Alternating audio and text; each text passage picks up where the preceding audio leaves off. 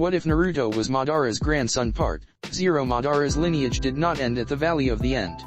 His legacy lived on through Minato and into Naruto. If you enjoy the video, please like and subscribe. Now let's begin with the story. ## Hidden Tower, Forbidden Forest ## Welcome back. Both Naruto and Hinata looked up to see a familiar white mask with blue patterns. The man was clad in samurai-styled blue armor with white fur adorning his shoulders. Your room is this way. Blue led Naruto and Hinata deep into the tower and toward the room where they would spend the following days. Extending his senses, Naruto felt no one nearby. Where is Hashirama? Is he waiting for Shika's team? Naruto asked. If Shika is that pineapple-haired guy that seems bored by everything but seems driven to find what lies behind our masks, then no, Tobirama answered, sighing. That boy was getting to his nerves, more than that green freak. What happened to the old shinobi? Tobirama cried, anime tears in his head. He went to the Valley of the End for a quick stop, Tobirama explained, and Naruto raised an eyebrow. What for? Naruto asked. Fix his statue, Tobirama groaned while both Naruto and Hinata laughed. I figured he wasn't very happy about the fight's collateral damage, Naruto chuckled while Tobirama just shook his head. Tobirama shrugged and looked around for something. Where is your teammate? The pale-faced one. Tobirama asked and immediately noticed the dark looks on both Naruto and Hinata. What happened? Tobirama sighed, feeling a headache coming around. The bastard tried to kill us in our sleep, Naruto gritted his teeth. He still didn't make up his mind on what to do with Sai. On one hand he tried to kill them in their sleep, on the other he was a fellow shinobi of the leaf, albeit a rude one. Why did I even ask? Tobirama muttered in his breath, nursing his temples. Any idea why? Tobirama asked, but Naruto shook his head. It happened a couple hours ago and he's currently taking a nap in my dimension. I still haven't had the time to interrogate him, Naruto explained, and Tobirama nodded. We are here, Tobirama said as they stopped near the door, halfway down a long corridor. I got you to share the bedroom, and since Sai is sleeping away then I'll just release the other room to other participants, Tobirama said, opening the door and entering the room. It was a simple room for lack of better words. A small window provided vision to the forest, a small bed, big enough for both Naruto and Hinata. Next to the bed was a small bed stand-in on the wall, a dresser. Naruto walked towards a door inside the room and noticed that it led to a small bathroom. Seems good enough, Naruto said, and Tobirama nodded and started walking out. By the way, Tobirama suddenly said, stopping by the door. Do you want any help in your training during this month? Tobirama asked, and Naruto looked towards Hinata, who shrugged her shoulders and shook her head. Guess not. You and Hashirama can focus on Shika's team. They need it more than us, Naruto said, and Tobirama nodded, walking out. What are we supposed to do now? Hinata asked, but Naruto shrugged his shoulders, dropping to the bed, his armor rattling at the action. Naruto closed his eyes but didn't go to sleep. He merely went to a meditative state in order to think about his problems and promises. Next day Naruto groaned as he opened his eyes and noticed it was already morning. He shifted on his head and noticed an empty spot next to him. He blinked and cleared the blurriness to notice that Hinata wasn't in the bed, or in the room for that matter. He sat on the bed and noticed a small slip of paper on the stand. Went for my morning workout, love. Hinata, I wonder why she didn't wake me, Naruto wondered in thought until he heard the door open and saw Hinata walking in. Her clothes were wet and she had sweat running down her face. Even her hair seemed somewhat sticky. Morning, Hinata said as she entered the room and noticed Naruto awake. Morning, Naruto replied, eyeing Hinata with curiosity. She took out a towel and approached Naruto and gave him a small kiss, making Naruto cringed his nose. You stink, Naruto said, and Hinata just giggled. Why did you go out so early? Naruto asked, curious. I plan on working on a few techniques today, Hinata replied as she separated from Naruto and started heading towards the shower. Nothing like cold water hammering your sore muscles. Want help? Naruto asked, but Hinata quickly turned around. No, Hinata said, wiggling her index finger at him. These will be my secret jutsus for the tournament, Hinata explained. Really? Naruto asked, raising his eyebrows. His curiosity sparkled. Can't I get a feel at least? Naruto innocently asked. If they work as I suspect, I'll have 2 more S-rank moves in my repertoire. One defensive and another offensive, Hinata explained, and Naruto nodded. S-rank? Naruto asked, and Hinata simply nodded. What about you? What do you plan on doing today? Hinata asked. Nothing seems appealing, Naruto replied, and Hinata smiled as Naruto draped himself on the sheets and dug his head into the pillow. But anyway, I'm going to Konoha to do a bit of research, Naruto said, and Hinata blinked at his words. Research? Hinata asked sweetly, and Naruto nodded, but when he noticed the dark look she got, his mind suddenly clicked. No, Naruto waved his hands defensively in front of him. I mean, I'm going to the library on the Senju compound, not the hot springs, Naruto quickly replied and sighed in relief as Hinata smiled again. Cough whipped cough, Kurama said from his mind, making Naruto chuckle weakly. Good boy, Hinata smiled and patted Naruto's head. Am I a dog or something? Naruto thought, sweat dropping while Kurama was rolling on the floor laughing his ass off. Maybe I'll talk to Sai as well, Naruto said. Let me know how that goes, Hinata said. Naruto nodded and watched as Hinata headed off to the bathroom. Naruto sighed and dropped to the bed again, looking at the ceiling. What am I going to do with you? Naruto thoughts wandered towards Sai as Naruto got up and dressed. With a simple kamui he swirled into his own dimension. Hashtag Naruto's kamui dimension. Hashtag Naruto arrived at his dimension and it was the same way he always left it. What a bleak place, Naruto said as he arrived at his dimension. He never did do much about it with the exception of a wall where he had a few weapons in case he ran out. The sky was pitch black, there was no wind, no animals' sounds, nothing but silence. His dimension was comprised solely of cement cubes that seemed to hang in the air, all of them separate from each other. There was no sun, no north or south pole, up or down. Naruto walked to the wall he built and noticed the weapons he had. Several Fuma shuriken, or for those that don't know, large 4-blade shuriken. Naruto could release them directly from his dimension and into the enemy. His Chokyuto that he hadn't used in a while also hanged on the wall. But his two main weapons hanged in the middle of it, standing side by side. On the left was the staff that Hagi Oromo had given him. And on the right was his fan, an heirloom passed down between the heads of the Uchiha clan until Uchiha Madara had deserted from his clan. Nonetheless, it was passed down to Minato and later on to himself. Naruto shifted his attention towards the final member of his team. Sai was bound by ropes and was staring at him neutrally. Comfy? Naruto asked, but Sai remained neutral, staring at his soon-to-be torturer with seemingly dead eyes. Naruto lost his happy attitude and adopted an equally blank look. Naruto crouched until he remained at eye level with Sai, cold blue eyes staring unflinchingly at Sai. Sai, determined to never lose, stared with equal strength and vigor. Both seemed drive to make the other flinch. Seconds turned into minutes and Naruto got tired and simply stopped the stare and got up. Sai released a breath he didn't even know he was holding. You are not going to break me, Sai said, and Naruto suddenly turned around. Nice to see some participation from you, Naruto replied, chuckling as Sai returned to his blank look.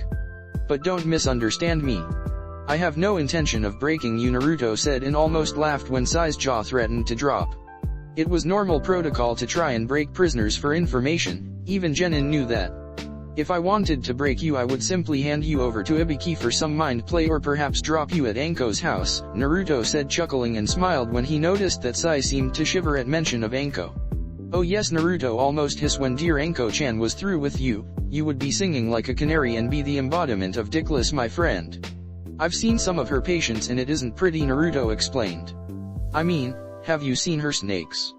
Naruto rhetorically asked. She has more snake poisons than Konoha has of antidotes, and you know how sadistic she can be. Always searching for a volunteer, Naruto said, and noticed Sai's pulse starting to quick. But since I don't any intention of breaking, you are safe from them, Naruto said and sighed in relief. But not from me, Naruto replied, glaring at Sai with his Sharingan glowing. People always give too much credit to pain, Naruto explained, waving his hands dismissively.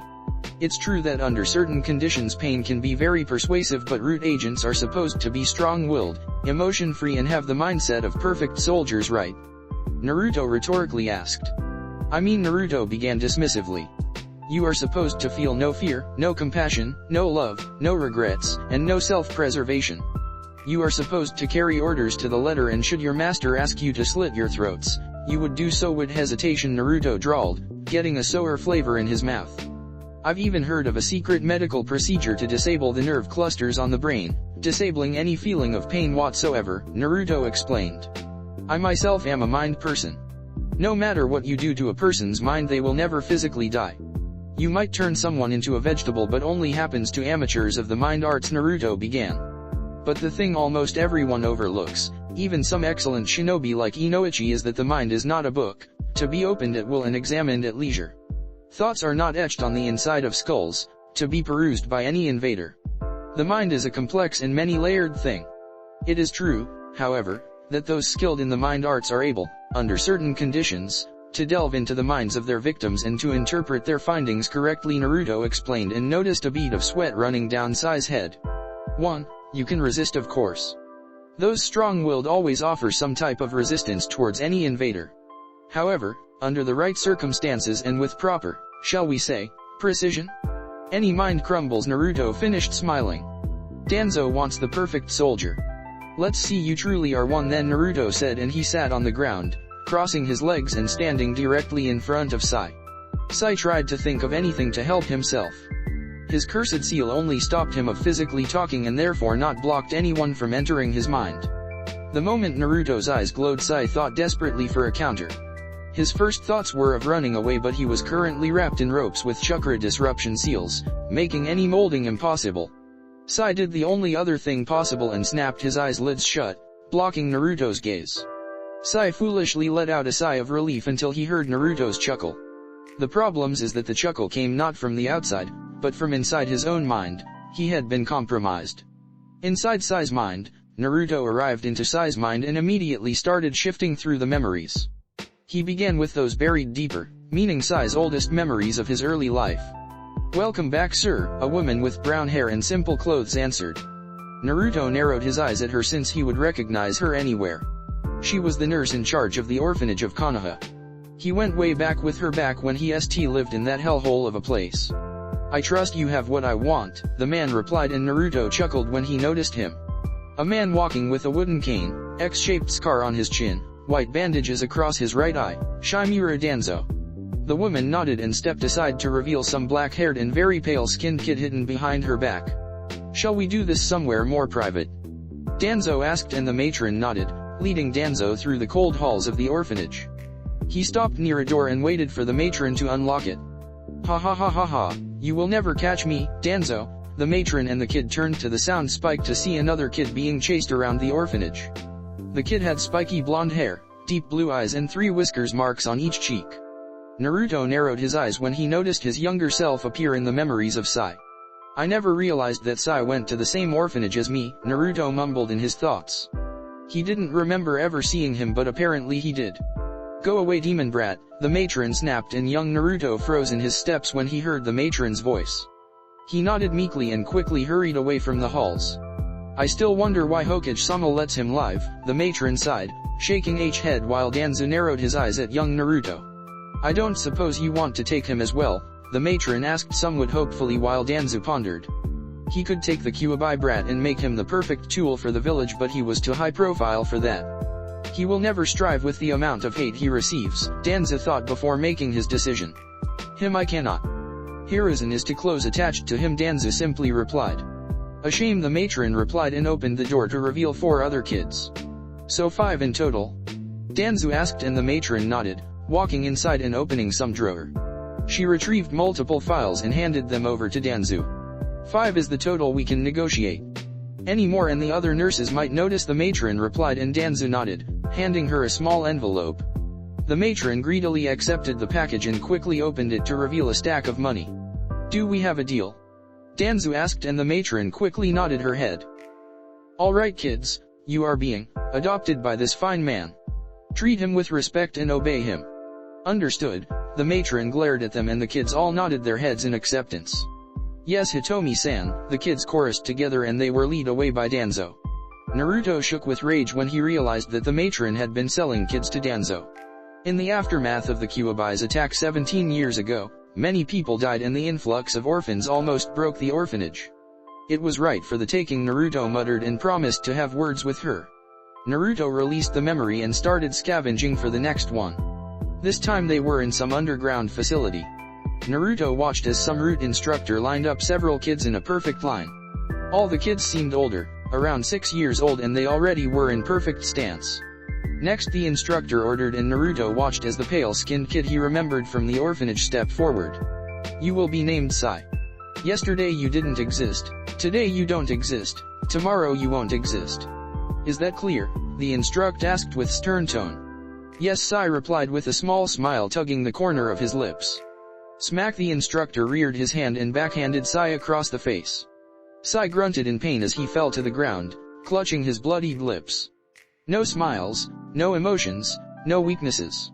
Is that clear? The instructor asked, glaring at the kid on the ground. Yes, Sai barely replied through the pain. The same goes for the rest of you, the instructor ordered. Yes sir, the rest of the kids chorused together.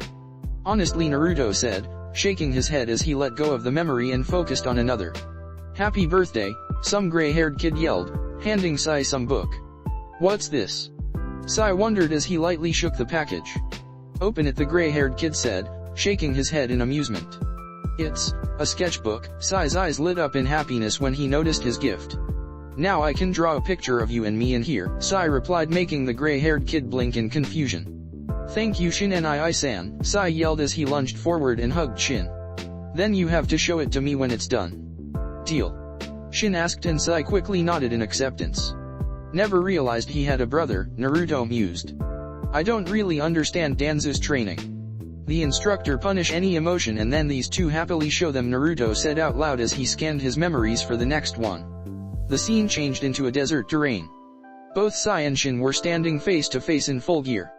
Danzo was standing in a nearby cliff, watching the two brothers. I'm ordering the two of you to fight to the death.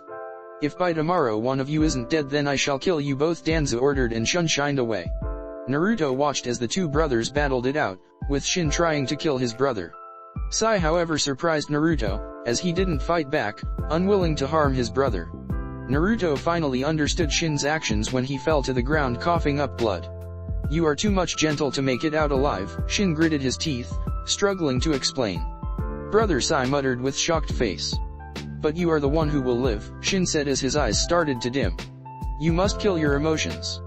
Otherwise you won't survive en route and this job will kill you, Shin said, and Sai could only nod as tears ran down his face. I really wanted to see his finished drawing, these were Shin's final thoughts as he closed his eyes and died. What a crappy life, Naruto muttered to himself as he finished reviewing Sai's thoughts.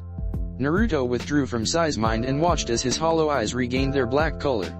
Naruto was happy he didn't show him his Rinnegan because he was even more confused on what to do now. After reviewing Sai's memories, he noticed that Sai knew nothing about Danzo's plans. For him, it was a simple mission. Danzo went to the lengths of hiding the mission description until the very last moment.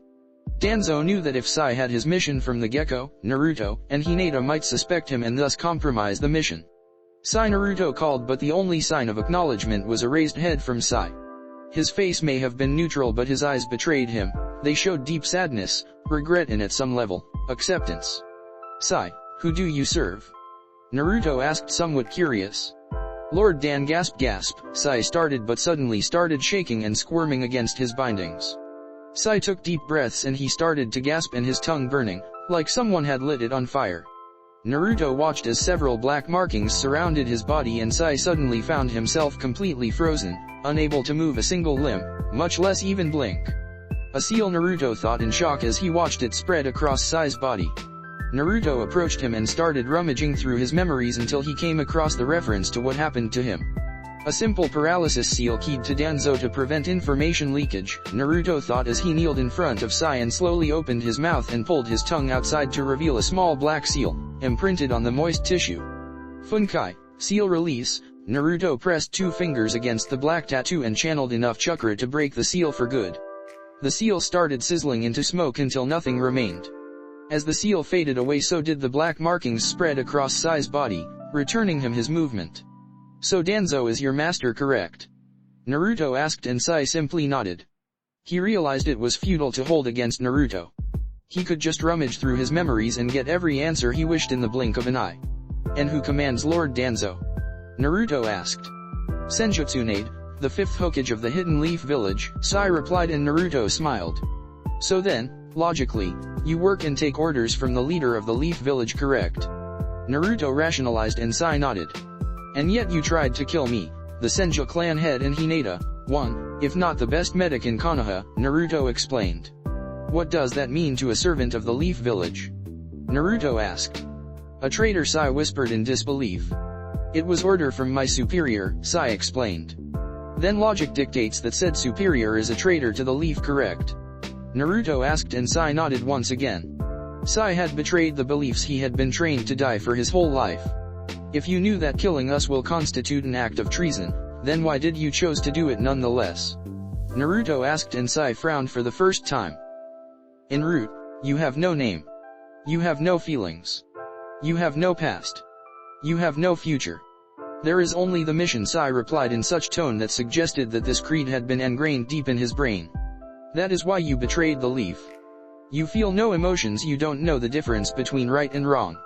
You follow orders without question even if they go against your own beliefs, Naruto explained, but Sai remained silent. Naruto approached him and placed 2 fingers on his forehead. Don't worry. We will discuss this again when we go back to the leaf. I'm placing you in stasis until then, Naruto said as Sai closed his eyelids and into deep sleep. Hashtag Senju Compound's library. Hashtag Naruto arrived at Kanoha a few seconds later and made his way towards the library. Since Hinata wasn't there, he had to find the biology section, but this time for human beings. His jaw nearly dropped at the size of that section of library. Shelves upon shelves ranging from human anatomy, skeletal system, tissue systems, cellular biology. It completely outshined the biology section on reptiles. It was a testament on how much research had been made on the human body. It shouldn't be surprising after all. Hundreds of people have searched ways to improve and stretch the levels of a human body. To stretch the strength, speed, power in order to create a perfect body, a perfect weapon, a perfect shinobi. Even though hundreds were researching on how to break these limits, very few actually managed to even dent the barriers. Senju Tsunade, for instance, created her seal that drastically improves cellular regeneration on the cost of losing a few years of life. Cells don't divide indefinitely, they have a limit, and when this barrier is stretched beyond their limits, the user's life expectancy diminishes. Another genius, although crazy, sadistic and with no regard for human life, also fitting the description, is Orochimaru. People think is evil and they are right, but neither can refute that he is one of the best medical minds ever born. Like everyone else, Orochimaru searched to stretch the boundaries of the human vessel and came up with his own cursed seal, infusing Senjutsu chakra into the user. But like most people, Senjutsu chakra is extremely difficult to control. Of all the shinobi population on Earth, there are only 6 people that can withstand and use Senjutsu chakra, and of those, a mere 3 are perfect sages. Naruto himself was also searching for something similar, and while he didn't have the vast knowledge like Tsunade, Hinata, or Orochimaru, he had something that neither of them had. He had the Rinnegan, and with it, perfect control over yin and yang chakra.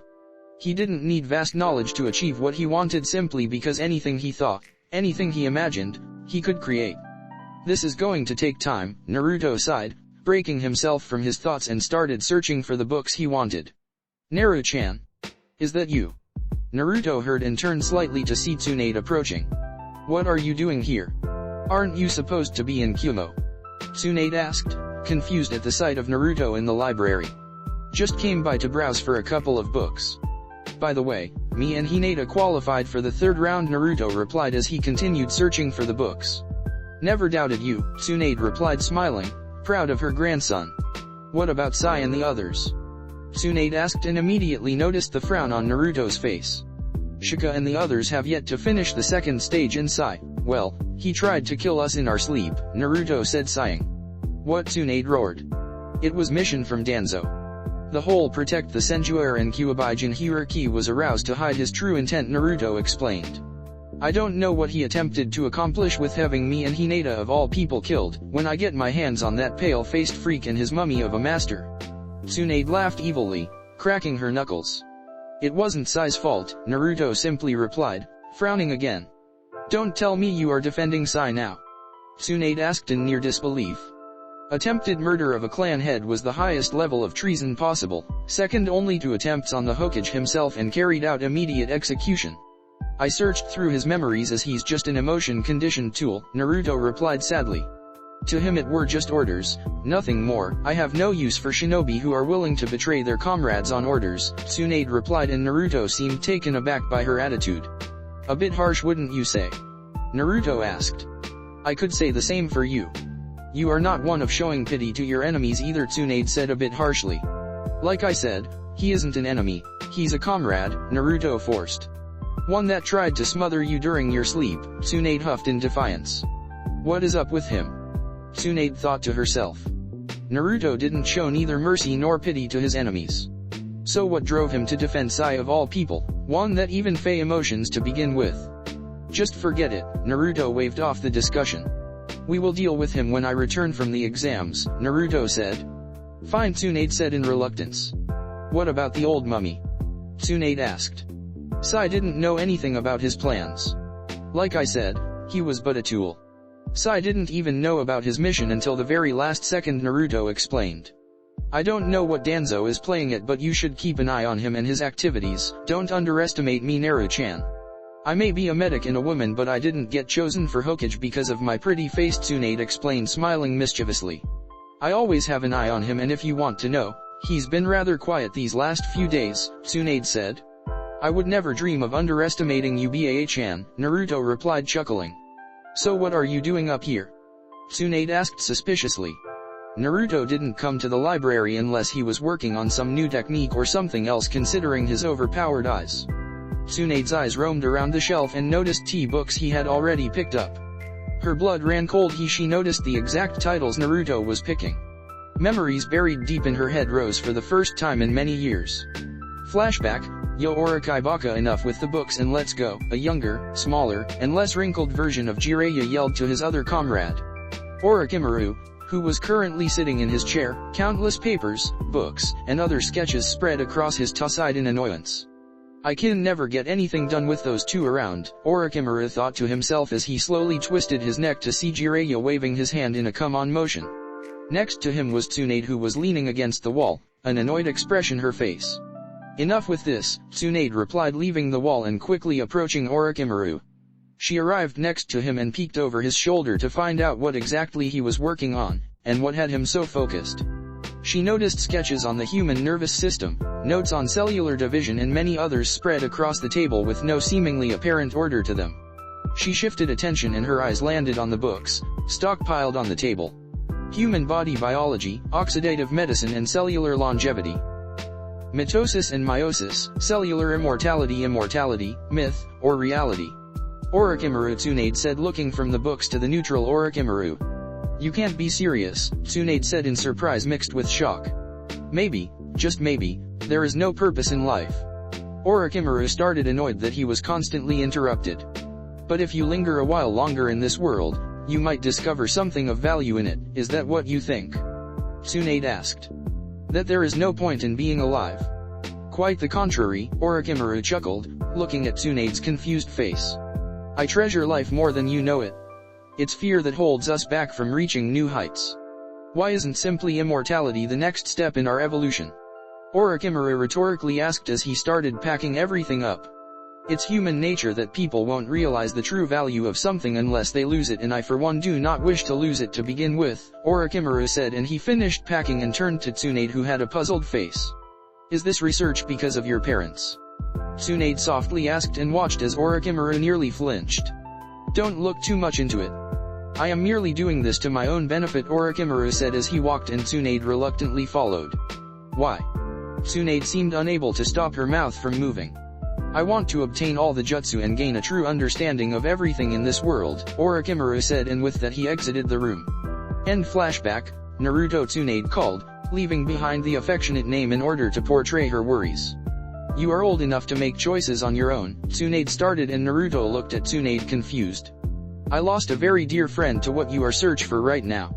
He lost himself in that research, and no matter how hard I or Jiraiya tried, he was lost to us. He became so immersed into his research and his final goals that he forsook everything that made him human to begin with. You talking about Orochimaru, right? Naruto asked, and Tsunade nodded. I will never become like him, Naruto firmly replied, and Tsunade smiled. I know that you would never think of becoming like him. I'm just telling you to be careful with what you're researching for. It's easy to lose yourself, Tsunade warned, and Naruto nodded. I have faith though, Tsunade said, placing a hand on his shoulder. That if anyone can crack the key to it, it will be you. Tsunade smiled and walked off, leaving a very confused and pensive Naruto. Meanwhile in Kumo while Naruto was talking with Tsunade, Hinata was working hard on the new techniques she had envisioned. 2 more S-ranked level techniques for her repertoire if they worked as she wanted. Currently she was sitting in a small pool of water of her own creation. She was working on reaching the highest level of water manipulation possible. Several water tentacles raised ever so slowly from the pool and started flailing wildly around her, without even grazing her skin. Hinata opened her eyes and concentrated on her own hand. Her Byakugan activated as she refined her control to highest level possible, controlling the water inside her own body. Her right hand started softening, becoming somewhat translucent and gaining a light blue color. Just as her hand started becoming more and more water-like, her control somehow slipped and her hand abruptly regressed to her normal color, although bit dehydrated. Nearly 2 months on this and I can only do it momentarily, Hinata frowned in thought but she wouldn't give up. Hinata hissed at the pain as she submerged her hand in the pool and surveyed it with her Byakugan, checking for any damage she might have caused.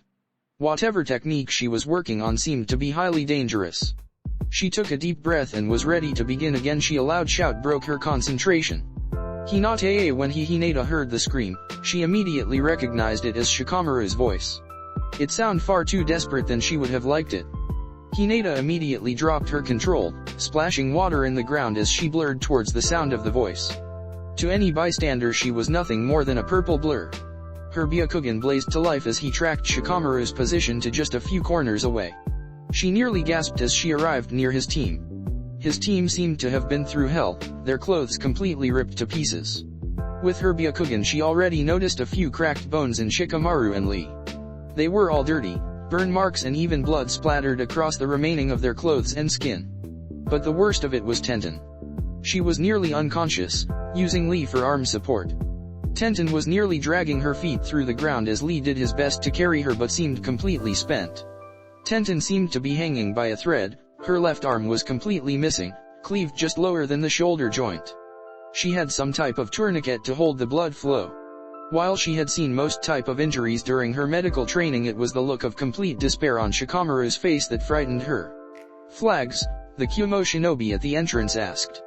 "Out of the way," Shikamaru yelled as he pushed the Jounin out of the way just as Hinata rounded the corner and arrived near them. "Quick, heal her." Shikamaru stressed as Lee lowered her to the ground, right in the middle of the tower's entrance. Tenten was breathing very harshly and her eyelids were threatening to close. "I need you awake for this, Tenten," Hinata said, and Tenten managed a small nod. "What happened?" Hinata asked, trying to ascertain the injuries while she performed a quick diagnosis. "We were ambushed as we arrived here," Shikamaru started as he sat on the ground, exhausted. "She was poisoned by one of those big spiders and we didn't have any antidote. While the poison wasn't immediately deadly, we needed you to heal her. As we arrived at the tower we were ambushed by 2 sand teams." Shikamaru gritted his teeth. "I was already low on chakra and Tenten was compromised by the poison. Lee was forced to open the gates to fight them. The poison was slowly working and made her a static target for them, and you know how good Suna shinobi are with wind jutsus. She caught a wind blade that cleaved her arm like it was butter," Shikamaru explained, and Hinata nodded. "Shadow clone jutsu," Hinata said as another clone popped into existence and immediately sat on the other side. The Hinata clone was performing a few gashes along Tenten's body, not on vital spots. "What are you doing?" Shikamaru asked in shock when he saw more cuts appear on Tenten, clearly due Hinata's work. "The poison is clotting her blood. I need to extract it before I move on," Hinata quickly replied with a look that said to stop distracting her. If she wasn't a shinobi, the poison alone would have finished her long ago. A very poisonous green liquid started pouring out of the newly made cuts. With her free hand, Hinata made a strange seal and the suction seemed to increase, making Tenten squirm under the pain. With a quick Jyuken strike to the base of her neck, S was paralyzed from the neck down. "Sorry Tenten, but I can't have you squirming and messing with my work," Hinata replied when Tenten seemed to try and glare at her. "Don't worry, you pull through," Hinata replied, smiling at Tenten, who sighed in relief. Her Jyuken strike also disabled T-nerve cluster, preventing any pain from going through. Once the poison was extracted, Hinata performed a quick healing jutsu across her whole body, closing any open wounds. Her hands started glowing white, instead of the traditional healing green. Her hands traveled from her head, along her neck and rib cage, down to her legs and ending on her feet. "What are you doing?" Lee asked. curious about the different glow he usually saw when he was treated. I'm stimulating her bone marrow to vastly increase blood cell production. It's instantaneous, unlike the blood replenishing pill. I need her stabilized to heal her arm, Hinata explained as Tenten's breathing seemed to slow as her heart rate also slowed. Her blood level was dangerously low. A few more minutes and she would have been gone, Hinata explained, and Shikamaru sighed in relief. It doesn't matter anymore, Tenten whispered, but everyone heard her. What do you mean by that? Shikamaru asked. I lost my left arm. I'm a cripple and a shinobi one at that, Tenten said with her eyes moist. Don't you dare, Shikamaru warned. We didn't drag you and nearly killed ourselves for you to simply give up. Besides, it's not the end of the world, Shikamaru said, trying to cheer the girl. It is for me. I'm not a particular strong shinobi, everything I wanted was to become jounin and I'm not made for a civilian life, Tenten almost yelled. Enough, Hinata yelled as she cut the discussion. Stop talking and pushing your body. Your heart rate is going up again and I don't want to tax your body any more than it already is, Hinata warned, and Tenten reluctantly nodded but couldn't help to yell out a sob. I've been working on a medical technique that might heal you, Hinata smiled warmly. Really? Tenten asked with her hopes rekindled. Hinata nodded her head and Tenten smiled. Troublesome. All this fuss when you could have said that earlier, Shikamaru said as he leaned against the wall, nursing his ribcage. Please, a snort was heard and everyone's attention shifted towards the owner. He had a wide frame, with neck-length black hair, and a bandana with his village's forehead protector. He wore the standard Uegaku or shinobi uniform, complete with a FLA jacket and a shirt having no right sleeve. Even I know that medics can't heal what doesn't exist, the IWA shinobi said. Ouch, Shikamaru said firmly when he noticed Tenten's mood drop again. A bunch of tree huggers getting killed in the forest is just too much for me to miss, the shinobi explained, licking his lips in anticipation. Before he could even blink, Shikamaru closed the distance between them and clocked him right between the eyes. The shinobi stumbled backwards, clutching to his face. Bastard, he groaned out as he built himself to his full height, trying to intimidate Shikamaru, who remained his ground. Enough, Taizki, a new voice broke the incoming fight. This voice, although had a harsh tone, was clearly female. She had short, black hair and pupil-less, black that are accentuated by her eyelashes running upwards at the corner. Her garb was similar that of her teammate. Fine Kurotsuki Teiko, Taizki spat at his team leader. He held a small grudge against Kurotsuki since she was the granddaughter of the Tsuchikage. Kurotsuki always had her way, and to make things worse she was stronger than him. Shikamaru backed down but maintained his eyes on the newly arrived IWA team. He's right though, Kurotsuki said, getting the attention and turning towards Hinata. Even you can't heal something that doesn't exist, Kurotsuki said with a feral smile. We shall see, Hinata mysteriously replied. I thought you didn't want trouble. Lee asked towards Kurotsuki, who shrugged her shoulders. It's hard not to hate any of you, and watching one being crippled for life is too amusing to pass, Kurotsuki simply said, and was interrupted by a small yank of her vest. She turned around to look at her last teammate. What's up, Ren? Kurotsuki asked when she noticed the look of slight apprehension on her teammate. She had long brown-colored hair which she tied in such a fashion as to form a ball on top of her head, using what appears to be a knitting needle, while two large locks with darkened tips framed the remainder of her face. Her attire consisted of a short sleeveless dress, further adorned by the presence of numerous bandages that encircle various portions of her body, including her waist and thighs. Maybe we shouldn't antagonize them, Ren said, looking wearily at Hinata, who was still busy with Tenten. What's wrong with you? Taizki spat towards her other teammate. While she wasn't strong as him, she was still able to hold her own. What could possibly had her almost stuttering like someone afraid of her own shadow? My, aren't you a charmer? Shikamaru muttered beneath his breath, but Taizki heard anyway. And no, stop, Ten almost yelled as she tried to halt Taizki's advances on Shikamaru. You are acting strangely, Kurotsuki turned to Ren, clearly waiting for an explanation. It's her, Ren said, pointing towards Hinata. Kurotsuki raised an eyebrow in confusion but looked towards the Hyuga girl anyway. What about her? Kurotsuki asked. Her chakra levels are through the roof.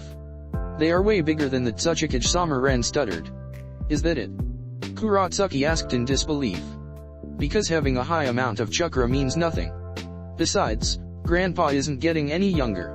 Even I am almost to his level in chakra reserves, so what is the big deal? Kurotsuki asked, annoyed at her teammates' actions. It's not just her chakra reserves. I can't place it, but there is something about her that is strange. You could say it's her presence. It's unnerving, Ren explained, and Kurotsuki just shrugged her shoulders. Are you dying anytime soon or not? Taizki asked towards Tenten, who huffed in defiance. She was feeling much better. Whatever Hinata was doing was clearly working very well. Maybe you need a little help. Taizki grinned as he stepped forward and Shikamaru jumped to his feet. Taizki remained unintimidated and continued walking forward until he felt a hand land on his shoulder and squeeze rather painfully. He hastily turned his head back only to look directly at two blue eyes, staring coldly at the IWA shinobi, but what caught his attention was the leaf symbol on his forehead protector. You fuckers keep popping everywhere, Taizki spat as he wriggled out of Naruto's grasp and swiftly turned around, glaring down at Naruto. Now Naruto began with a smile tugging the corner of his lips. Why do you have to be so rude? Naruto asked, amused by the shinobi in front of him. Taizki was clearly taller than him and with a broader frame, but his attempts at intimidation were ridiculous. Look who it is, Taizki spat. It's the spawn of the Yellow Flash. I heard you have quite the sum in the bingo book. Taizki smirked until he remembered his details. He swiftly turned to the Hyuga girl on the ground and studied her features. Now Ikny Ren had her panties in a twist. She's Hyuga Hinata, isn't she? Your beloved. Taizki smirked and Naruto raised an eyebrow as Hinata let out a quiet chuckle. Testosterone spill in aisle 9, Hinata muttered quietly to herself. Cute, Taizki replied towards Hinata cheek remark. You will have plenty of time to collect our bounties during the tournament, Naruto said, but Taizki didn't even reply. What is this I'm feeling? Ren thought to herself. Her curiosity piqued. She looked towards the blonde-haired shinobi in front of her and he seemed, for lack of a better word, strange. She wasn't getting any weird vibes from him, but she recognized him from the bingo book as an S-ranked shinobi. It simply wasn't possible for a cage-level shinobi or even any shinobi at all to have no presence at all. It was like he didn't have any chakra at all. He felt like a civilian, and yet here he was, partaking in the Jounin exams and standing up to her team's muscle. He had no discernible aura around him, not even a slight waste of chakra. Feeling the curiosity growing, she concentrated and decided to look deeper. She relaxed and extended her senses, using her sensor ability that made her the tracker she was. She picked up a small tune. It seemed like static at first, but as she dug deep the static noise changed into a humming sound, slowly increasing in strength. Naruto noticed that someone was poking around and ever so slowly turned his head from Taizki to gaze upon the intruder. He looked somewhat at her confused face, as if trying to solve a puzzle, more specifically Naruto himself. So she's measuring M. Naruto hummed and thought as he watched her, interested in her reaction. There was a reason why always had his chakra restrained to his best ability. Normal shinobi wouldn't pick him up and neither would sensors unless they concentrated on their target. The reason why he always restrained his chakra was because to some could be overwhelming. A.i.e. the standoff between Naruto and Taizki immediately came to a stop as both Taizki and Kurotsuki turned to the source of the high-pitched scream. Ren was the ground shivering, her eyes wide with horror, mouth rigid and open, the fists clenched with blank knuckles and the nails digging deeply into the palms of her hands. It was the kind of scream that made your blood run cold. Kurotsuki immediately rushed her teammate and kneeled beside her. What's wrong? Kurotsuki immediately asked and noticed that Ren was staring at Naruto with glassy eyes, wanting to look away but unable to. What did you do to her? Taizki shouted as he grabbed Naruto's by his armor and bringing him up to his eye level. She took a look at my chakra and that happened, Naruto simply said. My chakra can be overwhelming to some, and sensors usually take the full blunt of it, Naruto explained, but Taizki only sneered. He's a monster, Ren managed to say, her words intermittent and her state bordering on shock. Troublesome, Shikamaru muttered. Don't worry about her, Naruto replied as he slowly pushed Taizki back, freeing himself from his grip. It was just a shock. She will be fine in a couple of minutes, Naruto explained. I don't understand what is so special about you, Kurotsuki huffed. You are not a sensor, so unless I start releasing chakra you won't know, Naruto said, shrugging his shoulders. After the whole ordeal with Ren and Naruto, things started calming down, although the tension was still palpable. I'm fixing your arm now, Tenten, Hinata said, and Tenten slowly nodded. She watched as Hinata removed the tourniquet and immediately gave a Jyuken strike to the arm, making every muscle contract and stem the blood flow far better than the cloth wrapping. Naruto kneeled next to Hinata. I can patch her up discreetly, Naruto whispered to Hinata, but she shook her head.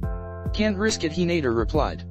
I have been working on a new technique based on this seal that Tsunade-sensei developed, Hinata said, pointing to her forehead.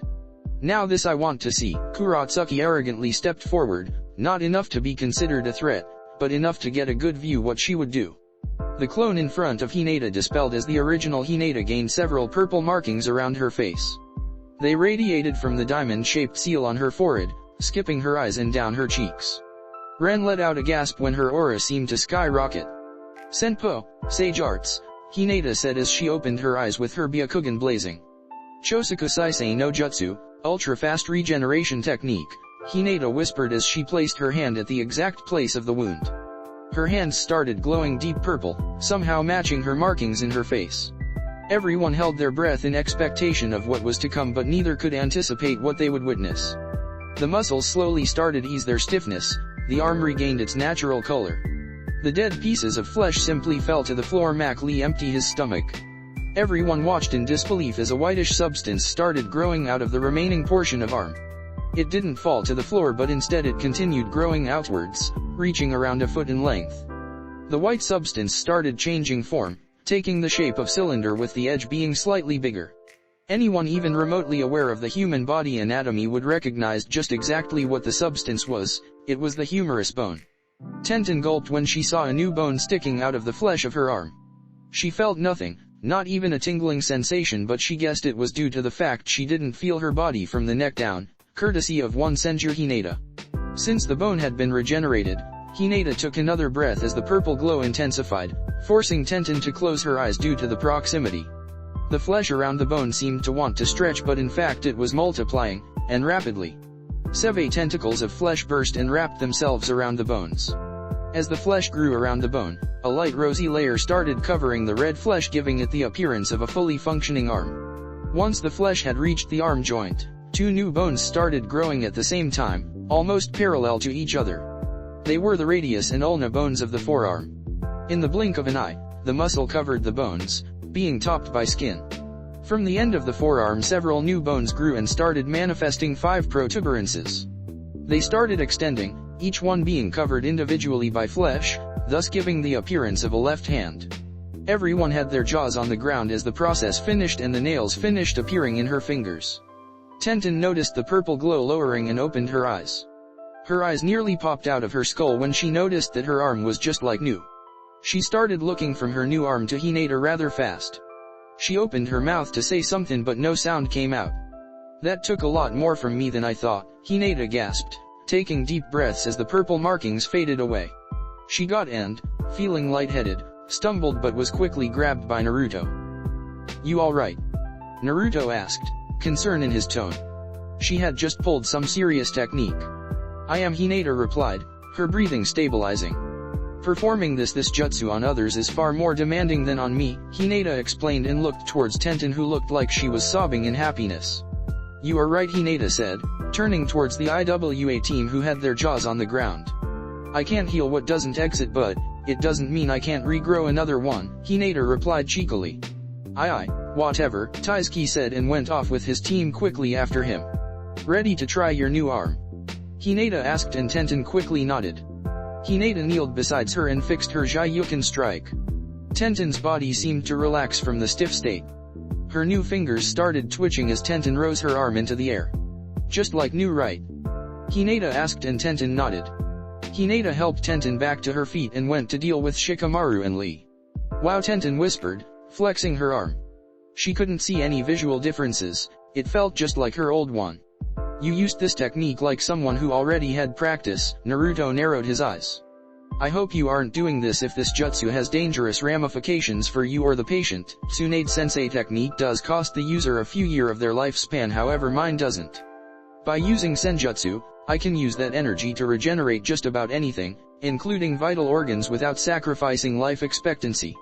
I can pretty much heal anyone as long they are still alive and stable enough, Hinata explained, and Naruto's mind went back to what he had read. Senjutsu, Naruto hummed to himself. Could that be the answer? No. If it was, then Orochimaru would have discovered it long ago. ## 1 week later, Root headquarters. ## Danzo was peacefully sipping on this tea, thinking how well his plans were going. If everything went as according to plan, then he would reach his goal within the next 3 weeks. He was broken from his thoughts when a swirling sound started manifesting itself in front of him. As the swirling stopped, a man with flowing black cloak adorned with red clouds and an orange mask stood in front of Danzo. "You lied to me," Tobi said rather softly. "I am pretty sure I don't know what you speak of," Danzo replied, opening his single visible eye. "Don't play games with me," Tobi shouted, slamming his hand on the metal table. The sound reverberating through Danzo's office. Danzo sighed and noticed a small slip of paper on his table. He carefully picked it up and opened it. Jounin Exams Tournament Grid Left Bracket, Match 1, Shikamaru vs Taizki Match 2, Senju Naruto vs Ren Match 3, Akira vs winner of Match 2 Right Bracket, Match 4, Senju Hinata vs Kurotsuki Match 5, Rock Lee vs Tenten Match 6, Mizuyo vs Sadeo, They Are Alive. Danzo asked out loud when he noticed both Naruto and Hinata's name on the tournament grid. "You are more naive than I thought, Danzo," Tobi spat. "Sending an assassin against Host 2? Pathetic," Tobi said, and Danzo narrowed his eyes at him. "You put a wrench in my plans even further. If I remember correctly, you asked me to deal with them since you weren't capable of it," Danzo replied in his neutral tone. "Besides, does it matter at this point? They played us both for fools," Danzo said. "What are you going to do now?" Tobi asked. "I will continue as planned. I've come too far to simply withdraw," Danzo explained, getting up from his chair, his teacup falling to the ground. "I hope you know what you are doing," Tobi warned. "Our plan maintains correct?" Tobi asked, and when Danzo nodded he swirled away. "Damn it," Danzo thought as he called his 2 servants and went for an adjustment of plans. "Where the hell is Sai?" "Welcome," the Raikage's deep and strong voice echoed through the arena. The arena, while much like the one on Kanoha, was significantly bigger. Almost a quarter mile in length with towering walls surrounding it and, of course, plenty of sitting places. The crowd. "Welcome to the Jounin Exams," the Raikage continued, seeing that the noise had started dimming and everyone's attention was focused on him. The Jounin Exams, one of the biggest events possible in any of the great shinobi villages. This was so much bigger than the Chunin Exams. The village hosting the Jounin Exams received a large increase in their economics and politics.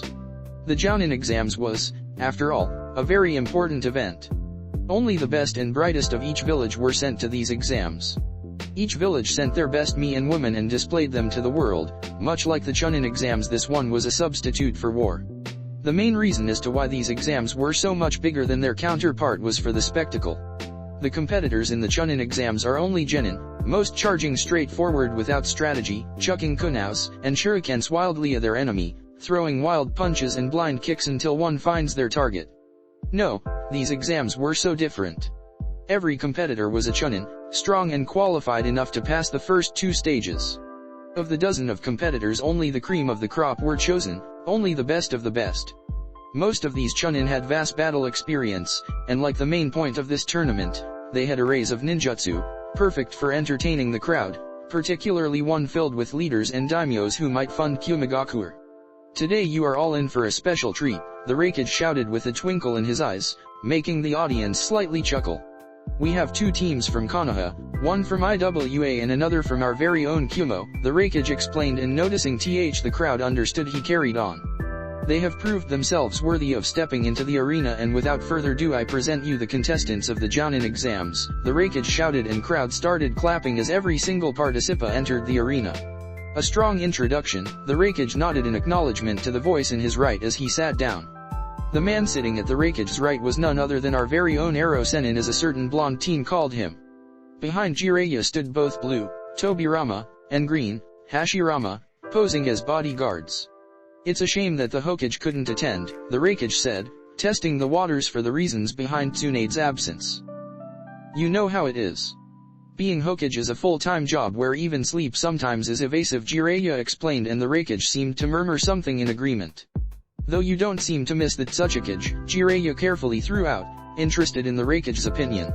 "I understand the Mizukage not being here since no Kiri team qualified, but we have one from IWA," Jiraiya explained. "He's gotten old," the Raikage said offhandedly. "It's time for him to pass the torch into the next generation, but you know him as well I do." "He's a stubborn old man," the Raikage said, and Jiraiya simply chuckled in agreement. It's starting #arena look sharp you fools. Everyone competitor in the arena turned their attention towards the arriving Kumo shinobi. The man had dark skin and a muscular build, as well as white hair and a goatee. On his right shoulder, he has a tattoo of the kanji for Iroh, and on his left cheek, he has a tattoo of a bull's horn. He wore oval-shaped sunglasses and a white-colored forehead protector. He also had his village's standard one-strap over one-shoulder flak jacket, and a long, red rope belt tied around his waist, the standard Kumo hand and shin guards, shinobi sanda, and a white scarf around his neck. B. Naruto exclaimed, surprised to see the last remaining Jinhyuriki outside of Konoha. Long time no see Nino, B replied, lifting his right fist, and Naruto hastily fist-bumped him. This chakra. Jyoki thought when he felt a small sample of Naruto's chakra seep into his host. Could he be? Jyoki wondered, taking a closer look at the Nine-Tails host. So you are the examiner? Naruto asked, and B nodded. Gather up and look sharp everyone, B ordered, and the contestants lined up perfectly facing the crowd, who roared in applause. Welcome to the final stage of the Jounin exams, fools, B said, and A's eyebrow twitched in the cage's seats. The first match is Taizki of IWA against Shikamaru of Konoha. The remaining contestants please empty the arena and wait your turn, BS, and everyone vacated the arena, save for Taizki and Shikamaru. Good luck, Shika, Naruto said, and Shikamaru nodded. Yeah, kick his ass, Tenten yelled from the balcony. Please, Kurotsuki scoffed. We have done our research about you.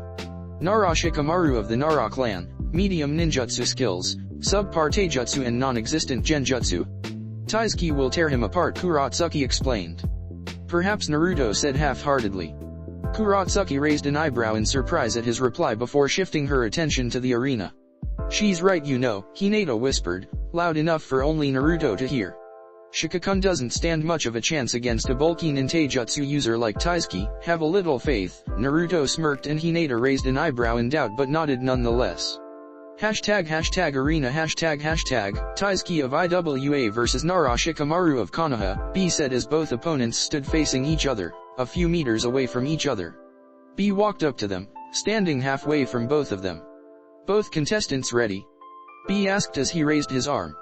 Yes, both Taizki and Shikamaru replied, neither taking their eyes from their adversary. Biggie dash, Doton, Ishi no Yuri, Earth Release, Stone Spear. Before B could even finish announcing the start of the match, Taizki had decided that he had waited long enough.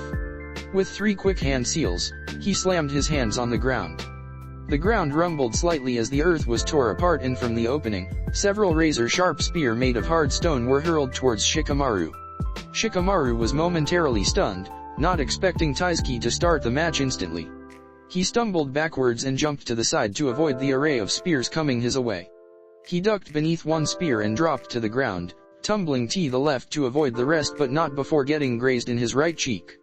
Shikamaru brought his hand to his face to clean the trail of blood from the small cut. Before he could properly raise himself, Taizki was already on top of him with both hands clasped and raised into the air. Shikamaru quickly jumped backwards and watched as Taizki missed him by a few inches, slamming his fists into the ground. Shikamaru was still airborne when a piece of stone shot from the ground and hit him in his gut. Shikamaru coughed as he fell to the ground but managed to regain his balance. Looks like Taizki won't give me a chance to use my jutsu, what a drag, Shikamaru thought to himself as he continued to run away from Taizki, who seemed relentless in his pursuit of the leaf chunin. Shikamaru looked backwards to see Taizki slowly gaining terrain, and he had to think of something quickly if he wanted to survive and possibly win against his opponent. Shikamaru took out a couple of smoke bombs and immediately dropped them into the ground. Taizki hastened his progress as his vision was clouded in pitch black smoke. He carefully looked around and instantly ducked just in time to see a few kunows zip past him. Doton, Doryu Haki, Earth Wall, Taizki said as he kneeled to the ground and raised a stone wall around. It was the right choice since several kunows embed themselves in the wall and promptly exploded, tearing the defensive wall apart but inflicting no damage on Taizki. Taizki took a deep breath and slammed a single hand on the ground, sending vibrations through the terrain, enough to cover the whole arena floor. The vibrations spreading through the whole arena carried enough information to pinpoint Shikamaru's location in the midst of his smoke bomb that was already started to dissipate. Without waiting any more time, Taizki shot himself forward, rushing towards his adversary's position. Shikamaru's eyes widened when he saw Taizki exiting the cloud of smoke, rushing at him like some enraged bull. Shikamaru kneeled on the ground and placed his hands together, forming the seal for his shadow manipulation. His shadow had just started twitching when Taizki's fists connected to the ground. Shikamaru was repelled backwards from the blast wave but quickly regained his footing. "None of that shadow stuff," Taizki said as he rushed Shikamaru once again, who braced himself for his opponent. Taizki knew that he outclassed his opponent in taijutsu by far. Taizki sent a straight punch and Shikamaru quickly brought both of his arms together to block it. Smack! Shikamaru was blown backwards from the force of the punch and hit the arena wall, leaving a small indentation as he fell to the ground. Shikamaru coughed and tried to regain his breath only to have a small shadow being cast over him. He quickly looked up to see Taizki on the air and aiming his fist at him. Taizki's arm shot forward and went straight towards Shikamaru's face. Bunshin, clone. Taizki's eyes widened when his fist went right through Shikamaru's form as it dissipated into nothingness. Taizki's fist connected with the ground as he regained his balance from being tricked. The whole floor around Taizki started glowing as several buried explosive tags started sizzling. Boom! Shikamaru emerged from the ground on the other side of arena and watched as the cloud of dust slowly started settling down. Once the smoke was cleared enough, Taizki's form was seen standing in the middle of the explosion, his arms crossed over his head. Shikamaru narrowed his eyes when he saw Taizki's skin give a small shimmer of light, almost sparkling. "Iwa no Yorawi, rock armor," Taizki smirked as he flexed his muscles, not even a small scratch or blemish on his skin. Hashtag with crowd hashtag damn Naruto muttered under his breath as he watched Shikamaru's match. Things weren't looking up for his fellow shinobi of the leaf. Told Kurotsuki grinned as she cheered for her teammate. "He'll come up with something," Naruto replied, not taking his eyes from the arena. Hashtag arena hashtag Shikamaru's breathing was labored as his chakra reserves were going down fast. All the running around and setting up traps to slow down his opponents was finally catching up to him. Shikamaru crouched on the ground. Since he gained distance from opponent, he once again tried to activate his jutsu to bind his opponent. Doton, Doryujoki, Earth-style rampart. Taizki slammed his hands on the ground when he noticed Shikamaru's shadow blurring its way towards him. The ground between both shinobi erupted and broke apart. Chunks of rock stood from the surface, several holes were formed, everything to disrupt and make difficult for Shikamaru's shadow to travel towards him. "Maisaigaku no jutsu, camouflage jutsu," Taizki whispered as his form seemed to shimmer and he disappeared from view. With his scent and shadow gone, invisible to the naked eye, Taizki started stalking Shikamaru like a hungry lion. "That isn't good," Shikamaru thought to himself when he saw Taizki making himself invisible and completely disappear from view. Shikamaru took a whiff of the air but his opponent's scent was nowhere to be found. Shikamaru was concentrating on trying to find his opponent when he noticed a sudden shift on the air. He felt a very strong and hard fist connecting with his jaw as Shikamaru was sent flying through the air until he hit the ground with a resonating Thursday. Shikamaru shakily got up and braced himself for the next hit. He knew that he only needed a small window to win the match. Without wasting much time, he took a scroll from his pouches and immediately spread it on the ground. He slammed his foot on the kanji written on it and a fountain of water burst from it. Shikamaru concentrated chakra on the scroll as the water poured out of it, and in an instant it had covered the whole arena floor. Shikamaru waited for the water to calm down and started watching its surface for any ripples. Blop! Shikamaru immediately threw himself to the right as Taizki's fist connected with the ground. Taking opportunity on Taizki's slip, Shikamaru brought his knee upwards and slammed into Taizki. Shikamaru winced when he felt the hardness of Taizki's rock armor, but that was sufficient to disrupt his invisibility and momentarily stun him. Shikamaru quickly jumped backwards and started flashing through hand seals. Taizki quickly recovered from the blow and started searching for Shikamaru, but it was too late as Shikamaru had finished his jutsu. "Genjutsu," Shikamaru said as Taizki focused on him. "Kokwangayu no jutsu, journey into black darkness." Taizki's whole world started darkening until it was replaced by a black void. Deprived of all sight, Taizki started panicking, and that gave Shikamaru enough time to complete his plan. "Kage main no jutsu," Shikamaru's shadow quickly shot from his position and in no time connected to Taizki's still form, binding him to Shikamaru's moves. "Concede," Shikamaru ordered as he disrupted his genjutsu and forced Taisei to bring a kunao to his own neck. Taizki struggled against his opponent, but Shikamaru managed to hold him in his place. "Fine. I concede," Taizki spat as the shadow hold loosened. "Winner by surrender, Nara Shikamaru of Kanoha, B said, and the crowd erupted in cheers, especially the Kanoha section of competitors. Hashtag with crowd hashtag yeah. Both Tenten and Rock Lee yelled loudly as Shikamaru made his way towards the stands and dropped down to his seat. Unbelievable, Kurotsuki muttered when he saw Taizki getting defeated. I told you he would come up with something. He isn't one of Konoha's greatest minds for nothing, Naruto said, turning his head to look at Shikamaru, who seemed to be dozing off. You are all good, Shika-kun, Hinata said as he finished patching up Shikamaru. Although you will be sore tomorrow, I intend on doing nothing tomorrow, Shikamaru replied as he dropped his head down and closed his eyes to sleep while he could. He had already figured out the winners of the next matches, so why bother watching? Senja, Naruto and Ren, please come to the arena for the second match, B shouted from the arena floor, and both contestants nodded. Naruto got on top of the metal railings and leaped downwards, landing gracefully on the middle of the arena with his armor rattling. He brought his right leg up and slammed his foot on the ground. The whole arena shook from the impact as the water from the previous match dissipated and the whole arena was flattened. Show off, Hinata shook her head when she heard the shocked breaths from the crowd. And he says he doesn't like the attention, Hinata muttered as she leaned on the railings to watch the next match. Hashtag with cages hashtag now this I want to see, I said as he leaned forward, diverting all attention to the ensuing match between Naruto and Ren. Really? Jiraiya asked with surprise in his tone. Of course, A replied, never looking from the arena. He was already very strong when we fought together 3 years ago, A reminisced of his battle. Being a cage, stamping papers was the closest thing to action you did all day. I wish to see how he grew, then I believe you will be in for a show, Jiraiya replied. Both grinned as they looked towards the arena. Hashtag arena hashtag. Second match of the tournament. Senja, Naruto of Konoha against Ren of IWA. Both contestants ready? B asked, and both Naruto and Ren nodded. Begin, B said and jumped backwards. Ren immediately jumped backwards to gain some distance from her opponent and began staring back at him. Interesting, Naruto thought to himself as he watched Ren standing in front of him with a determined face. His Sharingan flared to life to further analyze his opponent. What's so interesting about her? She's the one that almost fainted when she felt your chakra, Kurama replied through his mind link. You forget that she most likely felt you as well. But, look closely at her, Naruto said, and Kurama acknowledged him and looked intently at Ren. I don't get it, Kurama said, and Naruto shook his head. Her clothes seem brand new and yet they have tears.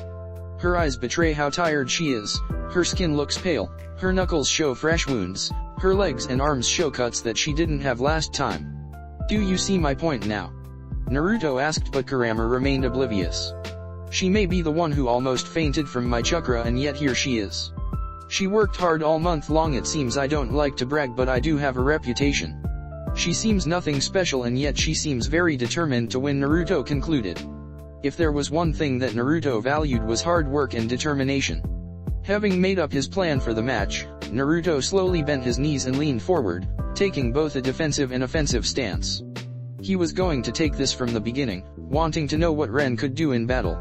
Naruto shot forward at moderate speed, slowly closing the distance between himself and Ren. Ren saw Naruto closing the distance between them rather fast and swiftly pulled a couple shurikens, hurling them towards the incoming threat with deadly accuracy.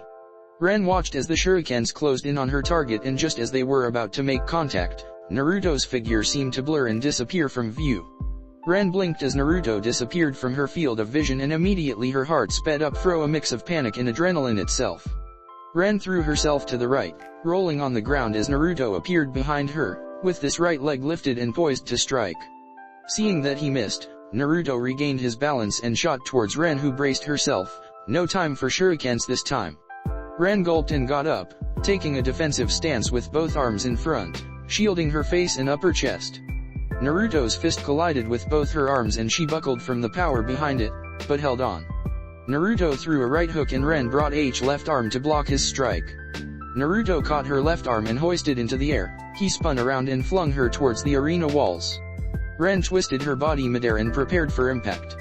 The wall made a sickening crunch as Ren's feet dug themselves into the stone from the power behind the throw. Ren dug herself of the wall and sighed in relief, knowing she broke nothing. Ren launched herself from the wall and started going through hand seals while still midair.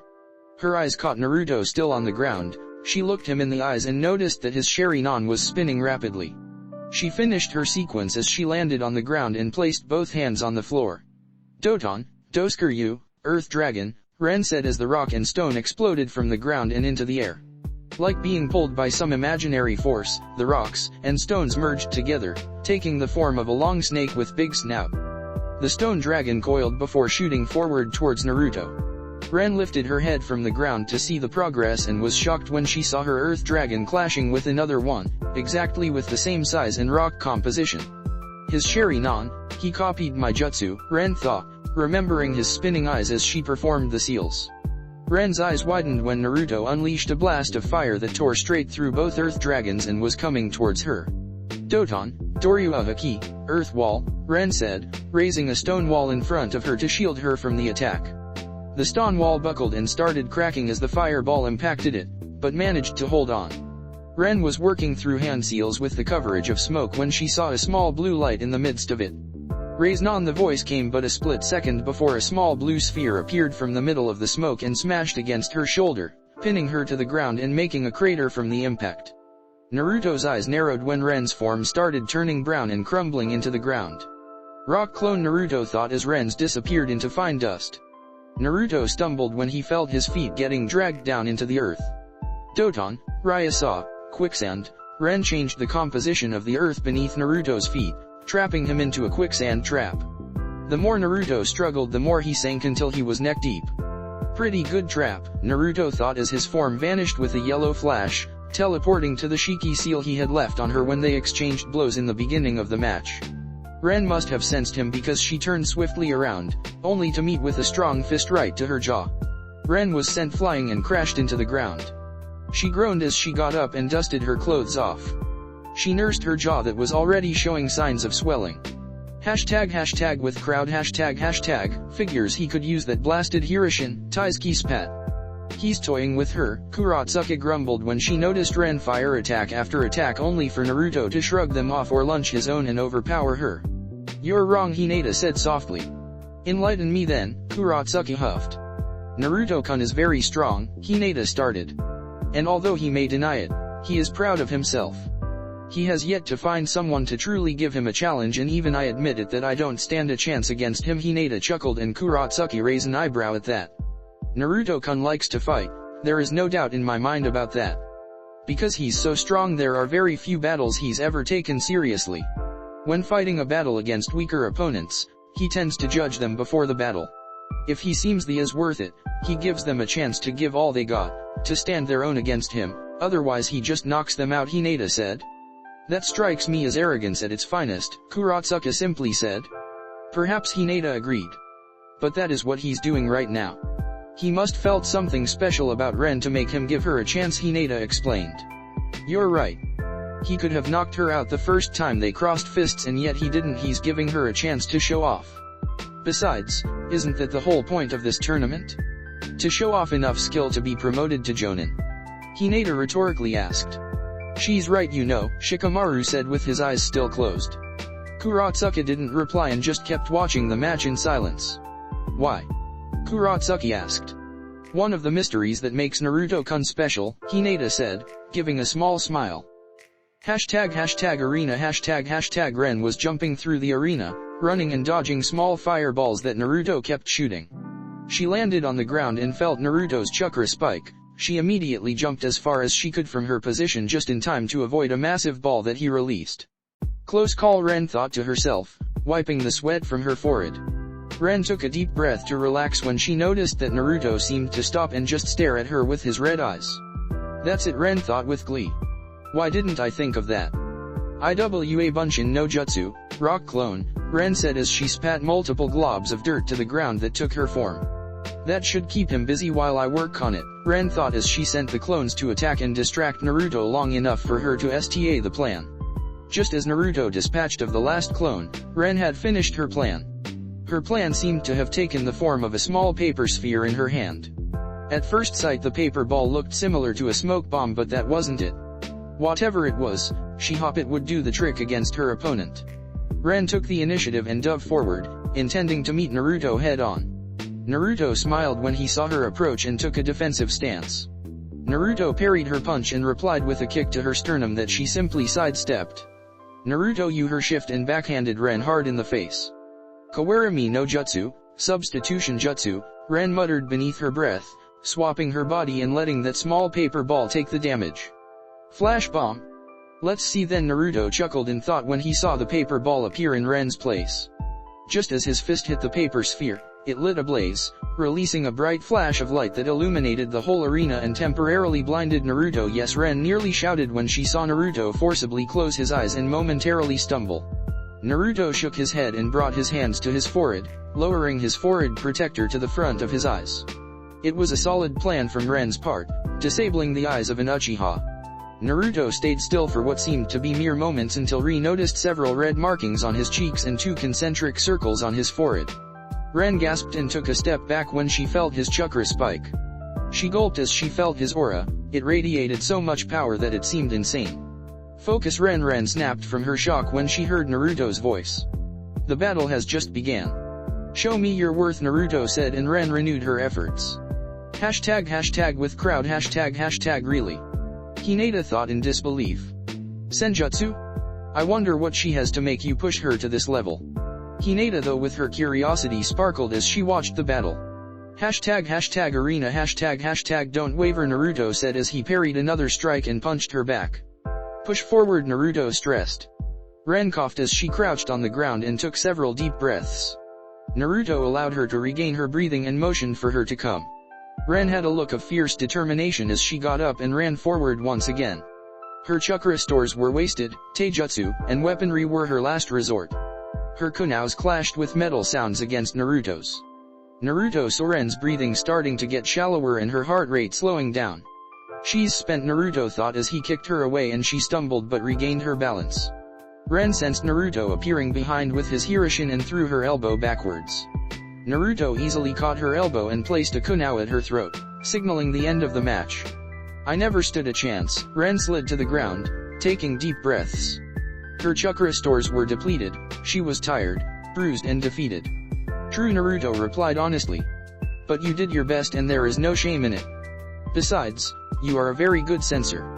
Better than me, and with enough practice I think you will reach the same level as Senju Tobirama, the second Hokage, Naruto replied, and Ren's jaw dropped.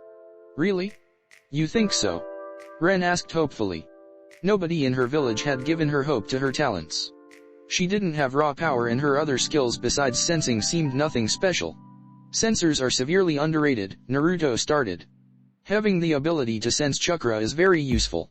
Feeling what the enemy is doing, feeling the opponent molding chakra before the technique is actually used, knowing what the enemy will do beforehand is extremely important. Chakra sensing is similar to the Sharingan in that regard, in reference to predictive abilities.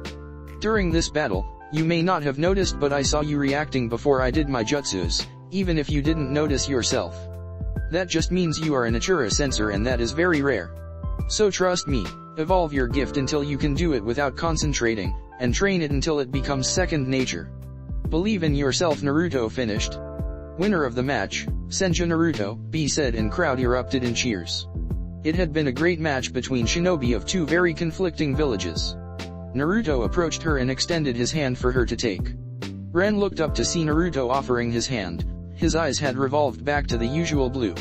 She was spent and he didn't even seem tired. Thanks, Ren muttered as she took her hand and stood up. Ren, of the Gushiken clan, Ren said, shaking his hand. 1. Naruto, of the Senju clan, Naruto replied, and the crowd cheered. What was this all about? Kurama asked, narrowing his eyes in Naruto's mind. I've caught a glimpse of what she could be but I can only do so much, Naruto cryptically answered as he watched Ren being taken away by the medics. Besides, I'm finding peace, one step at a time, hashtag with crowd hashtag, that was kind of him, Kurotsuki said with confusion mixed with interest. Damn him, Kurotsuki muttered in thought. Now she was conflicted. She came to Kumo determined to give Leaf Shinobi a hard time since they were from the Leaf, and now this one gives Ren something she never had, incentive, hope. Naruto-kun is kind and strong. Yes. This is what youth is all about. Lee yelled with fire in his eyes. Yosh, I will strive become as kind and strong as Naruto-kun, Lee shouted to the heavens, pumping his fists in the air. Tenten just shook her head at Lee's antics. Who do you think he is? Hinata asked with a raised eyebrow. Some unemotional weapon for the leaf? And Lee-kun is right. I'll have you know that he is a very kind person, Hinata huffed. Taizki huffed and crossed his arms.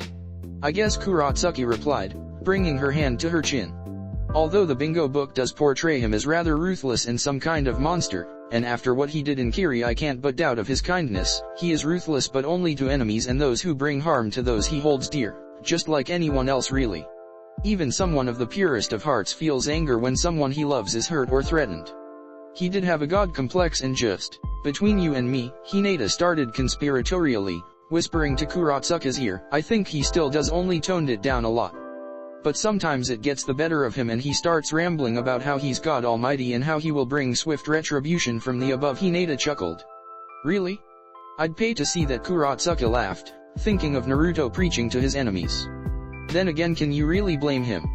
Kurotsuki asked, and noticing the confused face on Hinata she continued, I mean, Kanoha no Raijin, Kanoha's Thund God, and Shinobi no Kami, God of Shinobi. You do have a point, Hinata hummed. But usually I'm there to cool his head, Hinata said. Which head? Kurotsuki smirked and Hinata blushed red at her comment. Tenten and Lee's jaw dropped and even Taizki opened his eyes and blinked at her comment. Pervert, Hinata muttered. Hey guys, Naruto said as he arrived and noticed everyone looking at him with strange faces. What happened? Naruto asked when he noticed Hinata trying to hide her red face between her hair. Nothing, Hinata replied very quickly. Right, Naruto drawled, but everything returned to normal quickly. Anyways, B gave me a break before my next match even though I told him I didn't need one, Naruto said. Yes, Kurotsuki began with a normal face. I think your stamina does come in handy, Kurotsuki said, and Naruto looked at her strangely while Hinata just wanted to hide in a corner. Unbelievable, Taizki said, shaking his head. Fraternizing with tree huggers, give it a rest, Taizki, Kurotsuki replied harshly, and Taizki simply huffed and closed his eyes again, ignoring the rest of chatter around him. We will now begin our next match. Everyone heard B's voice from the arena.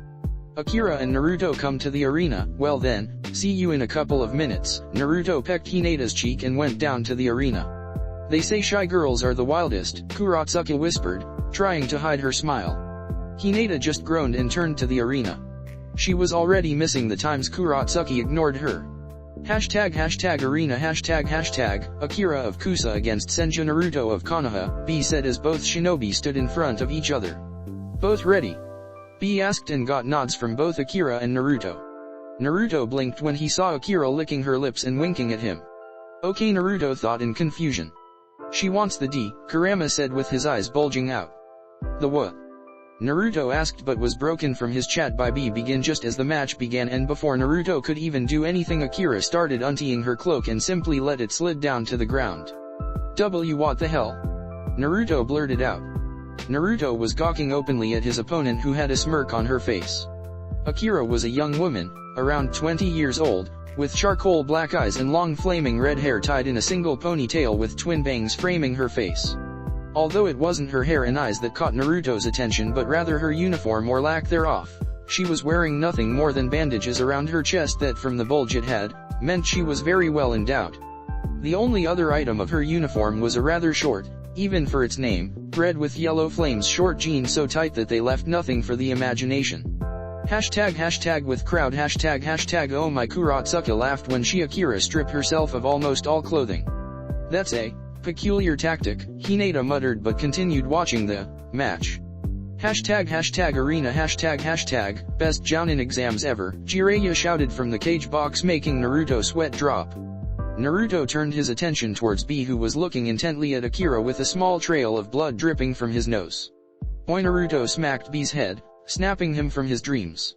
Aren't you supposed to be watching the match? Naruto asked.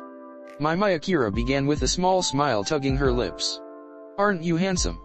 Akira said, licking her lips and crossing her arms across her chest, lifting her breasts higher. Having gotten over his initial shock, Naruto just stared blankly at her. Seduction won't get you very far, Naruto said. Why not?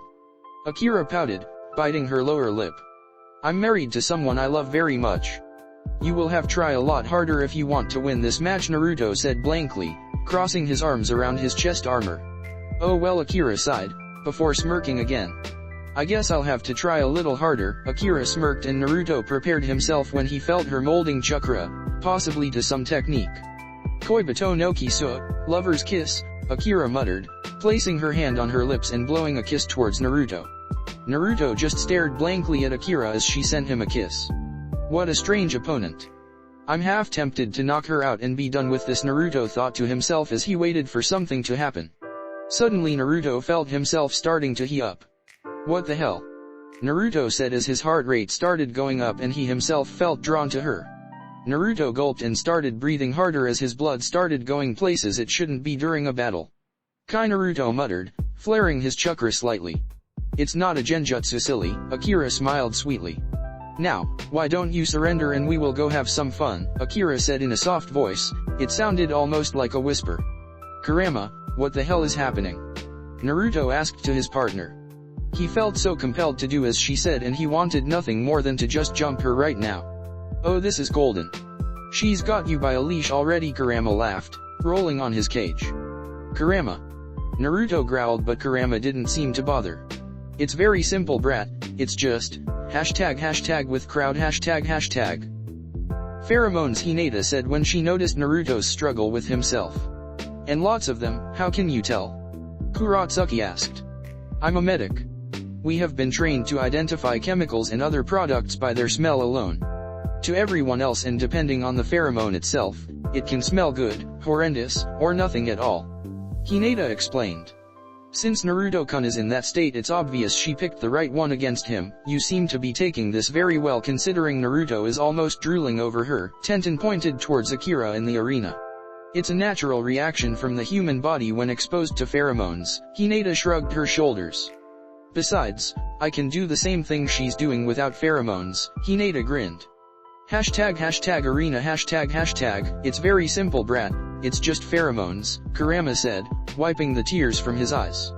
Oh, Naruto replied stupidly. I'm an idiot for not thinking of that. Naruto shook his head.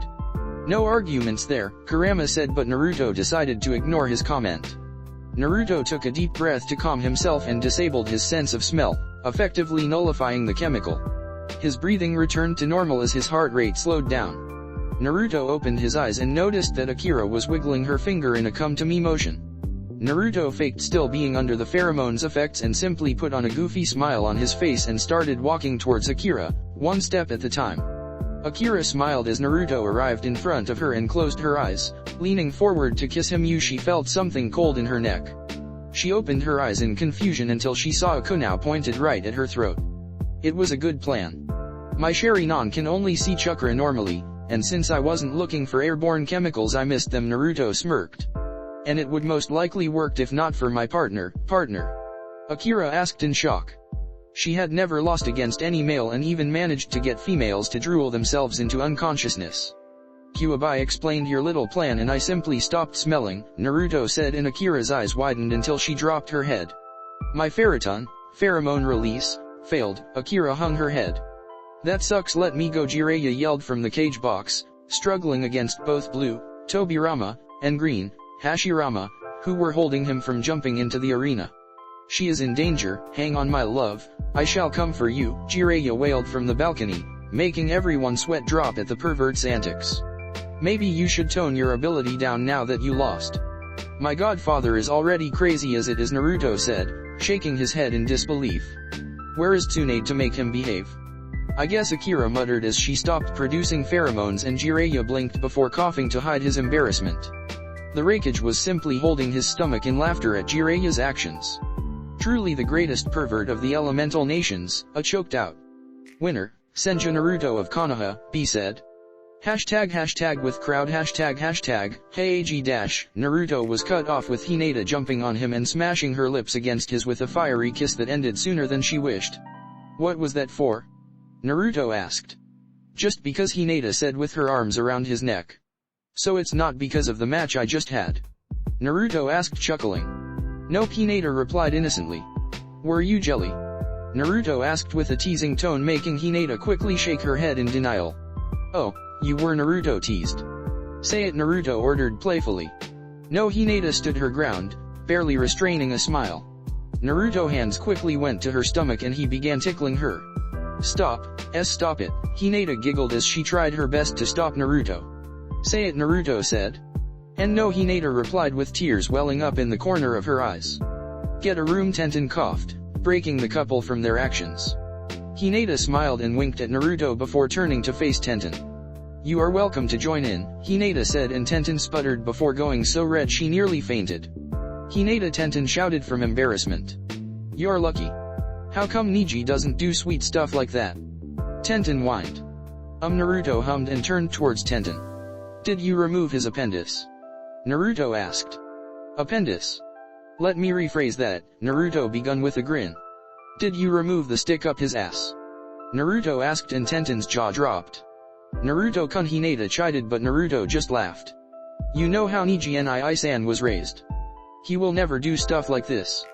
At least, not in public, Hinata explained. Tenten replied but was interrupted. Kurotsuki and Hinata to the arena please, be called from the arena. Let's give them a good match, Hinata said, and Kurotsuki nodded. I intend to, Kurotsuki smirked as both walked to the arena for their battle. #arena Kurotsuki of IWA against Senju Hinata of Kanoha, B said as both contestants arrived at the arena and faced each other. Ready? B asked and got nods from both.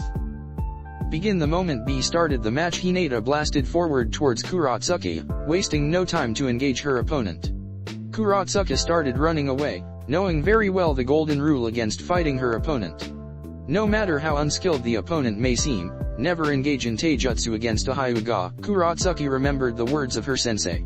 Yaton, Sekijyo no Jutsu, Lava Release, Quicklime Jutsu, Kurotsuki said, expelling multiple globs of quicklime against the approaching enemy. Sutan, Tepudama, Water Bullet. Hinata fired multiple water bullets from her mouth, one bullet for each globe of quicklime that Kurotsuki had thrown.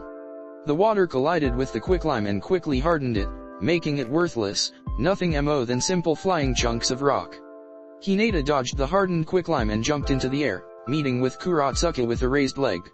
Sutenkyaku, Heavenly Foot of Pain. Hinata performed a falling axe kick. Kurotsuki sidestepped and jumped away as Hinata's foot crashed into the ground, making the whole arena shake from the impact and leaving a crater behind.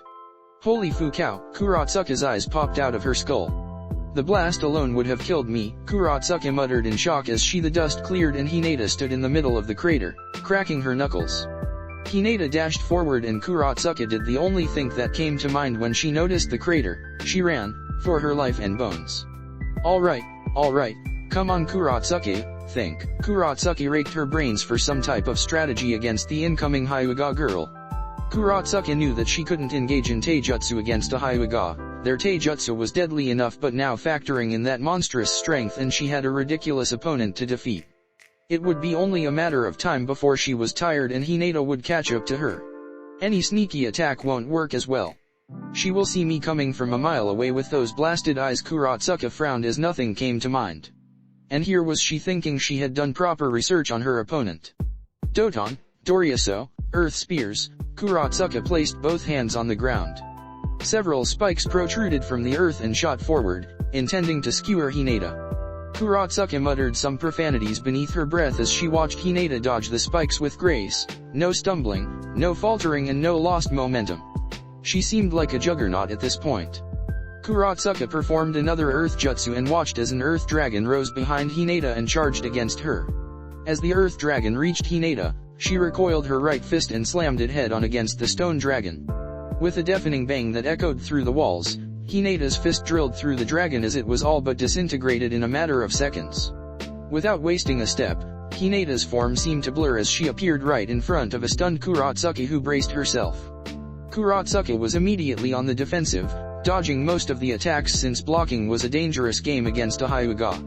Sutan, Mizurappa, Wild Water Wave, Kurotsuki thought, launching a wave of water from her mouth and aiming straight at Hinata's eyes, in an attempt to momentarily stun her and take hold of the match.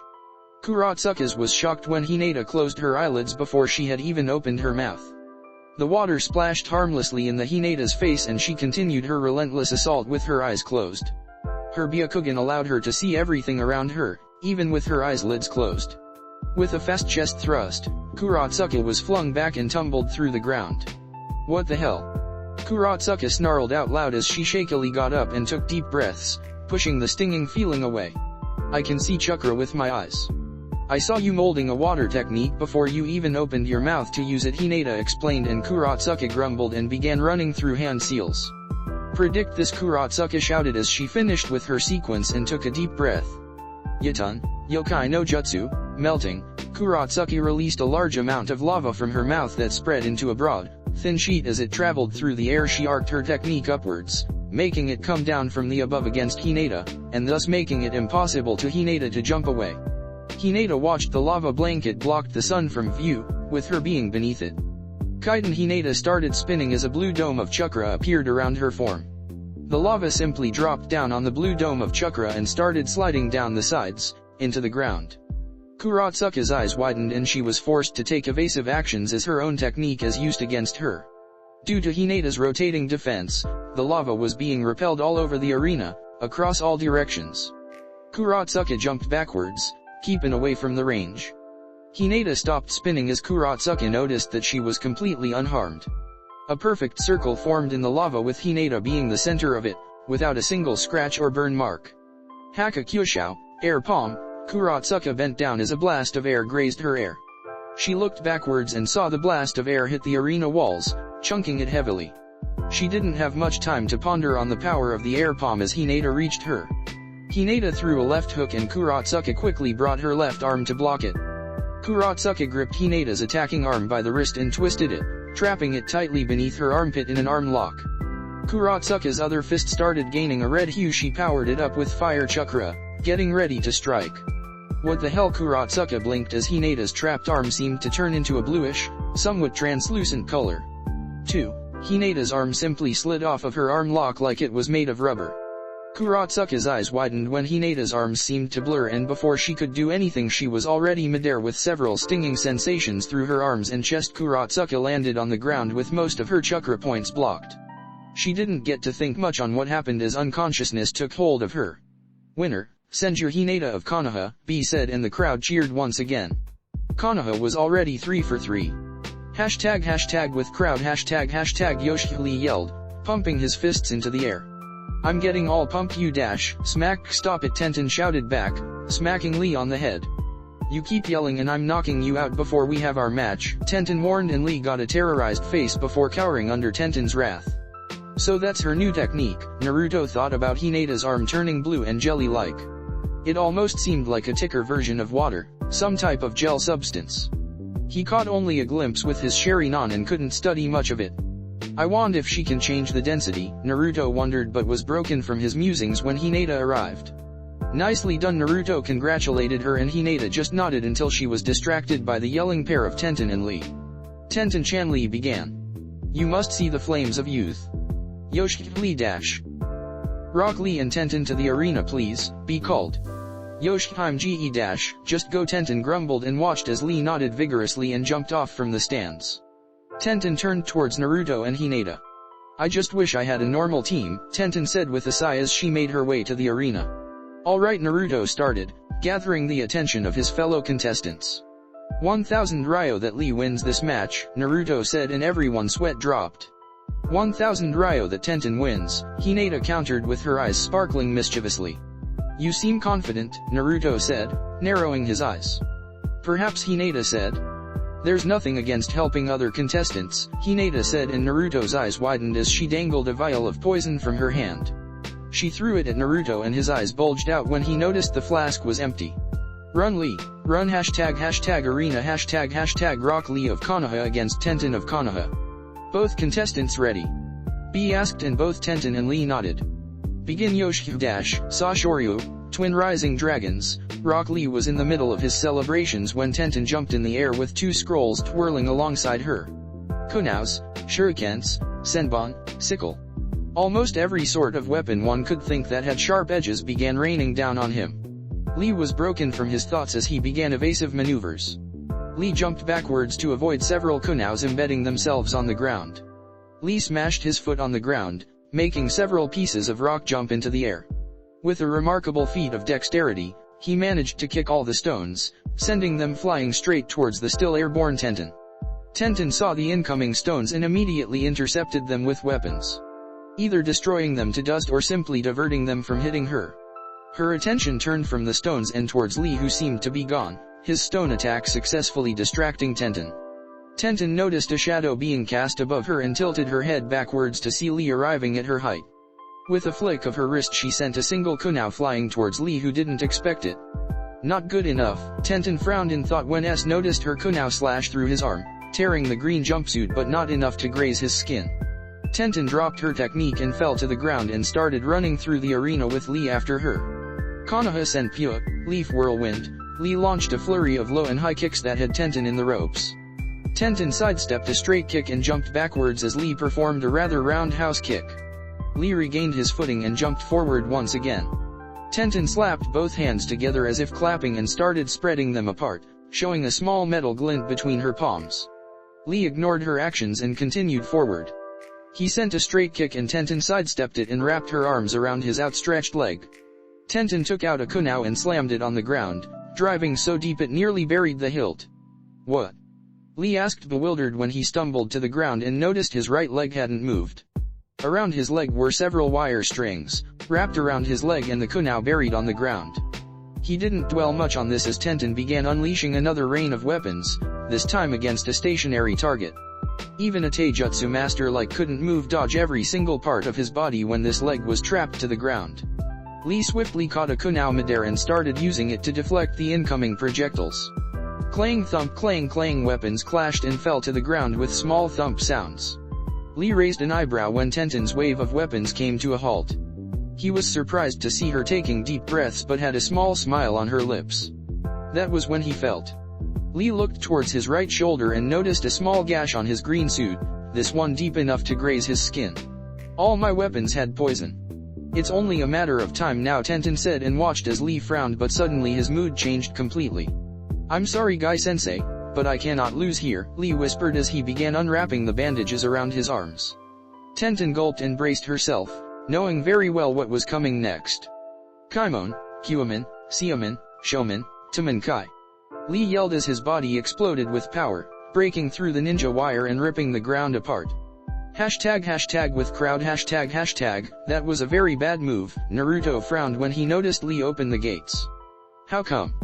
Ren asked from her seat. It seemed she had returned from the medics and chose to watch the remaining matches. Tenten-chan managed to hit him with one of her poisoned weapons. It only grazed him, so it would take a few minutes to knock him out. Opening the gates sends your body into overdrive, the poison will spread much faster this way. I doubt he can even finish his attack, Hinata explained. How come? Ren asked.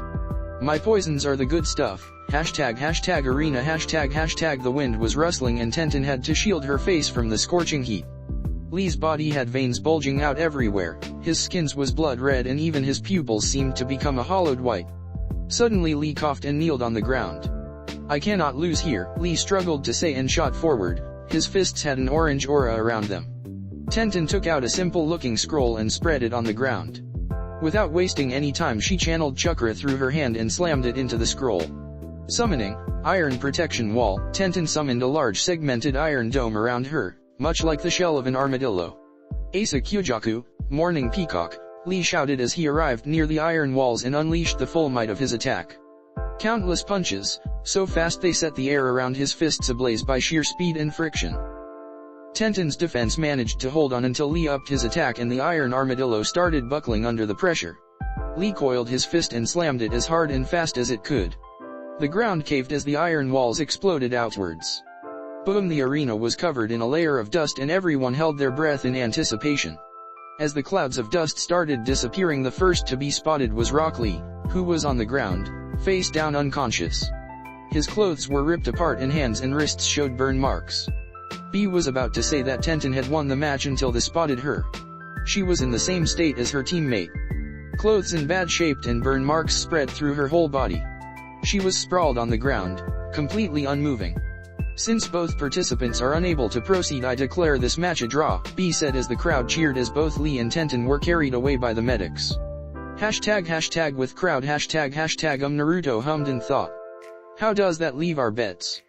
Naruto asked, turning towards Hinata, who shrugged her shoulders. You know she would have lost if it weren't for your poisons or her luck in grazing him, right? Naruto asked. Perhaps, Hinata simply replied. But luck is part of the battle. Mizuyo and Sadeo to the arena please, be called, and both Kusa shinobi made their way down. How long will they be out? Naruto asked. I don't know about Tenten, but the poison I gave her should have Lee down for at least a couple of hours, Hinata explained, and Naruto nodded. Since both participants are unable to proceed, I declare this match a draw, B said from the arena, and Naruto swiftly turned to him. Already? Naruto asked, shocked as he watched both Kusa shinobi being carried away in the stretchers. They used a jutsu apiece and neither one managed to dodge the other, so they knocked each other out, Hinata explained. It's quite my luck. Since the last 2 matches were draws, I'm already in the finals, Hinata grinned. Lucky girl, Naruto muttered. I still have the lazy ass to fight, I know, Shikamaru replied. What a drag, previously, lucky girl, Naruto muttered. I still have the lazy ass to fight, I know, Shikamaru replied. What a drag, now, so Shika-kun, Hinata began, making the sleeper lazily open a single eye. Have a plan against Naruto-kun? Hinata asked. Oh yeah, Shikamaru quickly replied, waving his hand dismissively, though Hinata noticed the small hint of sarcasm behind his tone. I plan to get rid of Naruto within the first minute of match, Shikamaru explained, and Hinata just chuckled. I bet, Hinata replied with amusement. No faith in my skills, Shikamaru said. Oh no, you misunderstand me, Hinata began. I have extreme faith in your abilities, your dedication, and commitment on the other hand, not so much, Hinata replied cheekily. Shikamaru just grinned before closing his eyes and yawning loudly. And you, Naruto-kun? Hinata turned towards the blonde who was watching, with talk between her and Shikamaru with amusement. Who knows what that lazy ass has planned? Naruto shrugged his shoulders. Naruto and Shikamaru to the arena, be called. Time to face the music, Shikamaru muttered as he got up and stretched his sore limbs. #arena #Senja Naruto of Kanoha against Nara Shikamaru of Kanoha. Both contestants ready? B asked, and both nodded. Begin. Before Naruto could even crouch or take a step forward, Shikamaru made a timeout sign with his arms. What? Naruto asked, confused. Can I have the first move? Shikamaru asked. What? I guess, Naruto replied, not understanding what Shikamaru wanted. Hypothetically, Shikamaru started, and Naruto raised an eyebrow. If I were to use your patented Warak no Jutsu, sexy jutsu, Hinata version, you wouldn't faint, right? Shikamaru asked. No. Naruto answered skeptically, with clear doubt in his voice. Oh well, I guess I give up then, Shikamaru said, and Naruto blinked. He turned towards B, who also blinked. You ain't surrendering, fool, B said. I am, and I just did, Shikamaru said as he walked out of the arena. Well, I guess you win, B muttered beneath his breath. Winner, Senja Naruto of Kanoha, ##with crowd ##, same old Shika-kun, Hinata said, shaking her head in amusement.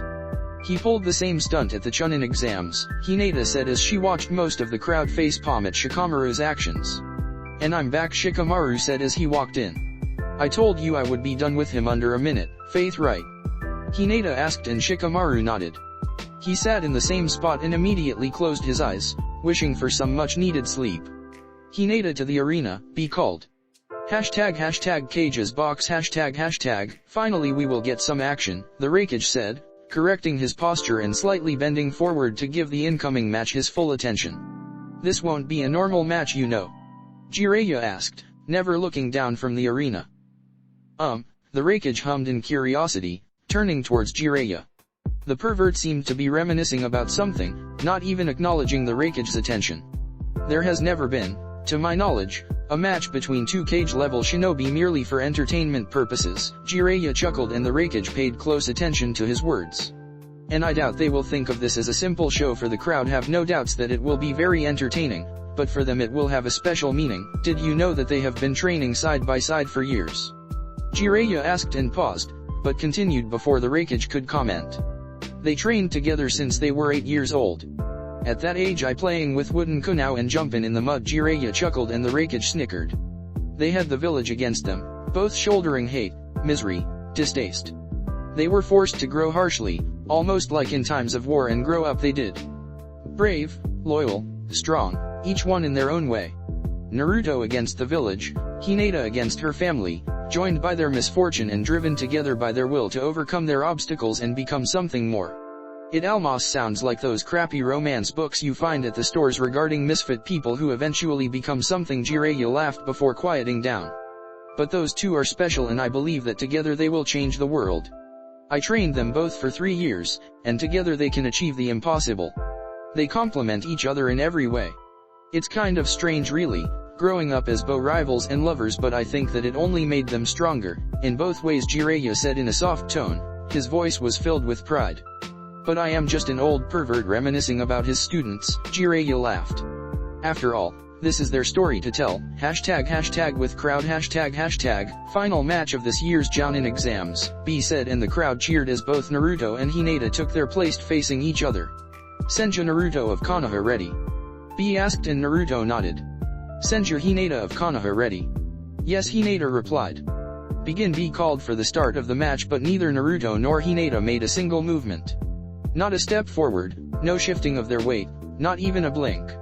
Our first fight as a married couple, Naruto grinned while Hinata just laughed softly before quieting down. Do you remember it?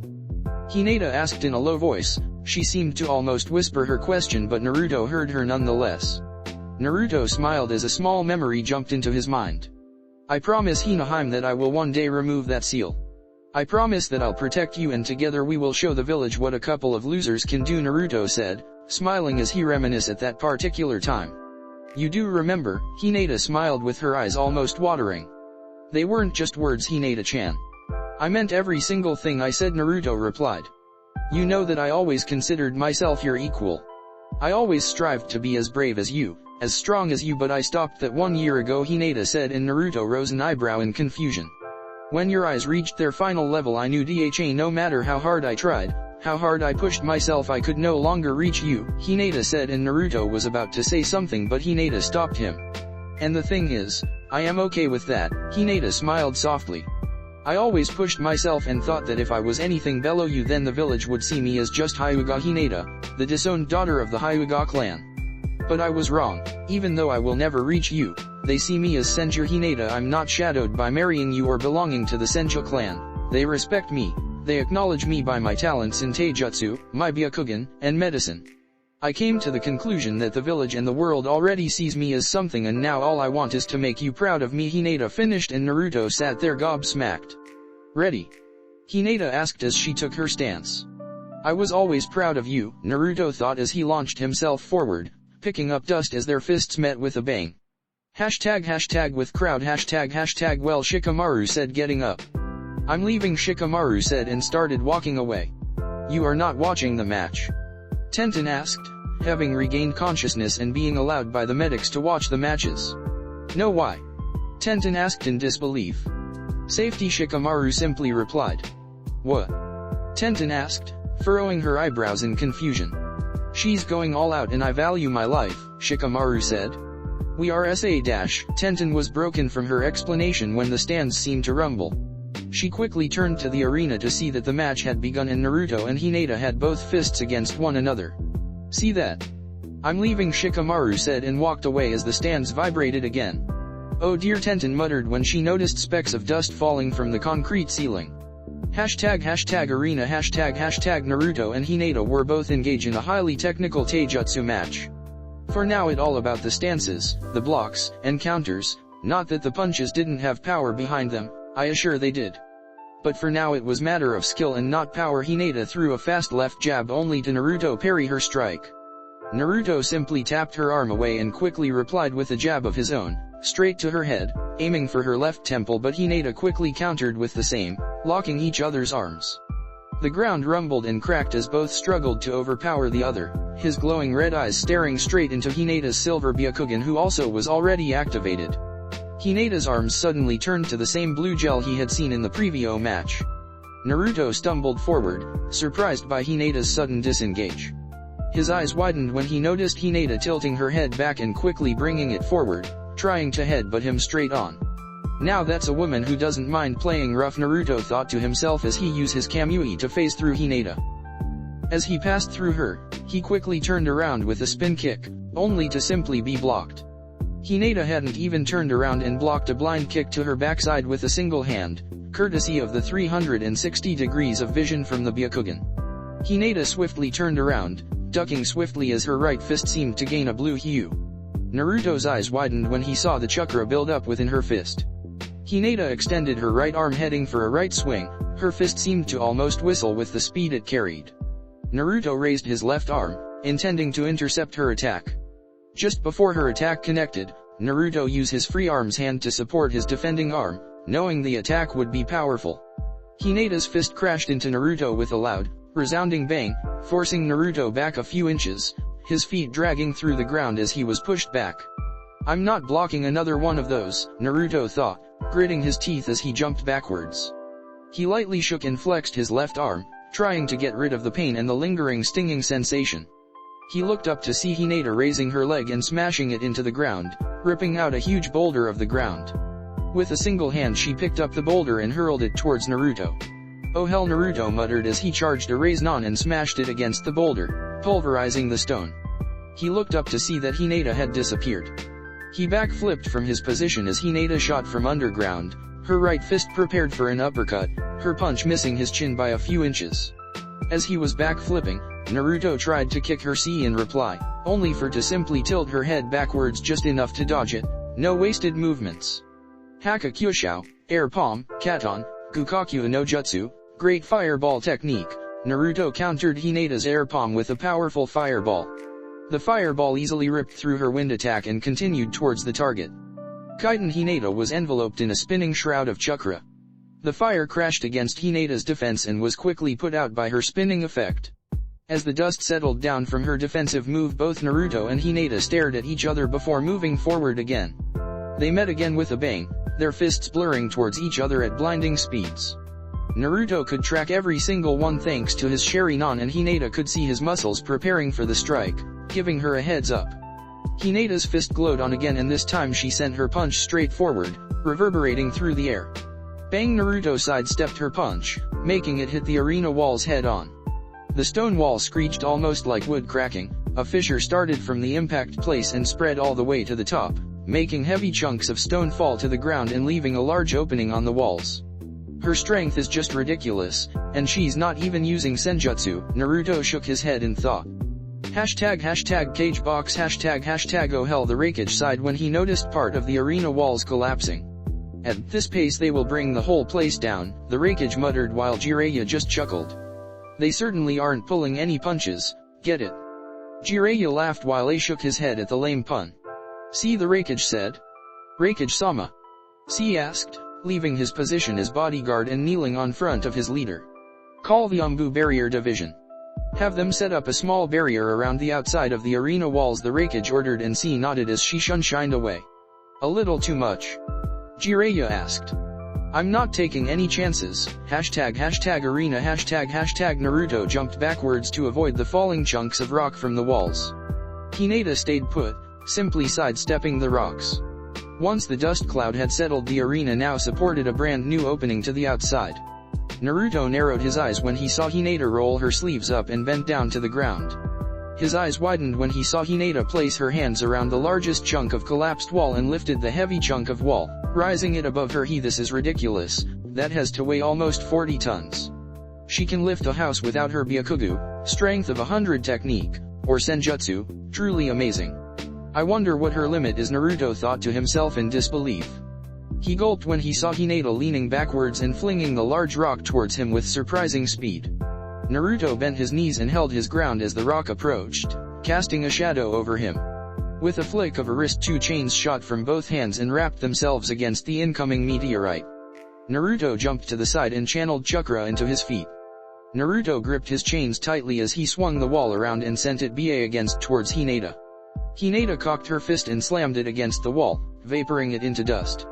She looked up to see Naruto running towards her with the space swirling in front of him. Naruto took his staff from his pocket dimension and swirled around him. In reply, Hina channeled chakra to her wrist's storage seals and took out her twin daggers. Both weapons met with a clang. They screeched with several orange sparks flying loose as both metals weapons scraped against one another. Naruto twirled his staff for a horizontal swing, making Hinata duck. She quickly got up and pushed forward, her daggers going first and forcing Naruto to step back, her daggers clipping a few of strands of his hair. Naruto backflipped and held his staff horizontally, he gripped the staff and simply tapped his end. Arg! Hinata screamed as the staff suddenly expanded, growing exponentially in length and slamming against her stomach. Hinata's metal chest plate took most of the hit, but she was still sent flying. She twirled midair and landed gracefully on the ground. I should have known that wasn't a simple staff, Hinata grumbled in thought as she adjusted her armor and got up. She watched in fascination as the staff started floating and spinning above Naruto's hand, slowly increasing in speed. The staff started changing shape and shrinking, taking the form of a single, pitch-black, perfectly spherical ball. This ball started floating around Naruto, and split into two. Each individual ball started elongating as if taking the shape of the staff again, this time their new form had hilts and razor-sharp edges. They had taken the form of two twin, straight, one-edged swords. "One, come," Naruto said, pointing a single sword towards Hinata, who grinned and shot forward. Cling-clang, both swords clashed against Hinata's twin daggers with a deafening clash. Hinata's daggers glowed a light blue as she performed a quick and powerful swing with her right dagger. Her eyes widened when Naruto simply blocked her weapon.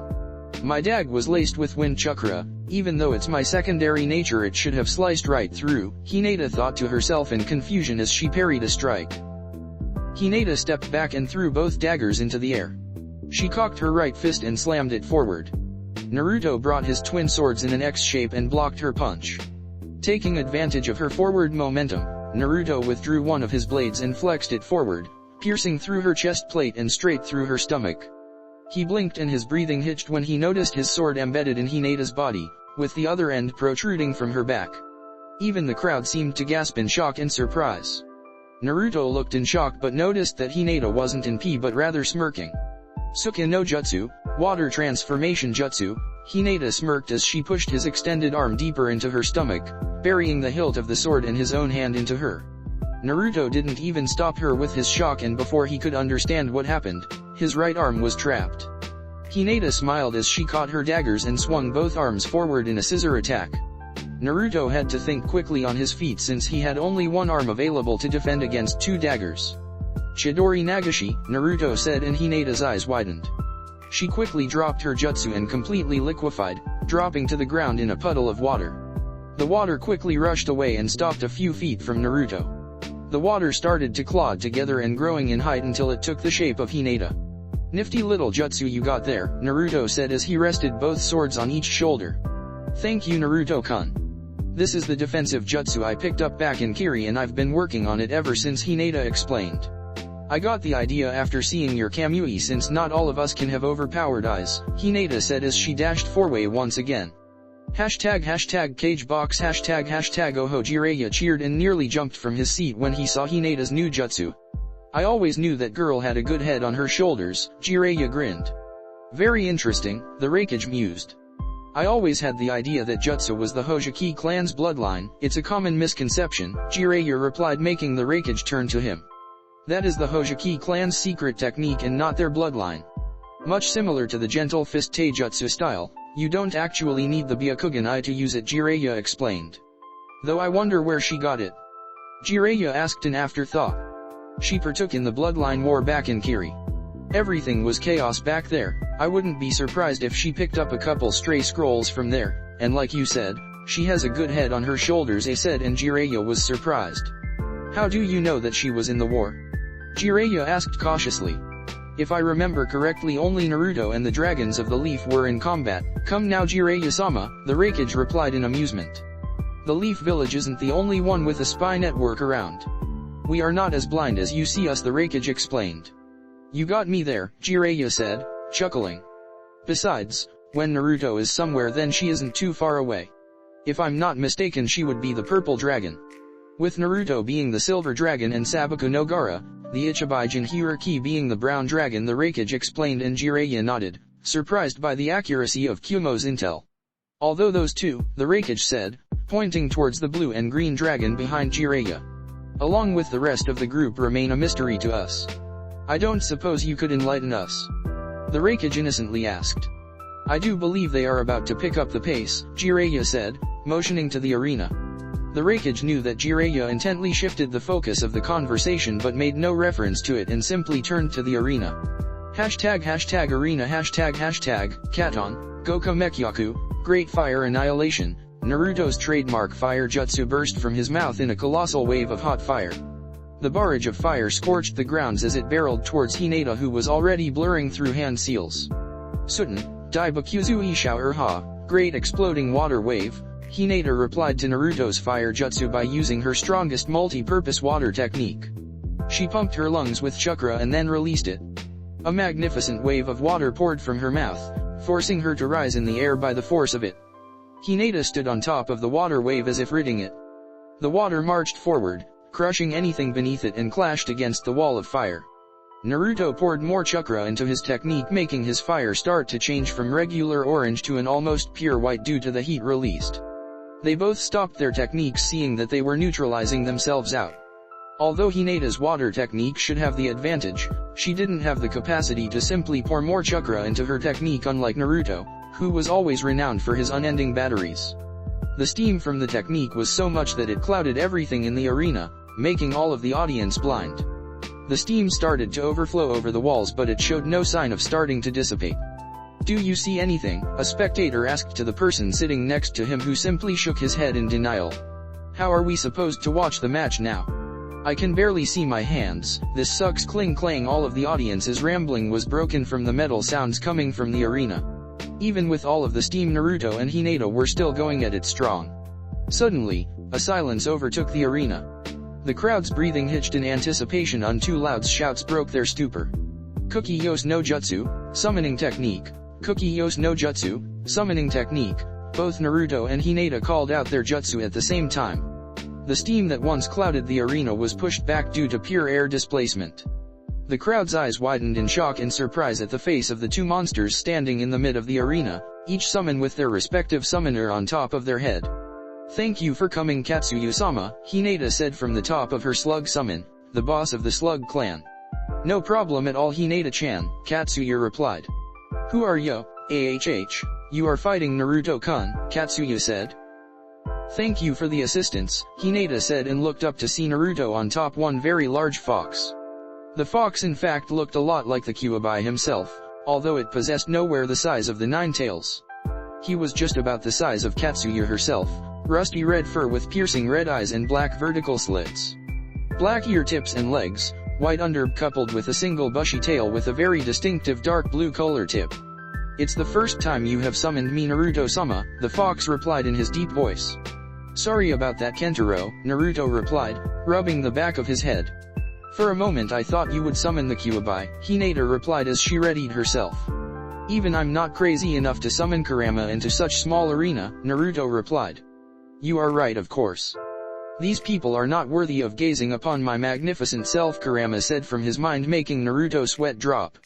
"Zes Shinen-san, acid slime," Katsuyu said as she released a highly concentrated acidic paste upon Naruto and Kentaro.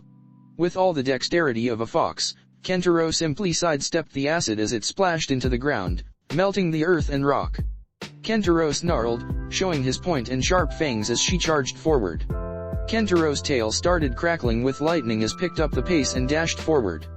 Kentaro's head started glowing blue and suddenly he blurred forward, leaving a blue trail of electricity behind. "Kaminari Ryo, lightning charge," Katsuya threw herself to the side as Kentaro swooped past her at blinding speeds. Seeing that he missed, Kentaro stopped, and turned around, jumping backwards to avoid an array of shuriken from Hinata. Kentaro swung around with his tail sparkling once again. "Rabi, lightning tail," Kentaro said as he spun and slammed his tail into Katsuyu, splitting her body in half. Kentaro started walking slowly, bearing his fangs around Katsuyu's body as it burst in hundreds of smaller slugs and slowly reformed a few feet away. "Dodge!" Naruto yelled, telling Kentaro to jump to the side as Hinata dropped from the sky with her leg raised. Kentaro watched as Hinata's kick smashed into the arena and left a crater behind. Kentaro snarled as he coiled and jumped forward, clawing at Katsuyu, who slithered away from him. Her wounds sizzling away in a matter of seconds. "Kozen, light beam." Kentaro opened his mouth and released a small lightning bolt towards Katsuyu. The bolt ripped through the ground and smashed against the walls, leaving a small hole in them. "Sutten, Mizurappa, wild water wave," Hinata said as she opened her mouth and released a stream of water right against Kentaro, who was unable to dodge. Kentaro was slightly pushed back but held his ground, shaking his head and body to get rid of the water. Naruto-sama, Kentaro said, shivering, and Naruto understood the meaning. With their fur wet, foxes can't regulate their body heat, causing a rapid drop in their core temperature. On my mark, use your strongest lightning jutsu, Naruto said, and Kentaro nodded, charging up with his blue tail slightly glowing. Now, Suten, Dai Bakuzui Shower Ha, great exploding water wave, Naruto said, using the same water jutsu that Hinata had used earlier, and released a gigantic wave of water against Katsuya, who didn't anywhere to dodge in the arena. Kaminari Kitsune, lightning fox, Kentaro shouted as his fur seemed to stand on point and sparkle. From his body shot an almost identical clone of him, but completely made of pure lightning. Arg, Katsuya screamed as the electrified water wave crashed on her, delivering a brutal lightning move directly at her. Hinata jumped away from her summon and high into the walls to avoid the jutsu. Katsuya didn't take long to disappear in smoke. I'll be going now, Naruto-sama, Kentaro said. You can go and thank you, Naruto said as Kentaro disappeared in a cloud of smoke. Both Naruto and Hinata jumped into the ground, standing on top of the water that stood a few inches from the earth itself, slowly washing away through the various cracks on the ground. Hashtag with crowd, hashtag amazing, Tenten whispered, mesmerized by the battle playing itself in front of her eyes. So this is a battle between two cage-level shinobi. They don't seem to want to stop anytime soon, Ren said. I don't think they get to spar like this many times, Tenten said. You call this a spar? Ren gave a high-pitched screech of indignation and quickly blushed at her actions, making Tenten slightly snicker. Shikamaru was right. I don't think this place can take much more of this, Tenten said, looking at the numerous craters on the ground, several cracks along the walls, not to mention the huge chunk that was missing. Tsunade-sama is renowned for her strength. It is said that she can bring mountains down with a single punch, Ren said. We can already see that here, Tenten said, pointing at the walls. Those walls are reinforced with hard stone, coupled with metallic frame on the inside and a high-tensile fabric all around to prevent collapse and withstand heavy strikes, Tenten explained, and look at it, Tenten chuckled. She brought the whole wall down and picked it up like it was paper or something. I don't think the Raikage will be much happy about that. I guess not, Ren replied. I guess it would be wise not to antagonize her, Taizki muttered in thought, looking at Hinata. What the hell is happening? Hashtag arena, hashtag, shall we increase the pace? Hinata asked and Naruto nodded. Both started leaking out chakra as their auras skyrocketed, their chakra saturating the air. Everyone in the stands and most shinobi cringed at the feeling they got. It was like having tons pressure against their chest, preventing from breathing. They almost felt like ants at the face of their chakra, each one surrounded by an almost visible aura of chakra. Their hair flapped wildly, the wind rustled and even the water was vibrating. Hinata poured more chakra, intending on matching Naruto on every way. She started gaining a dim purple aura around her, one that would put Orochimaru himself to shame in both the sinister feeling of the color itself but the power and strength of her chakra. Her hair rose into the air, her Byakugan eyes seemed to glow, he armor rattled with her shoulder armor plates flapping wildly. Hinata's chakra started shaping around her as she started hand seals. Hitsuji, ram seal, hands together vertically with left thumb on top. Her aura seemed to expand in volume. Inu, dog seal, her left hand laid flat on top of her right fist. Her aura started gaining a vibrant shade of purple, not enough to avoid gazing upon her, but enough to be uncomfortable. Eni, rat seal, both hands together vertically with left thumb on the outside. Her aura increased in density as more chakra was poured onto the technique. Mi, snake seal, both hands clasped together with left thumb on the outside. The water beneath Hinata started bubbling, almost like it was boiling itself. The day itself started getting dimmer, the sun slowly vanishing away as clouds started gathering forming high above the arena. Tatsu, dragon seal, hands clasped together vertically with baby fingers forming a triangle. Hihutsu, Mugen no aim, secret technique, endless rain, Hinata said as she finished her technique and the sky seemed to almost roar. A fierce gust of wind swept by as a thunder illuminated the arena. The sun, blocked by a dark sheet of clouds, clouding what was once a beautiful day into a stormy one. Violent rain, fierce winds, blinding thunders, words that could barely describe the pinnacle of Hinata's secret technique, summoned at the top of her strengths. She had brought forth the biggest storm anyone had ever laid eyes upon. Water poured out of the sky almost like an ocean, drenching both Hinata and Naruto in a matter of seconds. Some girls don't like water because it ruins their hair. This did not apply to Hinata, who seemed to be in heaven in the middle of the storm. She closed her eyes and looked at the dark sky, savoring as the cold water hit her face, the icy wind rushing around her body, the roar of thunders lighting up the darkening sky.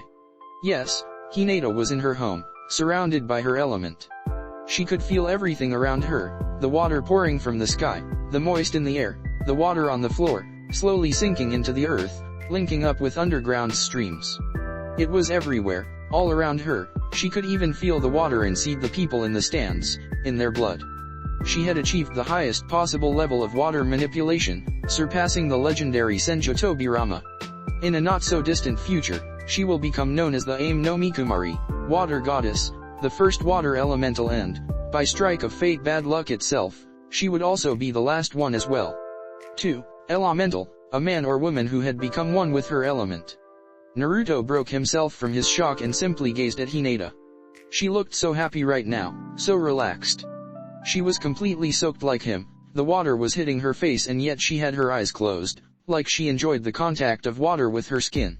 His eyes widened when he noticed that her chakra reserves were filling back up. She had spent around 1/3 of her reserves and now they were filling up by themselves. He could see it clearly with his Sharingan, and it baffled him to no end. While strong and very smart, Hinata couldn't just pull chakra from water, simply because it had none to begin with. Normal water only had natural energy and that alone didn't make chakra. And suddenly it clicked. He remembered this jutsu. The rain stole chakra from the ones hit with it. That devious girl, Naruto chuckled to himself as he noticed the rate at which she was recharging. Naruto looked around and saw her stealing chakra from B, the wreckage, and Jiraiya and Cage Box, along with their bodyguards. They were small amounts and no one would ever notice unless she wanted it to. Do you think it was wise? Naruto said, breaking Hinata from her bliss as she slowly opened her eyes. Summoning such storm, I mean. I'm not known as the Konoha no Raijin, thunder god of Konoha, for nothing, Naruto warned, looking at the thunder, but Hinata just smiled and laughed softly. Her laugh sounded like a melody to his ears. Suddenly Hinata just stopped laughing and with that the whole storm seemed to freeze, the rain stopping and hovering midair. Naruto watched with interest, his Sharingan not missing a single detail. The water drops seemed to slowly being drawn towards Hinata and began spinning above her, forming something similar to a water sphere.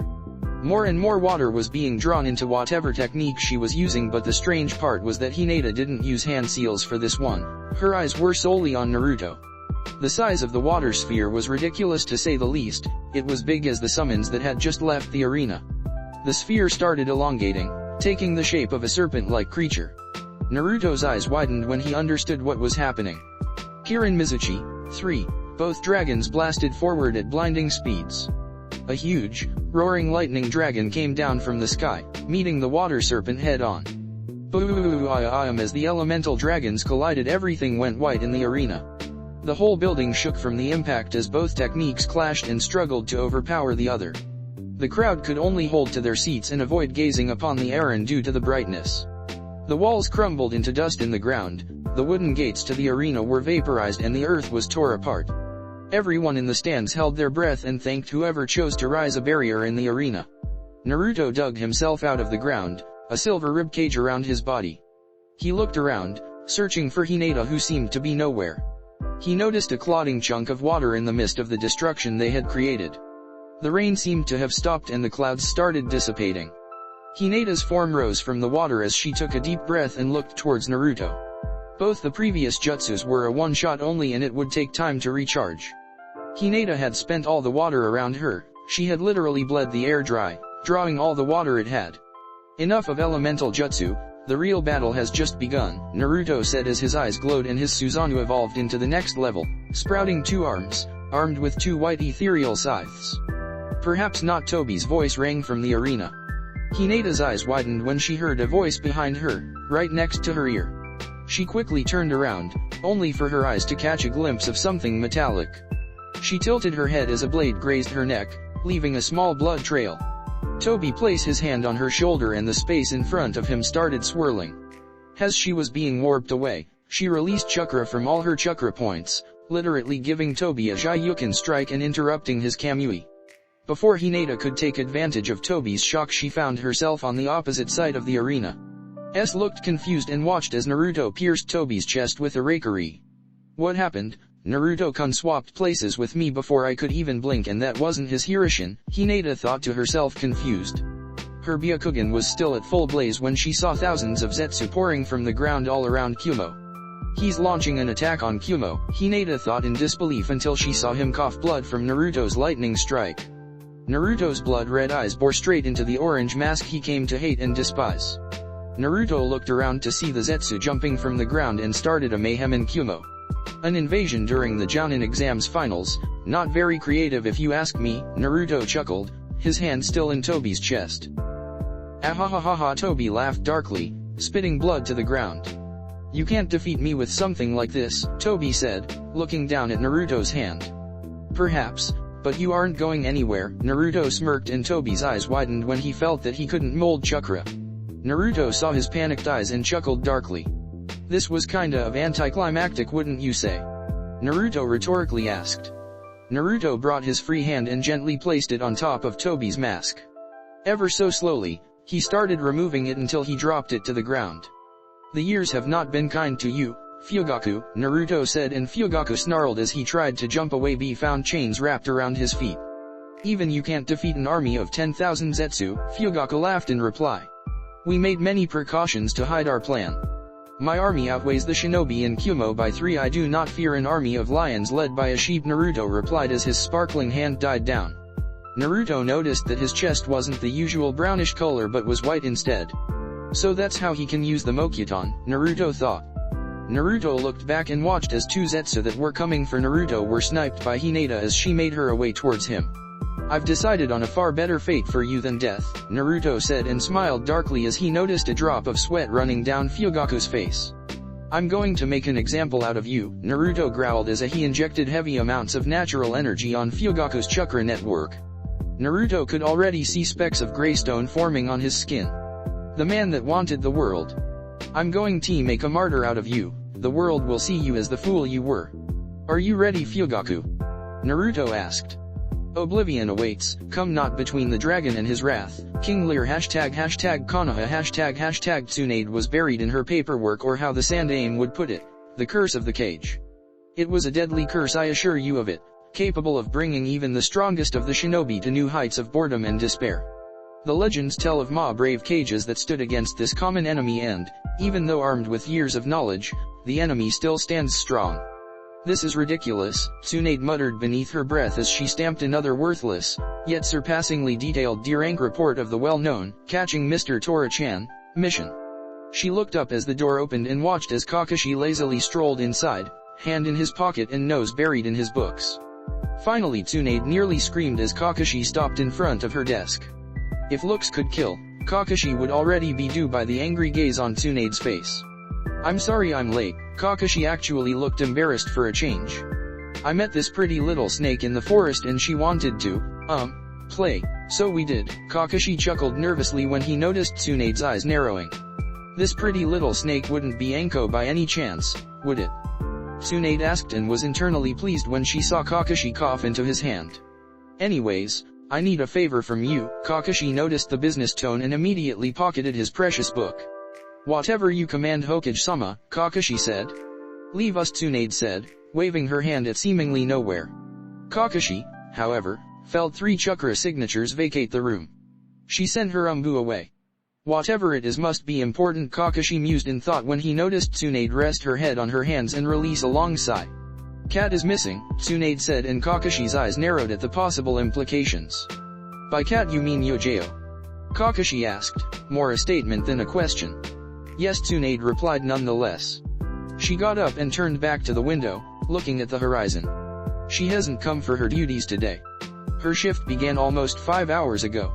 If she was anyone else I would have dismissed it and proceeded to pun said for endangering their Hokage. You want me to search for her? Kakashi asked. There are very few people I trust completely in this village. Yojeo isn't just some random she's pretty high in the chain of command. Anyone else we would place him in the bingo book if he went missing all of a sudden, Tsunade sighed. She's of that select group of people I trust and she wouldn't simply skip a shift of her job without an explanation. I sent a Chunin to her house and she was nowhere to be found.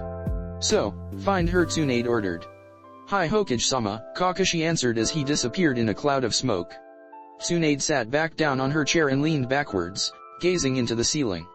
Neither Yojao nor Hayate were anywhere to be found and both of them weren't some random shinobi. Tsunade was broken from her thoughts when she felt the Umbu return to the room and a knock at the door. Come in, Tsunade said as she adjusted her posture. Tsunade-sama? Shizune asked, poking her head through the opened door. I could use it. Maybe it will wash my stress and problems away, Tsunade replied and watched as Shizune placed a cup of steaming hot tea at her desk and promptly left the room. Tsunade absently picked up the cup and took a long sip, sighing in bliss as the hot tea ran down her throat.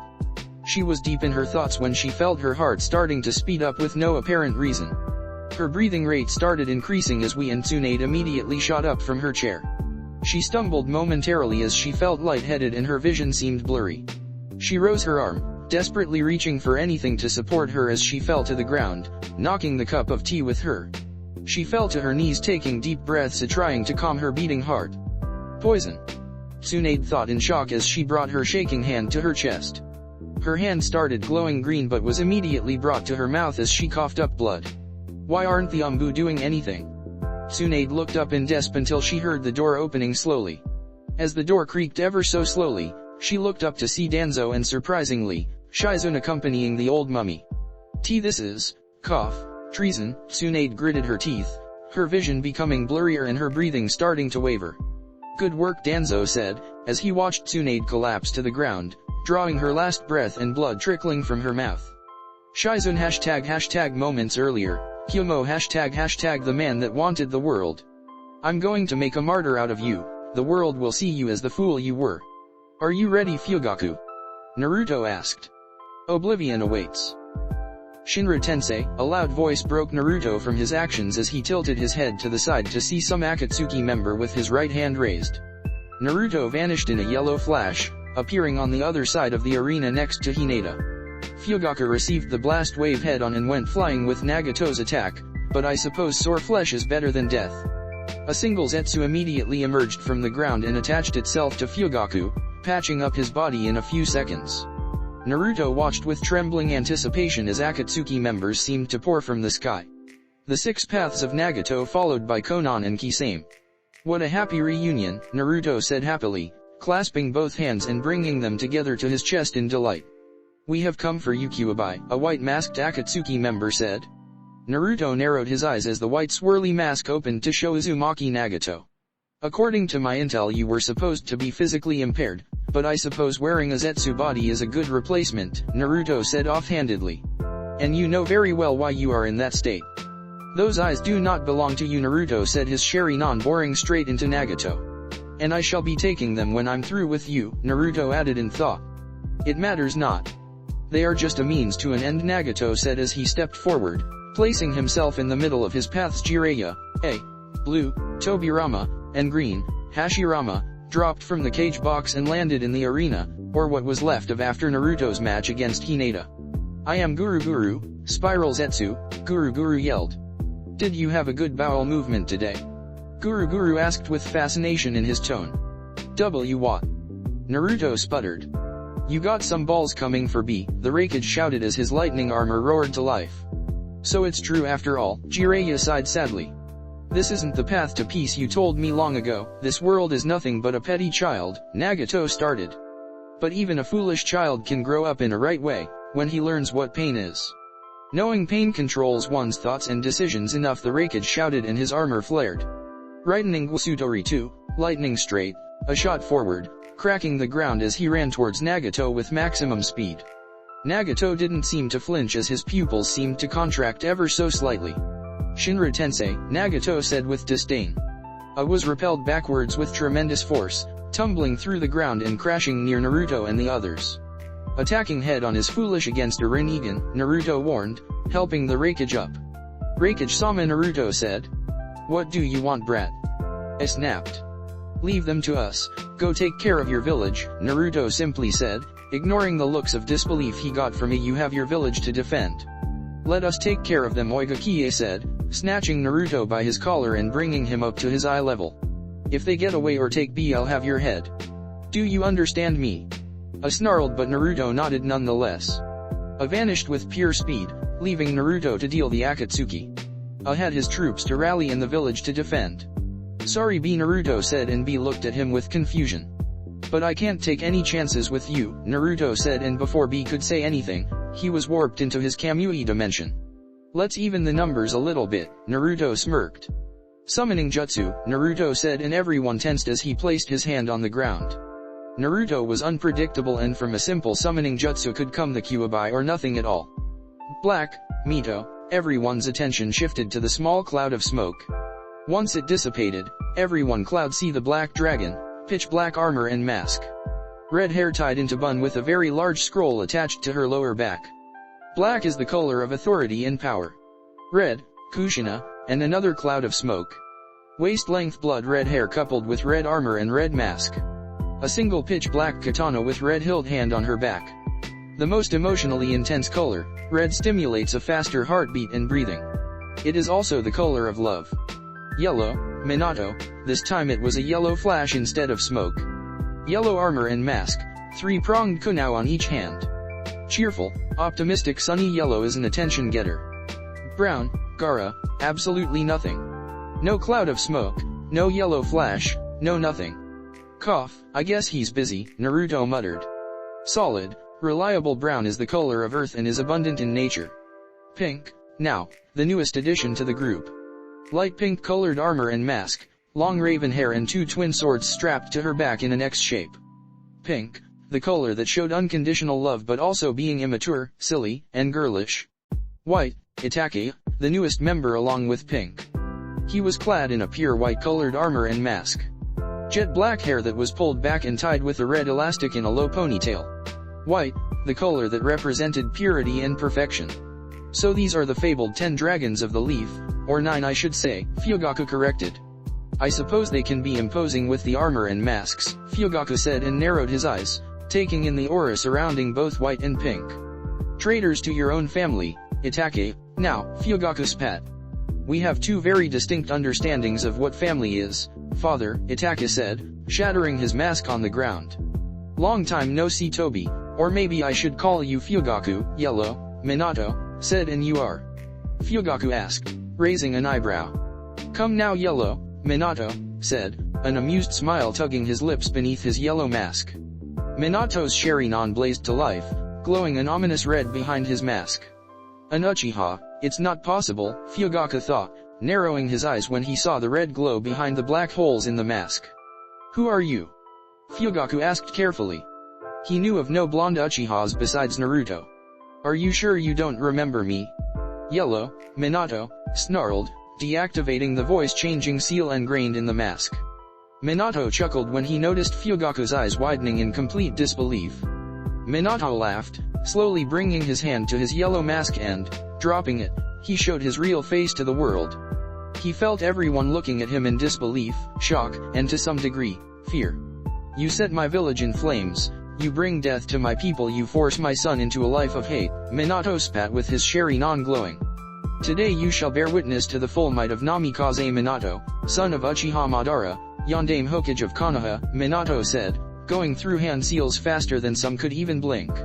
Rat rightward arrow ox rightward arrow dog rightward arrow horse rightward arrow monkey rightward arrow boar rightward arrow tiger. Katon, Goka Meschitsu, majestic fire destruction, Minato kneaded the chakra into his lungs and converted it into fire.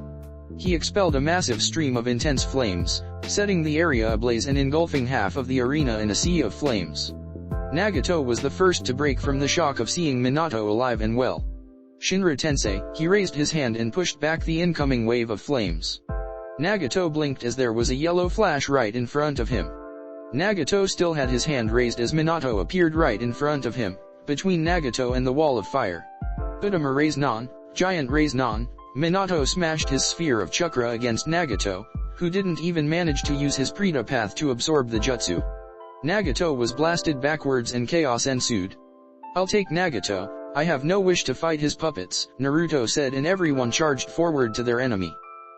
Hinata-chan, grab a sample of Konan's blood. I know Black, Mito, would love her origami bloodline. Naruto smiled darkly and Hinata nodded. Hashtag Nagato vs Naruto hashtag every dragon charged forward, randomly picking an opponent and proceeded to dish the pain, either by iron, bone, or chakra. Naruto and Nagato were no different and, as such, were ducking it out between themselves. Give yourself up Kyuubi, Nagato said, raising his hand and releasing another repulsive wave. Naruto simply used his kamui and dematerialized his body to avoid the attack. I have no intention of hearing your explanations. You and your Akatsuki are responsible for all the bad shit that happened in this world, Naruto growled. Tobi or Fugaku, whatever, I do not care. He released the Kyuubi in Kanoha, he drove Kiri into a sea war and he played Yagura like some puppet, butchering thousands of innocents. You, in your holy quest for the Baijiryu, killed Yujito, attacked the fire temple and Takigakur, hidden waterfall village, nearly killing Fu in the process. Naruto spat, glaring at Nagato.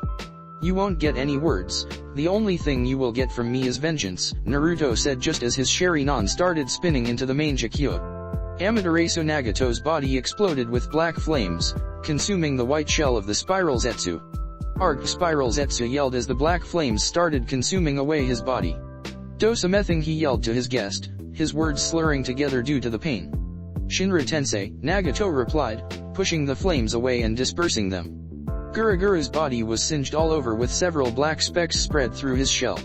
Budamara's non, Nagato's eyes widened in shock as Naruto appeared in front of him. Nagato, momentarily distracted from Naruto's previous attack, was almost caught off guard. Gakido, Devapath, Nagato said as a silvery barrier appeared around him and started absorbing Naruto's attack. However, Naruto's frontal assault with a powerful chakra technique was merely a distraction. Nagato sensed someone behind and quickly looked backwards and saw another Naruto speeding towards him, a black sword pointed straight at him.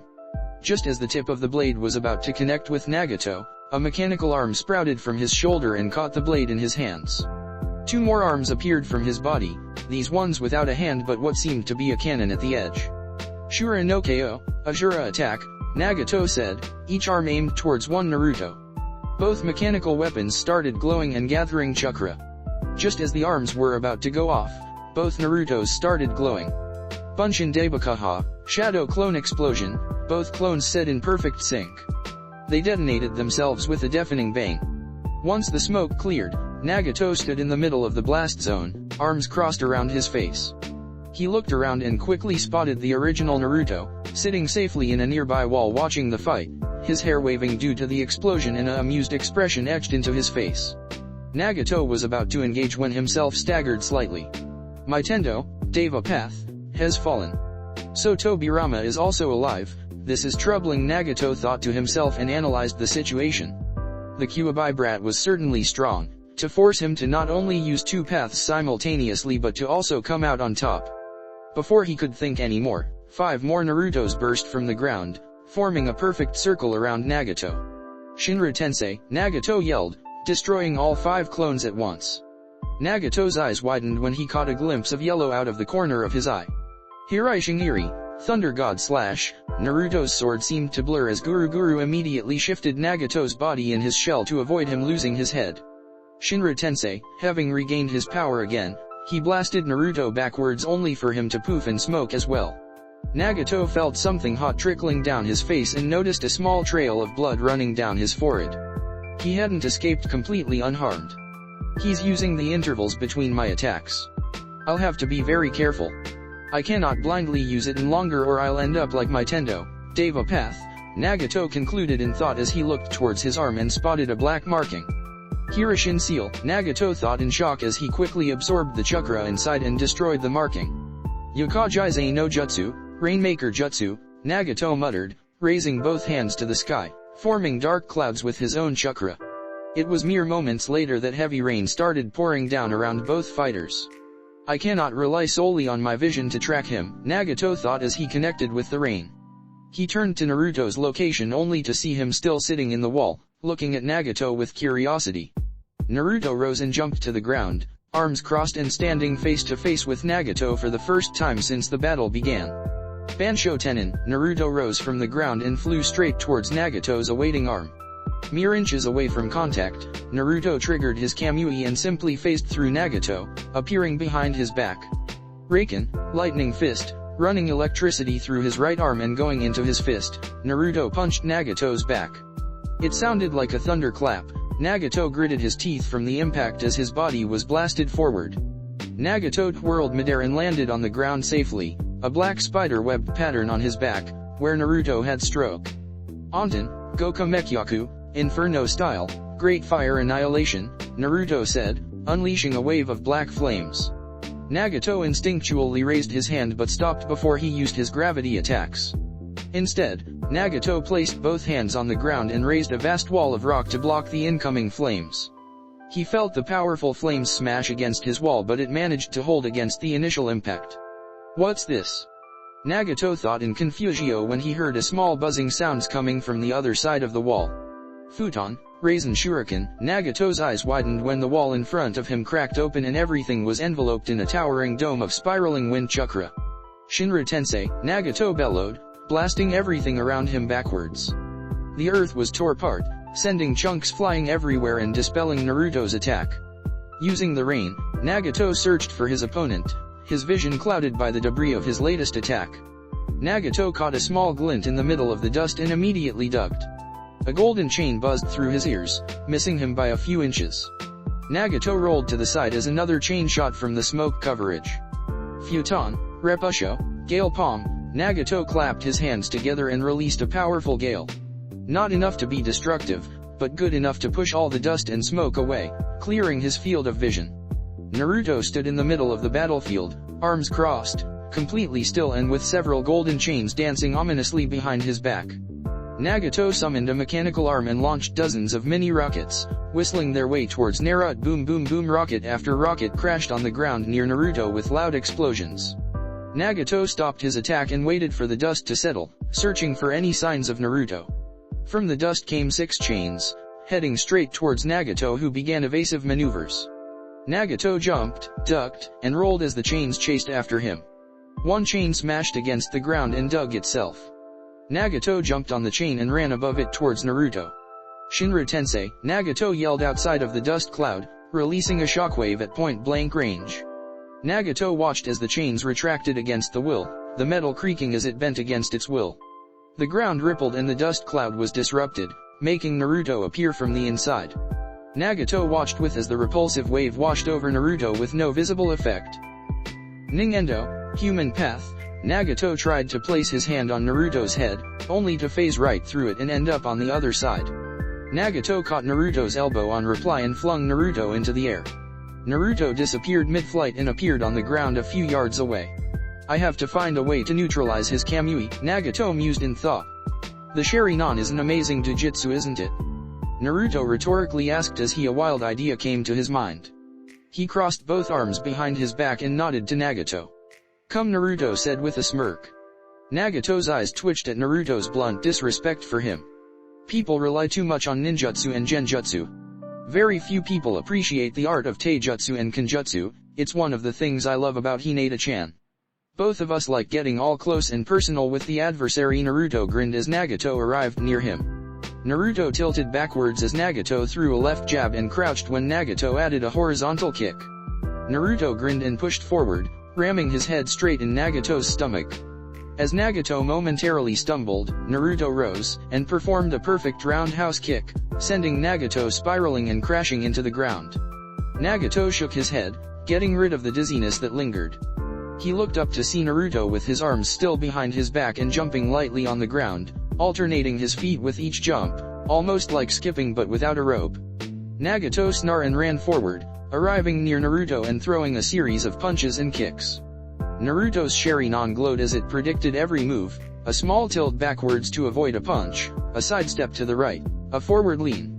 Nagato went for a leg swipe, forcing Naruto to jump into the air. Naruto leaned his body backwards, placing himself horizontally in the air and sprang his legs forward, slamming both feet against Nagato's chest.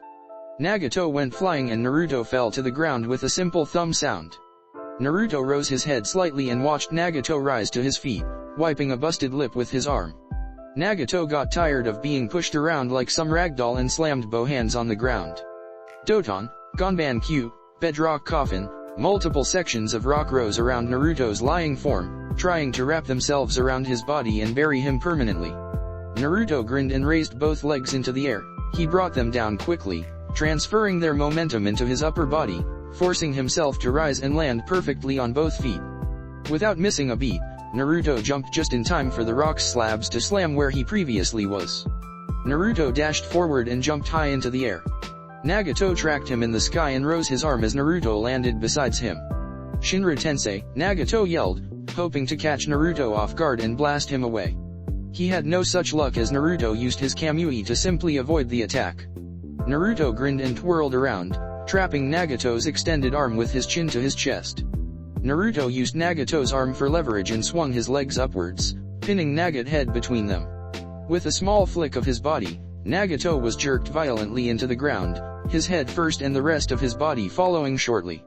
Naruto disentangled himself from Nagato and jumped backwards to gain some distance. "Your taijutsu is sloppy," Naruto commented. All the physical exchanges had been with his arms crossed behind his back. "How about this?" Naruto said, stomping H feet into the ground and bringing both arms forward. "I won't move from this place," Naruto offered, closing his hands into fists and waiting for Nagato. Nagato rose from the ground and flexed his neck, satisfied by a few crack sounds. Nagato looked up and for the first time saw what an opponent Naruto truly was. He wasn't an ordinary S-rank shinobi that had a single deadly technique, like Deidara's bombs, Haiden's immortality, or Sasori's puppets. No, Naruto was a different kind of S-rank shinobi. The kind that didn't rely only on his bloodlines and powerful abilities. He was a shinobi that had all the traits of a shinobi mastered to their peak. His kenjutsu and bajutsu were deadly, his taijutsu flawless, his genjutsu perfect and his ninjutsu unmatched. He truly deserved the title of God of the shinobi.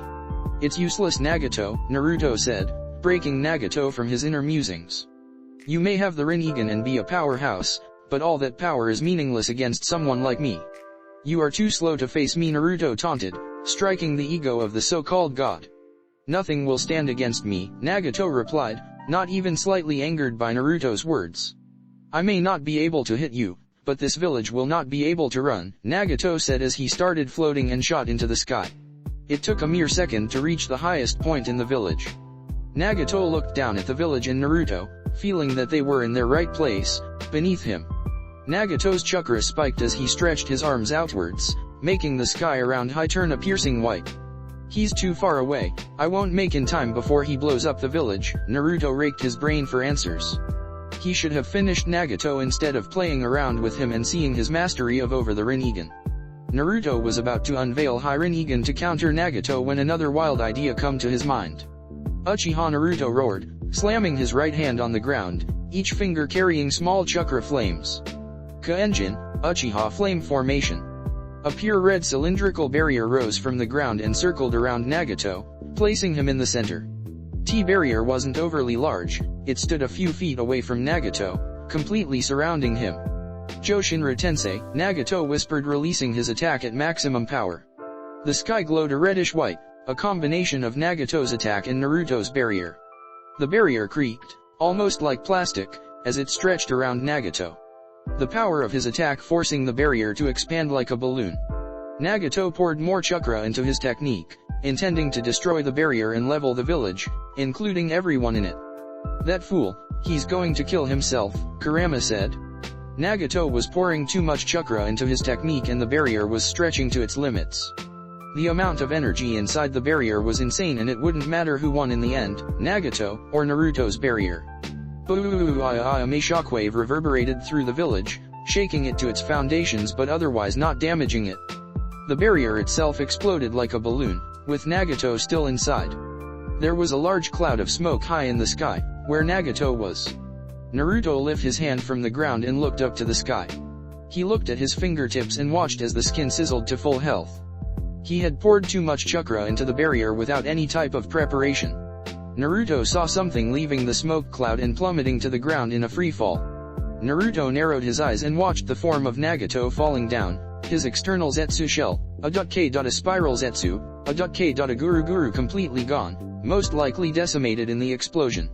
Nagato grunted as he hit a building and finally came down, tumbling through the ground as he came to a halt near a rock. Nagato struggled to move, pushing himself up with only his arms. He looked over himself and noticed that the Zetsu shell for mobility was gone. No, Nagato gritted his teeth, willing his legs to move but only getting a small twitch. Even if his legs were to move, they would never serve his purpose, their muscle was weak and atrophied. Nagato struggled but managed to look up to see Naruto approaching.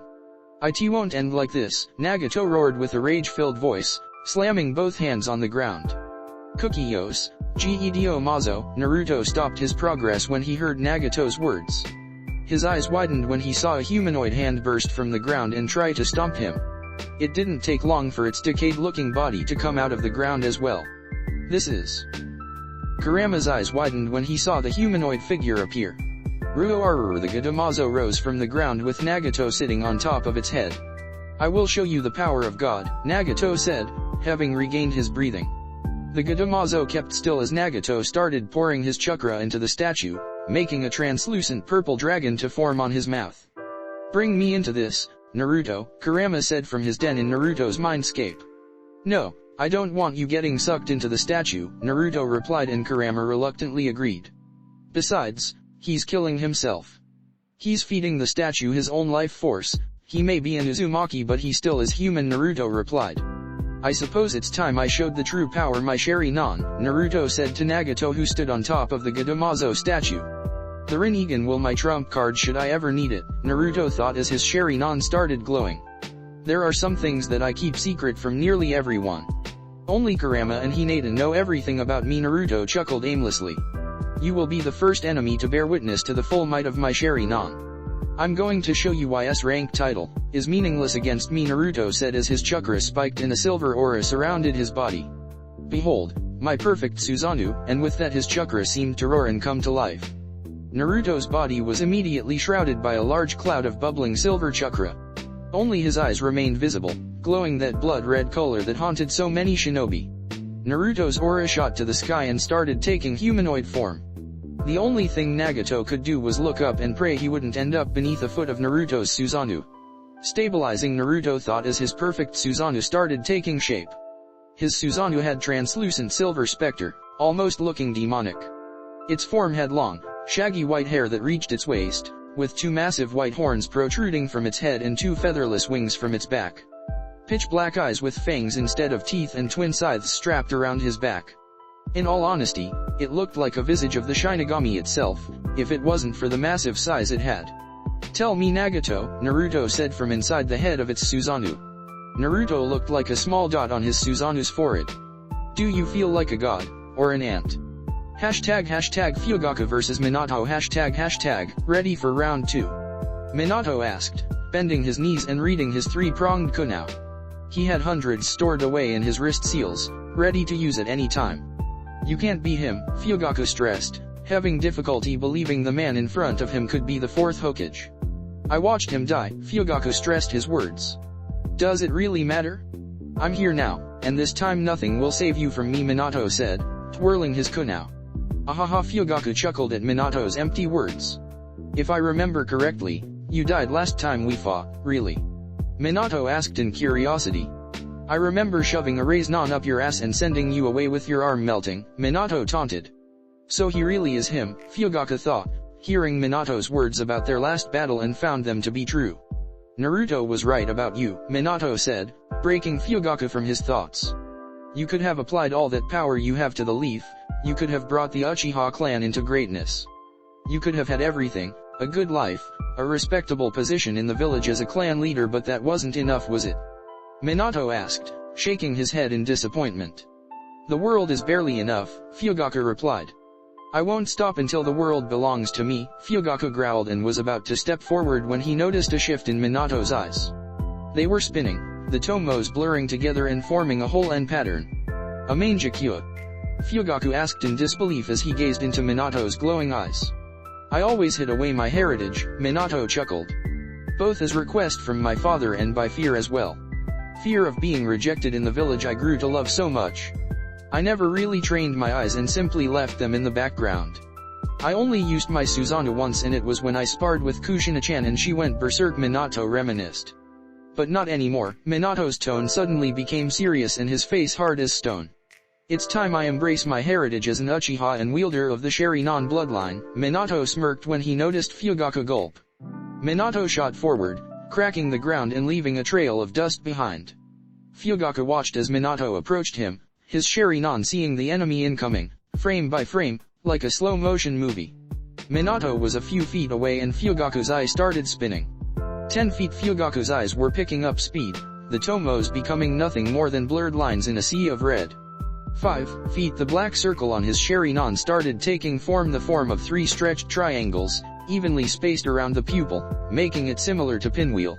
2 inches kamui-bang Minato's fist collided with Fugaku's face as he was thrown backwards.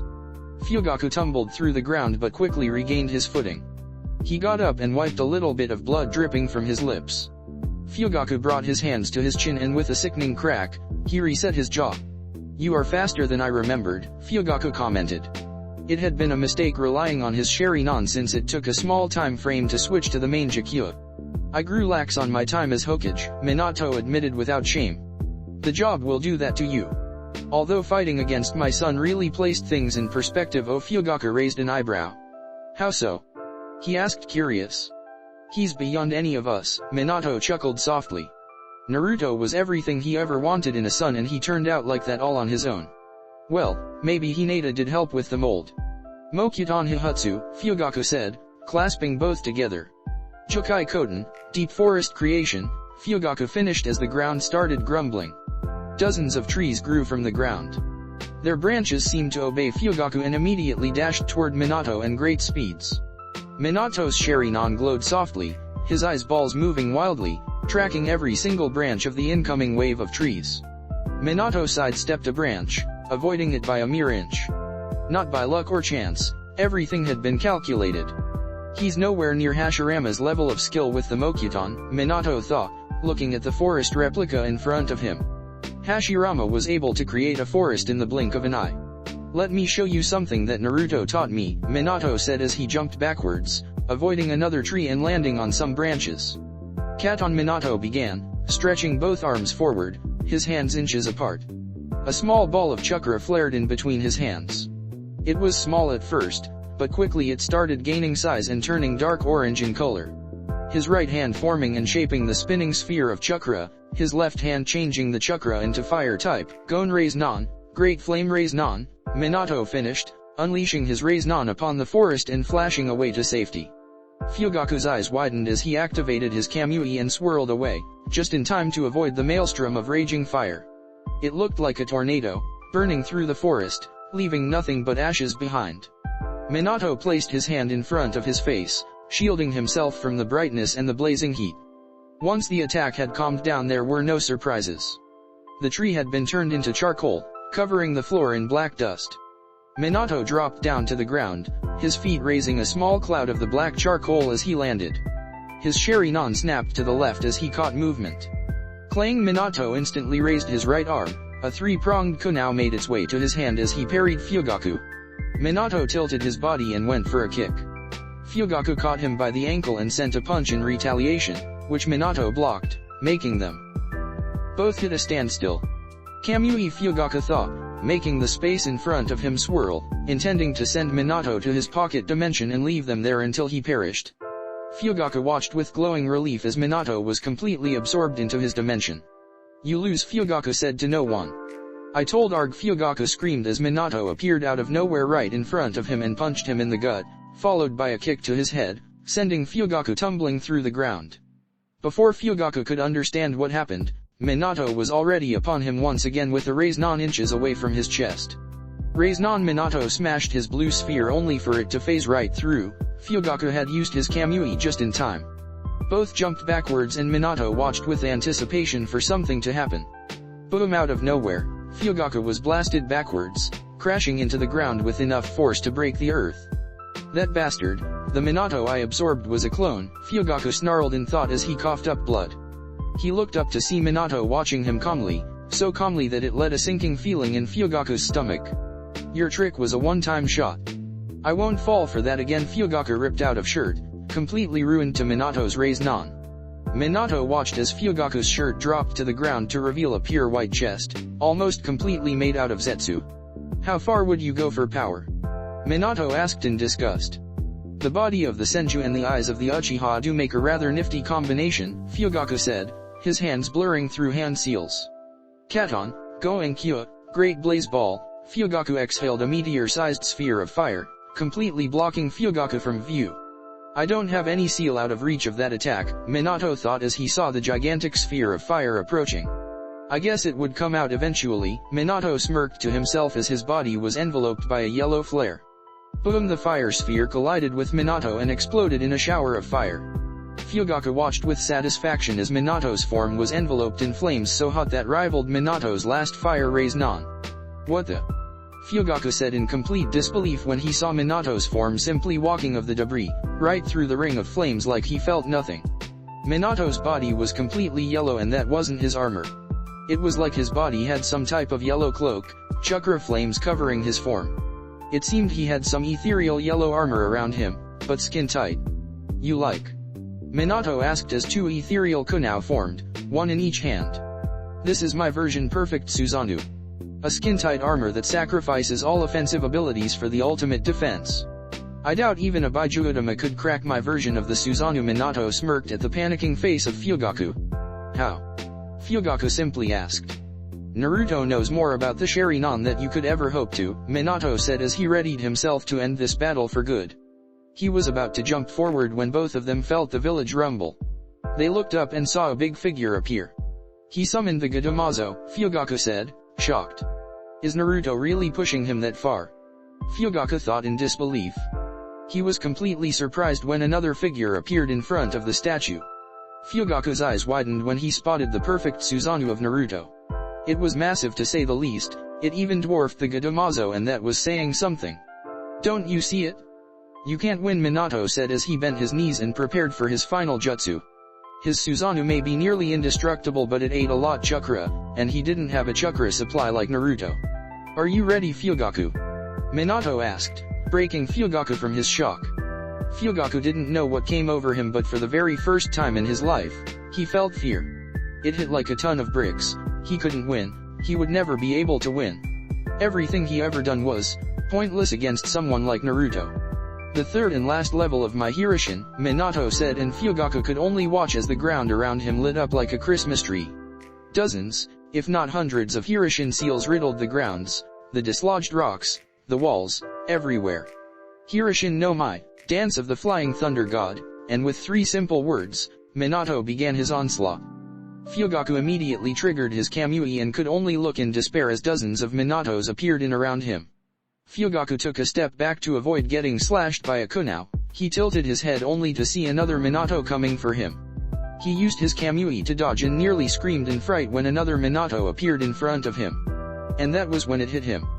Minato was using his Hirishin at such great speeds that even Fugaku's Sharingan couldn't track him. He was moving so fast that it seemed they were multiple Minatos coming at him from all directions when in fact it was only one.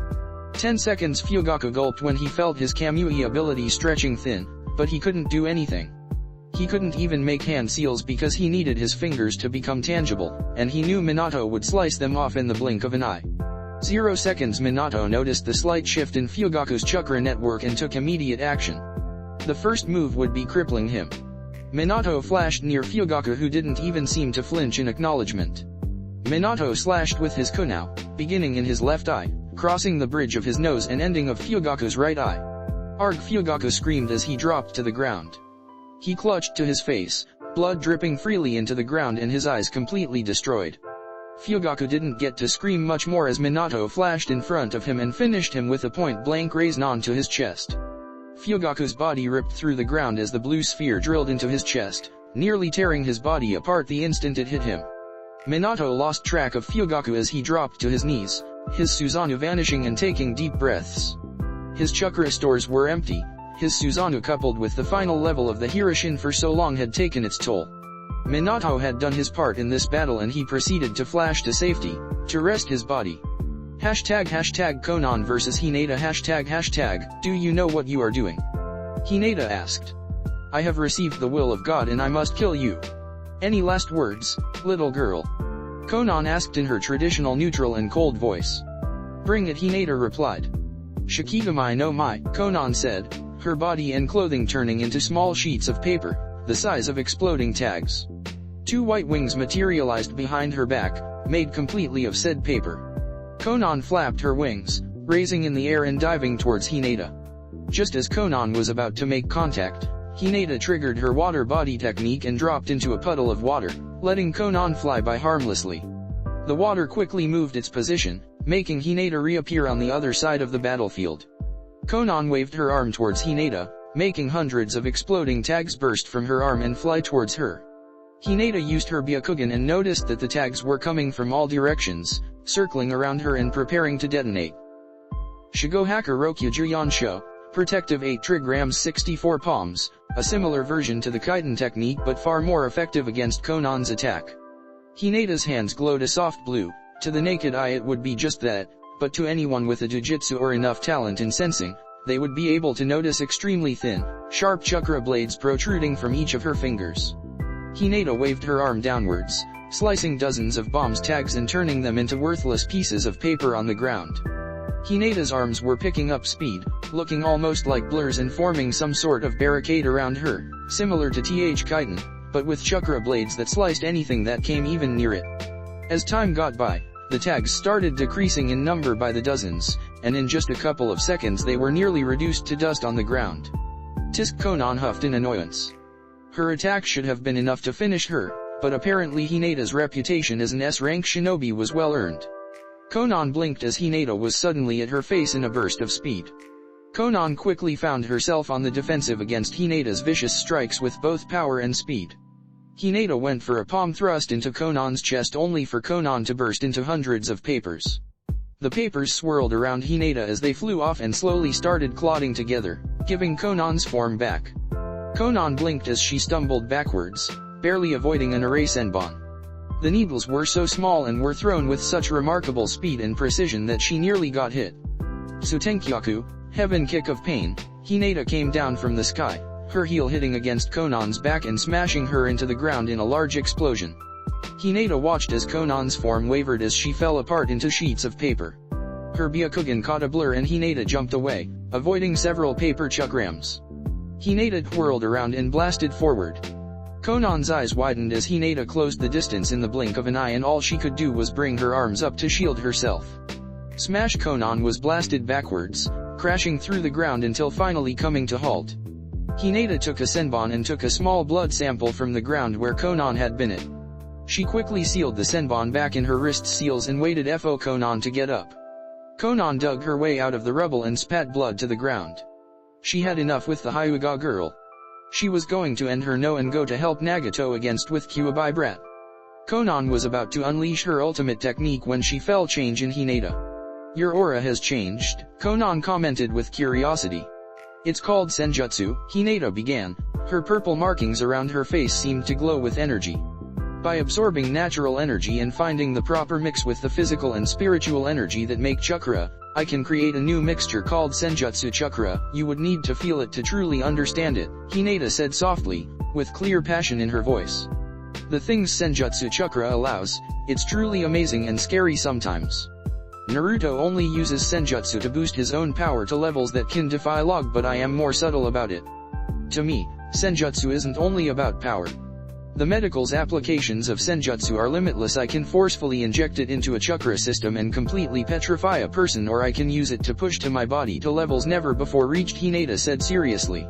I can regenerate vital organs instantly, regrow limbs in a matter of seconds, push body to the ultimate level by opening the 8 inner gates and live to tell the tale. Hinata laughed softly, raising her hand into the air, the purple marks spreading around her arm like a snake.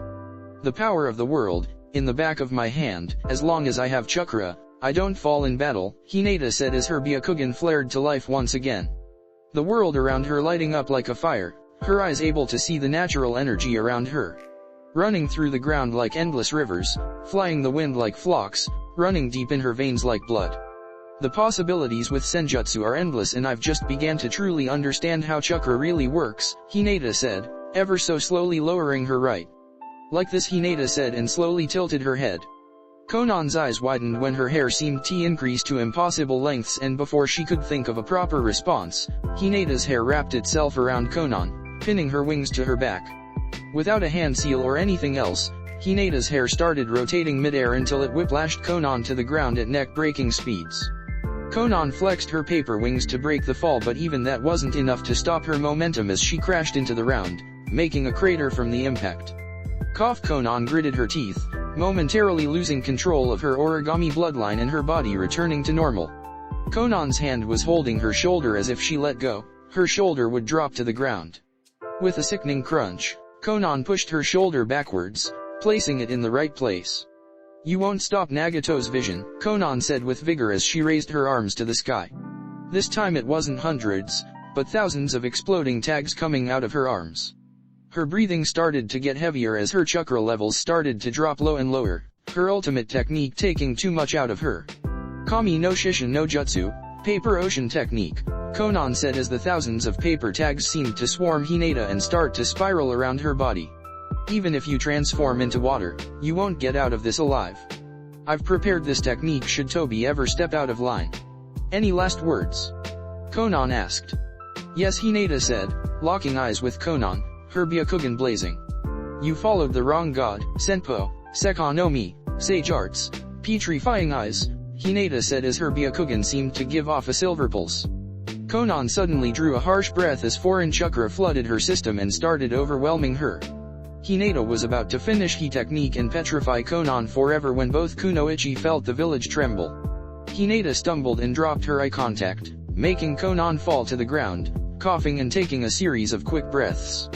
"Nagato!" Konan yelled at the blinding light on the horizon, where she knew Nagato was fighting against the Kuwabai kid. Konan jumped into the air, pouring the remnants of her chakra into forming her paper wings. Konan quickly flew off with Hinata running after her. Hashtag Kisame vs White, Itachi, hashtag we meet again Itachi-san, Kisame replied, grinning like a madman. It appeared he would get the battle he always wanted. "So it seems," Itachi replied. "People say I'm a shark," Kisame said, shrugging his shoulders. "And sharks have to eat," Kisame finished, picking up his blade that seemed to shiver with excitement. "Looks like Samehada has taken a liking to your chakra. Maybe it was all that time we worked together." "Suten, Amsuikaha, rainwater shark wave," Kisame said, flashing through hand seals and slamming his hand on a nearby pond. The water rose into the air and formed several large water sharks. Itachi didn't move from his place and simply took out 5 kunaus with exploding tags attached.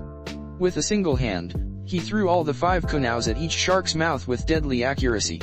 5 explosions was the sound of Kisame's technique being defeated. Kisame just smirked when he noticed the explosion. All that water in the air simply reformed into more sharks, although these ones were smaller they were far more numerous. Kisame jumped into the air and brought his Samehada downwards, trying to smash Itachi. Just as the sword was about to make contact, Itachi exploded into crows that circled Kisame and reformed not far away.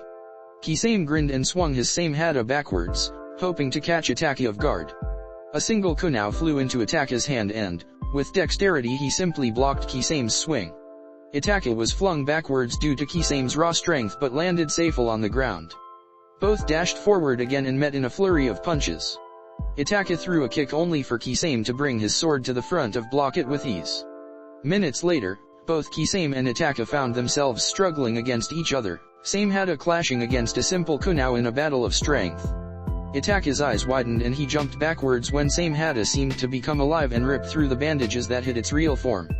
"I told you, Samehada isn't a simple sword," Kisame grinned as he began hand seals. "Suten, Sukodan no Jutsu, water shark bomb," Kisame said, thrusting his hand forward, hurtling a big water-made chakra at Itachi at high speeds. "Katon, Gukaku no Jutsu, great fireball technique," Itachi jumped backwards to gain some room as he took a deep breath. He released a powerful ball of fire that crashed against the incoming shark. Both technique neutralizing each other in a clue of steam. Kisame took Samehada by the handle and scanned his surroundings for Itachi, the steam clouding his vision. You lose. Kisame's head twitched ever so slightly as Itachi seemed to shimmer behind him and place a simple kunao at his neck. "You really are a prodigy of the Sharingan," Kisame laughed, not at all intimidated by the kunao at his neck. "But I think you underestimated me," Kisame grinned, bursting into water as another Kisame appeared behind Itachi, this time placing Samehada at Itachi's neck. Kisame felt a small spike on Itachi's chakra and almost bubbled with excitement. So you are going to use those eyes? Kisame asked, not needing to see the Manjaku on Itaka's eyes. I already was. Kisame's head did a 180 and saw another Itaka looking at Kisame with a neutral face. The Itaki at Kisame's mercy only shimmered out of existence. No water, no smoke, no crows, like it was never there to begin with. Impressive, Kisame said, lowering his blade and looking at Itaka carefully. You got some new eyes, I see, a gift, Itaka simply replied. How about we end this right now? Kisame asked. Our most powerful jutsu against each other, Kisame offered, and Itaka simply nodded. Itaka's eyes began glowing as Kisame began working through a long chain of hand seals.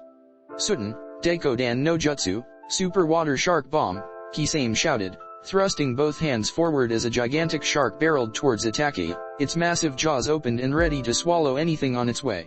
Itaka was enveloped by an orange glow, signifying the use of his Susanoo shield. In just a few seconds, Itaka was completely surrounded by his fully formed Susanoo, complete with a sword on its right hand and a shield on its left hand. Yaten no Kagami, Itaka simply said, putting his red shield forward. The Yata mirror, an ethereal red shield that was rumored to be endowed with all 5 nature transformations, capable of negating any type of opposition, whether it's spiritual or physical. The rumor was about to be put to the test as the massive water shat approached. The shield lived to its expectations as it didn't even buckle when the water shark crashed upon it.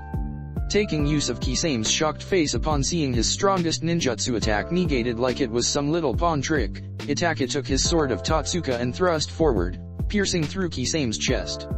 Kisame didn't scream out in pain or anything, perhaps he was still shocked, or maybe he just didn't feel anything. Itaka, it seems that in the end, even a shark gets eaten, Kisame said as his form started to crumble and he was absorbed into the sword sealed for all eternity. #blue, Tobirama, versus Devapath #, why do you follow the Kuwabai brat? The Devapath asked in his monotone voice. Because I believe in his ideals. He and I, we are both realists. We see the world as it is, not as we'd like it to be, Blue, Tobirama said. And he, unlike my older brother, doesn't think this world will know peace with friendly talks and by playing nice. He will reach peace, one way or another, Blue finished. I see, the Devapath replied, narrowing his eyes. Who are you? He asked with simple curiosity, no real need to know. My name matters not. I'm the man that will support Naruto to the best of his abilities, and if that includes killing you, then so be it, Blue, Tobirama said, clasping his hands together in a prayer sign. Suten, Baku Suishao Urha, great exploding water wave, Blue, Tobirama said as spiraling vortex of water appeared in front of him. The vortex exploded from the top, coming down against the Devapath in the form of a gigantic wave. Shinra Tensei, Devapath raised his hand, pushing the wave backwards. The remaining water circled around the repulsive barrier. If now's information is correct, he should have a small interval between attacks, Blue, Tobirama thought as he watched the water calm down and the Devapath lowering his arm. Blue flexed his right wrist, making a pop sound followed by a small cloud of smoke. Blue took the handle of whatever came out of the storage seals and channeled chakra through it. The handle seemed to roar to life, forming a blade of sparkling yellow light. It's the first time I've ever laid eyes on the Raijin no Ken, Sword of the Thunder God. If I remember correctly, it belonged to the Nidame Hokage of the Leaf, Senjo Tobirama, the Devapath said, not the slightest impressed by the legendary sword. Not belonged, Blue, Tobirama said, bringing his hand to his blue mask. Belongs, Blue said, dropping the mask to the floor and showing his face with 3 red markings and shaggy white hair. Senjo Tobirama, the Devapath simply said, taking in the man in front of him. I supposed I shouldn't be surprised by your appearance, seeing that the 4th is also alive and well, the Devapath stated. Suten, Suidanha, severing wave, Tobirama spewed a highly compressed jet of water. The jet ripped through the ground like a knife through hot butter as it approached the Devapath. Shinra Tensei, the Devapath shouted. The water jet collided with the shield, splashing like water on hard floor. Tobirama immediately dropped his attack and threw a few kunous. My power isn't ready yet, the Devapath thought, tilting his head to the side and allowing the kunous to fly by harmlessly. Hirai Shingiri, flying thunder god / the Devapath heard a voice behind and quickly turned around, only to catch a small glimmer of yellow as the Raijin no Ken detached his head from his shoulders. Thump, the Devapath's head rolled to the floor as Tobirama turned off his sword. Some god Tobirama muttered as he walked away to help Kumo deal with the invading force of Zetsus. #Red, Kushina, vs Predapath Another one, the Predapath said, his Rinnegan boring straight into the red dragon. You have Uzumaki Chakra, the Predapath commented with slight curiosity. I'm related to Uzumaki Mito after all, Red replied, shrugging her shoulders. I have red hair like the real you. My Uzumaki genes are dominant, but does it matter? Don't expect mercy on my hand just because we belong to the same clan. You want my Kushina stopped mid-sentence as she was about to reveal her identity. Forget it, Red said, unsheathing her sword from her back. Futon no Yoroi, Red said, her body gaining a small blue aura around her, almost invisible to the naked eye but like a light bulb to the Rinnegan. Isin, Chakra wave, Red flicked her sword, releasing a blue crescent wave of Chakra towards the Predapath who held his ground. The Predapath allowed the jutsu to hit him head-on, only for the technique to disappear upon contact. He completely absorbed my attack, he must be the Predapath, Red concluded in thought, deciding to resort to more physically oriented attacks. It was lucky that she was a more physically oriented fighter, even with her slender frame she still packed quite a punch.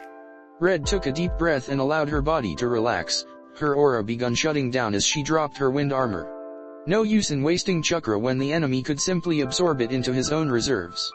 Red buckled her knees and shot forward, leaving a trail of dust. Red swung her sword, the blade whistling as it cut through the air with ease. The Predapath instinctually ducked and jumped backwards to gain distance from his opponent. He himself wasn't an offensive path but more of defensive one, and against AF and powerful opponent like the Red Dragon, the Predapath found himself troubled. The Predapath quickly found himself on the defensive against Red's unrelenting attacks and vicious strikes. Red narrowed her eyes when she saw a black metal rod appear from the Predapath's hands and parry her sword. Both weapons clashed with a resound bang, orange sparks flying as both metals grinded against each other in a battle for supremacy. Red took a single hand from her sword and pointed it straight at her opponent. The Predapath noticed a small glint in her palm. His eyes widened and he immediately pushed himself backwards as a golden chain sprouted from her hand, grazing his che and drawing a small line of blood. Chains as well. Is she related to the Kuwabai brat as well? The Predapath mused in thought, struggling to dodge the incoming chains that seemed to increase in number as time went on. The Predapath couldn't do much against such opponent and in desperate times, come desperate moves. The Predapath rushed forward, dodging a few incoming chains as he made his way to Red, who was stationary while using her chains. The Predapath spread his arms, making black rods sprout from each hand. Red raised an eyebrow as the Predapath jumped into the air and flexed both rods at her, hoping to end her quickly. Red tilted her head in confusion as two chains shot from near her feet and wrapped themselves around the rods, snapping them like wrought wooden twigs.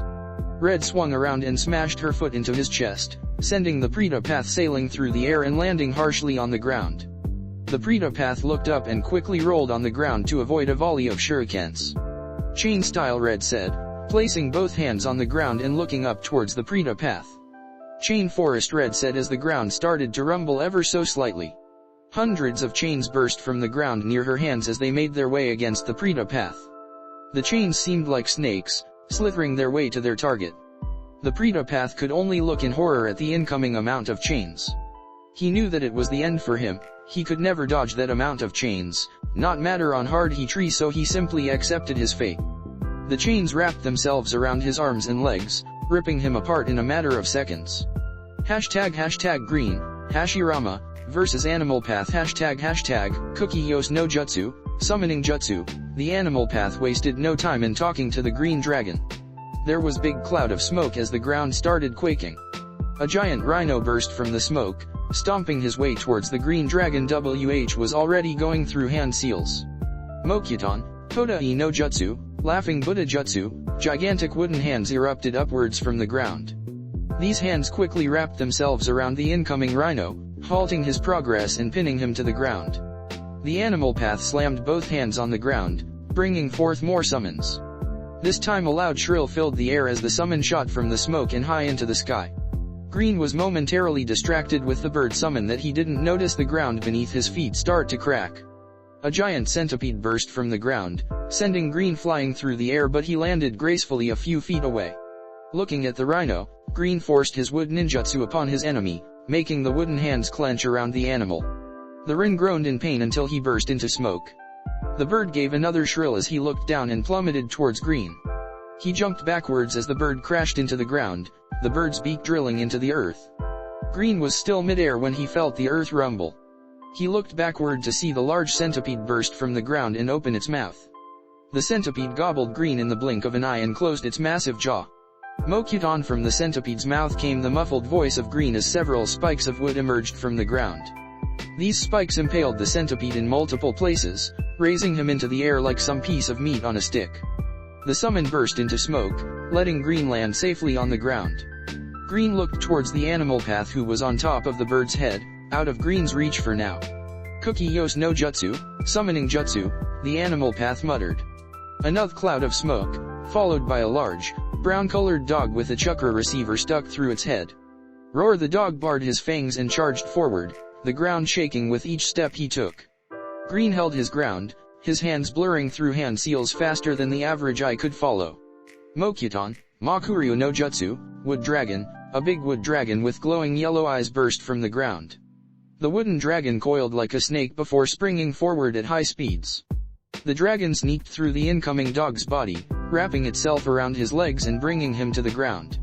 The dog howled in pain, his snout meeting the hard ground when his legs were tied together. To Green's surprise, the dog didn't disappear in smoke with that crash. No, in fact the dog somehow split into two and rushed forward once again.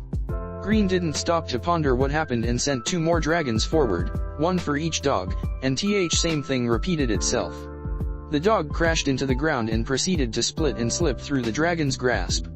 It seems that I can't defeat that summon, Green mused in thought as four dogs charged at him. Mokuton, Shishiro no Jutsu, four-pillar prison, Green said. The ground grumbled, and this time not caused by the approaching summons. Green took his time, letting the dogs approach him until they reached the intended spot. Several timber pillars shot from the ground, forming a perfect square around the dogs. The dogs whined as they crashed into the wooden walls and proceeded to split once again. Although this time they would not be going anywhere as they were confined inside the wooden prison.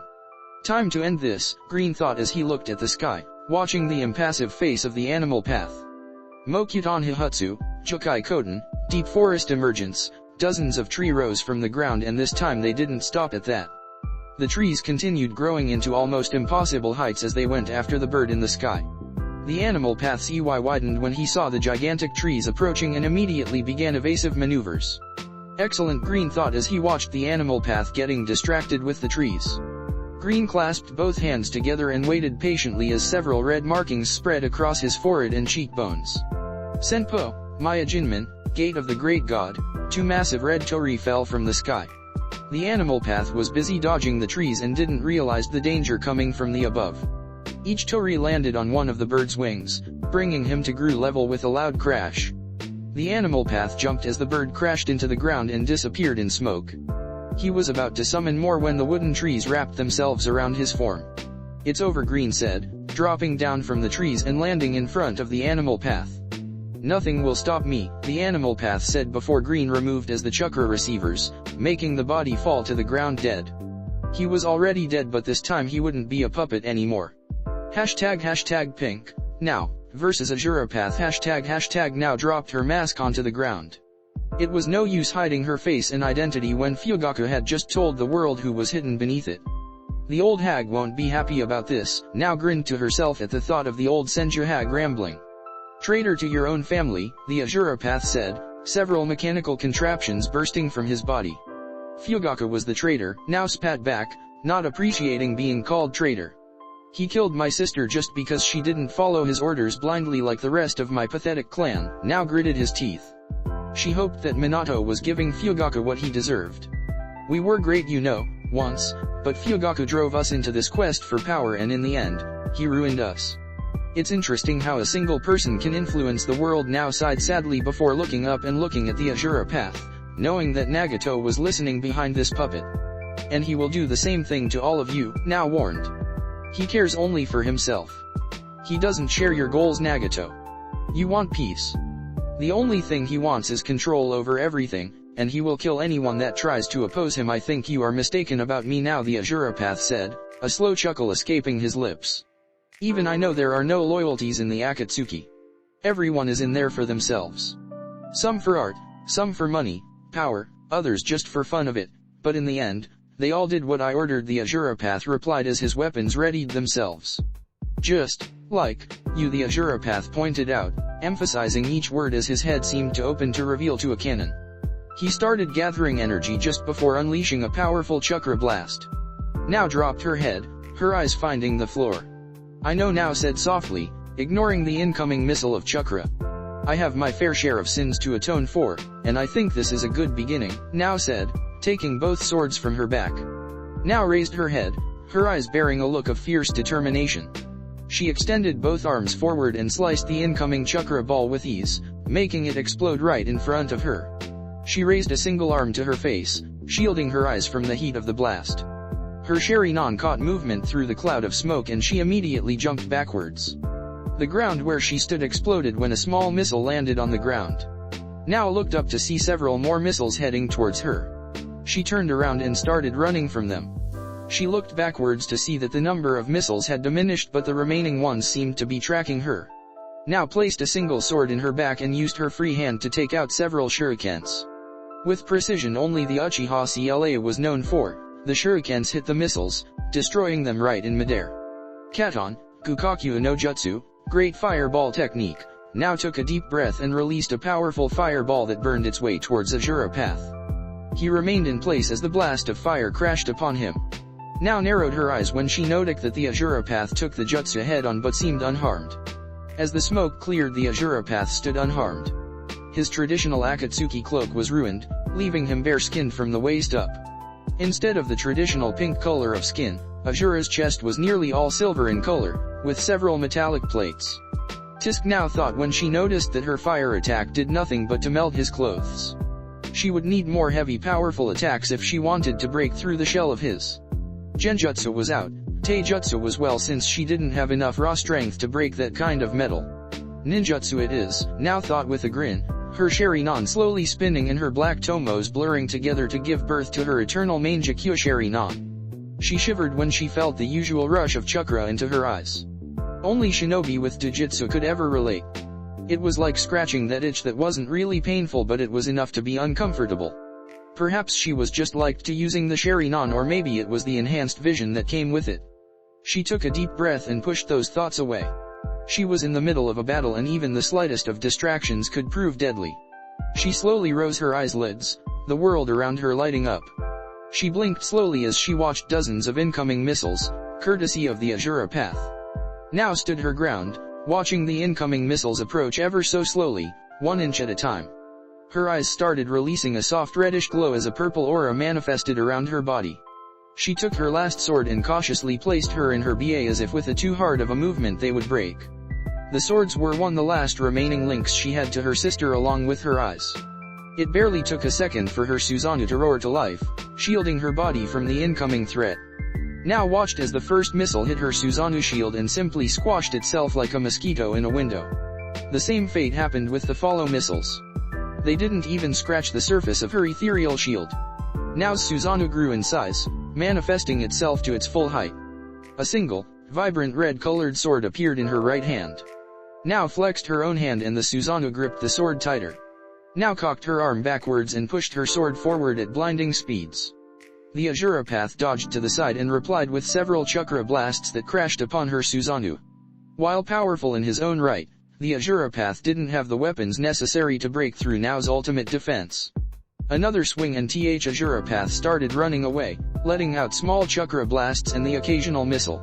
Now closed her eyes and took a deep breath in deep concentration. She snapped her eyes open, immediately locking his position.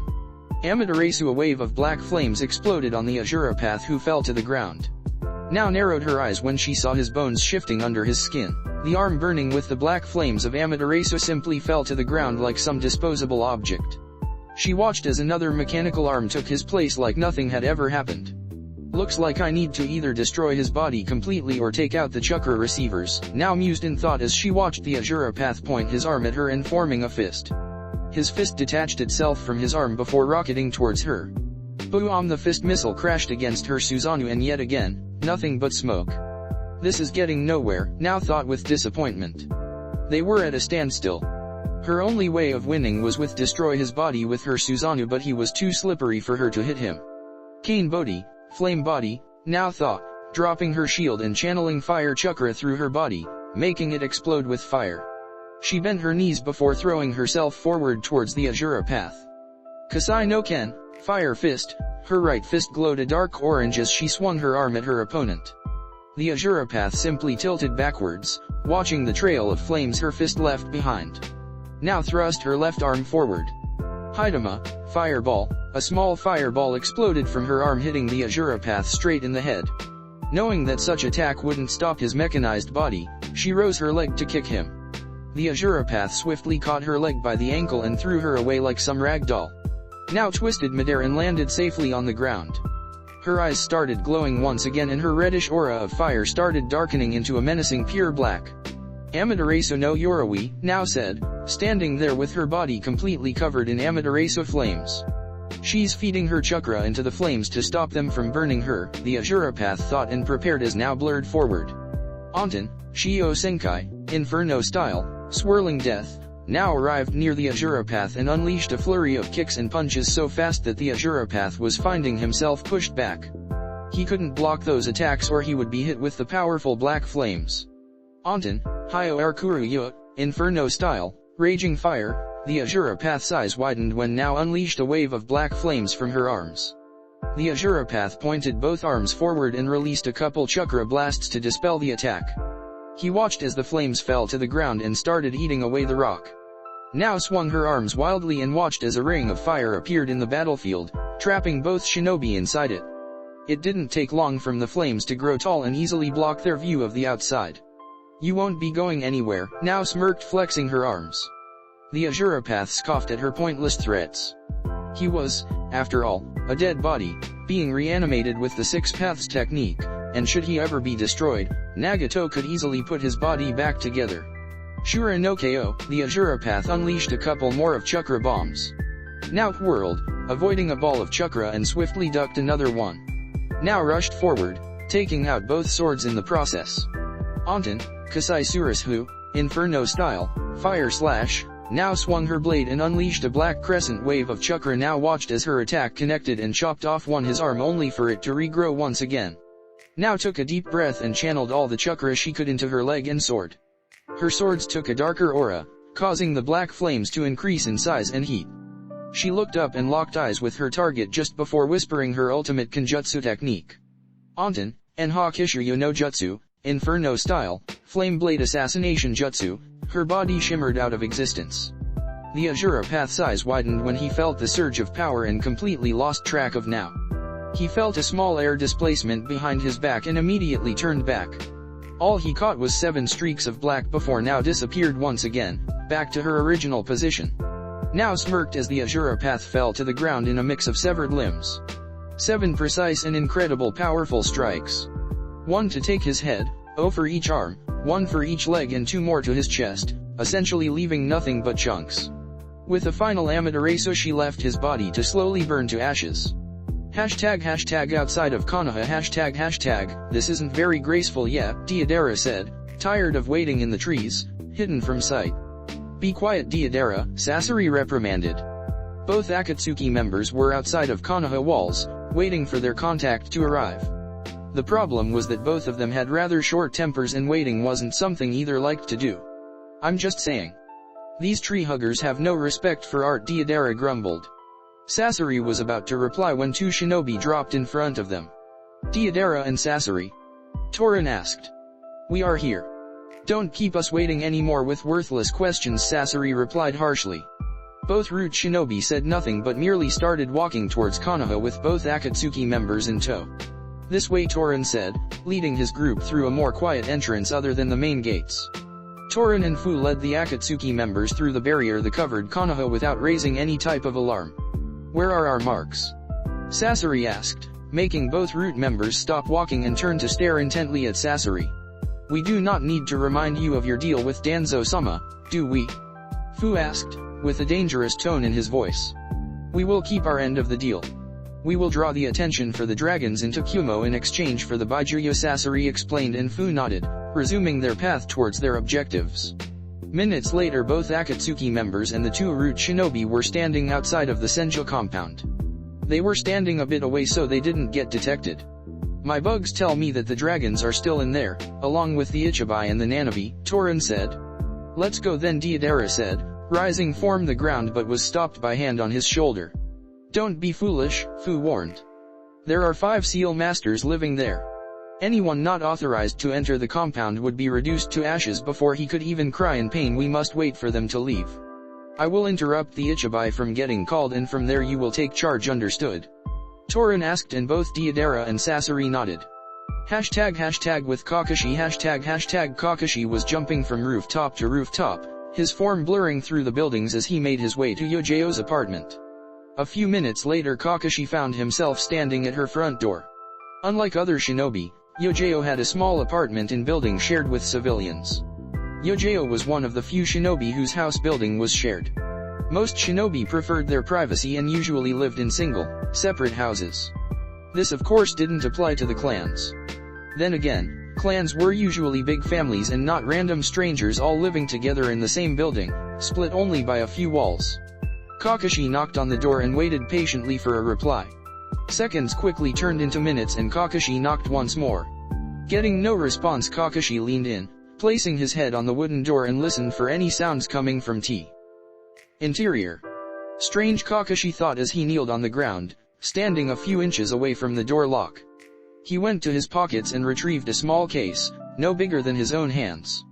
He set the case on the stone floor and quickly unrolled the fabric, reveal a few shining metal tools. Kakashi nearly felt like whistling as he took a thin metallic lockpick and introduced the tool into the lock. Kakashi listened and felt for the clicks as the lock's pins were placed in the right place, allowing the tumbler to rotate freely. Kakashi pocketed his tools and opened the door. The first thought that came through Kakashi's mind was amusement. Shoes tucked away in a corner, 2 swords hanged neatly in a nearby wall, a small shelf filled with books, no empty room for more, and surprisingly enough, no books lying around TH house other than the bookshelf. Still the same old perfectionist, Kakashi thought to himself, walking towards the room and silently opening the door. His Sharingan came to life as he gazed in the darkness of the bedroom and saw nothing more than an empty bed. Kakashi went to check the remaining rooms but found no evidence of Yojo. All of her clothes and equipment were still here, so he ruled out defecting. Kakashi was closing the door out of the apartment when his nose caught a familiar scent. Hey, that explains her absence in her home, Kakashi thought with a grin as he closed the door and made his way towards Hayate's house, where he was sure he would find Yojo.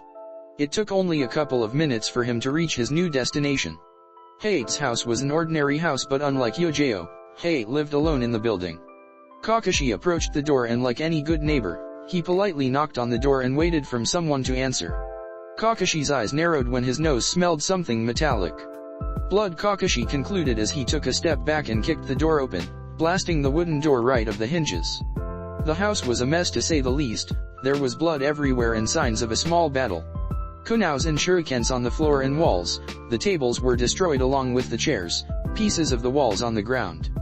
Kakashi quickly searched the house for any signs of Yojo or anyone else. The amount of blood that was sprayed around TH apartment was too much for someone to survive. He chose to follow his nose, trailing the scent of blood to its source. Kakashi quickly reached another door, presumably to Hayate's bedroom, and decided to take caution. Something had happened here as it wasn't pretty. Kakashi stealth approached the door and slowly pushed it open, the wooden frame creaking ever so slowly. Yojo, Hayate, Kakashi shouted as he saw his 2 comrades lying on the ground, in a pool of their own blood. He quickly rushed to their side, hoping that they would still be alive. Kakashi gingerly brought a finger to their neck and sighed in relief. He felt a pulse, a weak one at that, but a pulse nonetheless. Kakashi, Yojo muttered weakly, barely able to part her lips. Hayate seemed to be in even worse state, completely unconscious. They were lucky to have fallen unconscious with their wounds facing the floor, somewhat stemming the blood flow. Kakashi did a quick overall scan of the room and found another person lying in a nearby corner with a sword driven through his chest. An assassin, Kakashi mused in thought, noticing a single white mask on the attacker's face and simple umbu clothing. Shadow clone jutsu, Kakashi said, making a clone of himself and hoisting Yojeo over his shoulders, with one hand applying pressure to her wounds. Kakashi's clone did the same with Hayate as both dashed towards the hospital. During their way, Kakashi made another clone to inform the Hokage that someone had targeted her bodyguard. While Yojeo was Jounin and one of the best, there were far more likely targets for an assassination inside the village. Everyone knew that Yojeo was Numbu, but a mere few knew that she the Hokage's bodyguard. Just thinking that someone had found their identities and made a move on them was troubling enough. Hashtag with Akatsuki en route hashtag now Torin shouted as the four members stormed the Senju compound. Gaara was about to respond to Naruto's summon when a swarm of bugs burst from the ground, ripping through the wooden floor. Futon, Detapa, great breakthrough. Gaara took a deep breath and unleashed a powerful gust of wind, breaking the swarm and pushing the insects backwards. Without a second thought, Gaara jumped towards the window, smashing the glass and ending on the outside of the Senju compound. Sand started flowing freely from his wrist seals as it started crushing the flying bugs. Bugs are a specialty of the Abarame clan and Fuchan, Gaara thought in confusion as to the person responsible for this attack. Katsu Gaara's eyes widened when a white bird appeared right in front of his face and started glowing. He barely had time to shield his face as he was blasted back, his sand skin cracking slightly due to the explosion. Gaara cursed beneath his breath as he twisted midair and landed on the ground. Boom! The ground beneath Gaara's feet suddenly exploded, covering his form in smoke. All done, Deidara smirked, coming down from the sky on top of his clay bird. His cocky smirk was quickly wiped from his face when the smoke cleared and instead of battered Gaara, he found a solid cocoon of sand on its place. Akatsuki, is it? Gaara asked rhetorically as the sand cocoon opened slowly to show his neutral face. You are either very brave or very stupid to attack the one of the 5 great elemental nations on broad daylight, Gaara said, stepping on top of a small chunk of sand and started floating into the air. Deidara was not happy his plan hadn't worked. Now he had to actually fight the Ichibai Jinhiriki. Looks like my plan failed, Deidara grumbled in disappointment. Gaara was about to reply when they felt the ground starting to rumble. Gaara's eyes widened when he felt a massive spike of chakra and his head snapped to his left just in time to see a wall of the Senju compound being blasted open by a small Baijuudama.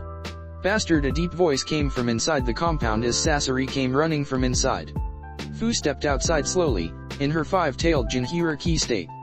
Piercing green eyes, dark blue chakra cloak. The ground cracked as Fu shot forward, heading straight towards Sasori. Gaara's eyes followed Fu as her Baijuyu empowered fist crashed into Seiser form, obliterating the Akatsuki member into pieces. They are not alone, Fu-chan. Be careful, Gaara warned, remembering the swarm that nearly overwhelmed him earlier. Let me out, I want to play too, Shukaku yelled from inside Gaara's mind. This is no time for jokes. They are attacking us and Kanoha isn't responding. Fu's attack should have drawn a lot of attention, Gaara replied, and Shukaku frowned.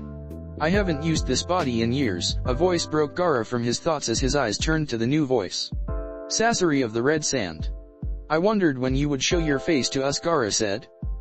You are well informed, Sabaku no Gaara, Sasori replied, stretching his wooden limbs. We know more about your organization than you could ever hope to think, Gaara said. Fu slowly made her way towards his side as more sand started pouring from his storage seals. Fu-chan, are you in control? Gaara asked towards his partner in Baijuyu form. Yes, Fu snarled at the Akatsuki members. Go, Gaara said, raising a wave of sand as Fu roared and dashed forward. Deidara's bird quickly flew high into the sky, out of range from Gaara's sand. Sasori disposed of his Akatsuki cloak to reveal his puppet body. From his back came several metal blades that blocked Fu's punch. Roar! Fu roared, releasing a shockwave that pushed Sasori backwards and cracked the ground from the pressure. Sasori skidded through the ground until he stopped. Tisk! Sasori sighed beneath his breath as he took his favorite puppet.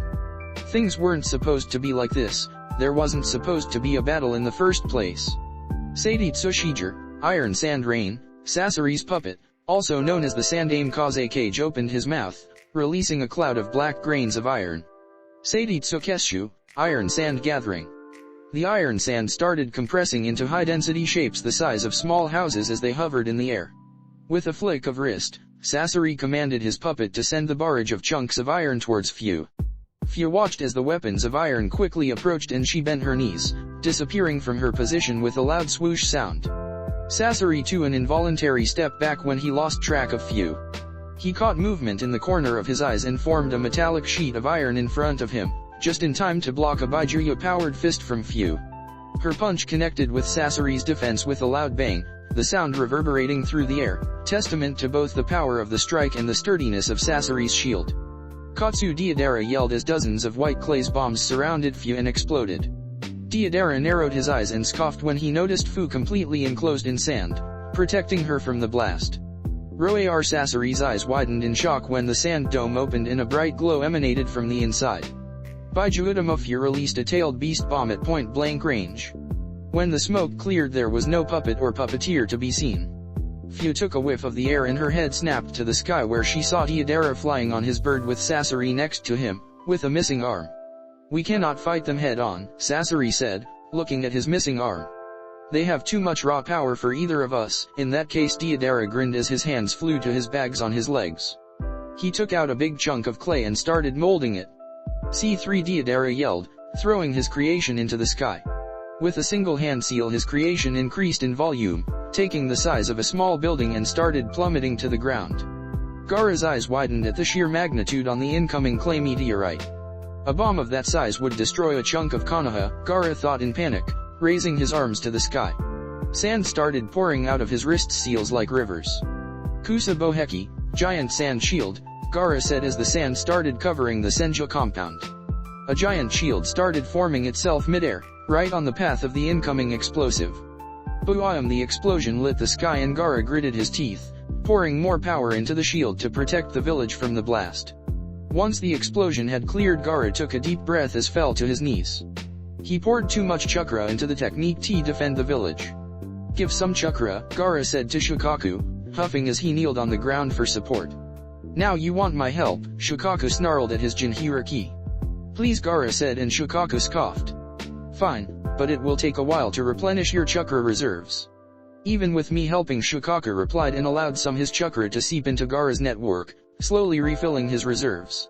"Whoa!" Deidara shouted, forcing his clay bird to bank left all of a sudden as a tailed beast ball barely grazed them.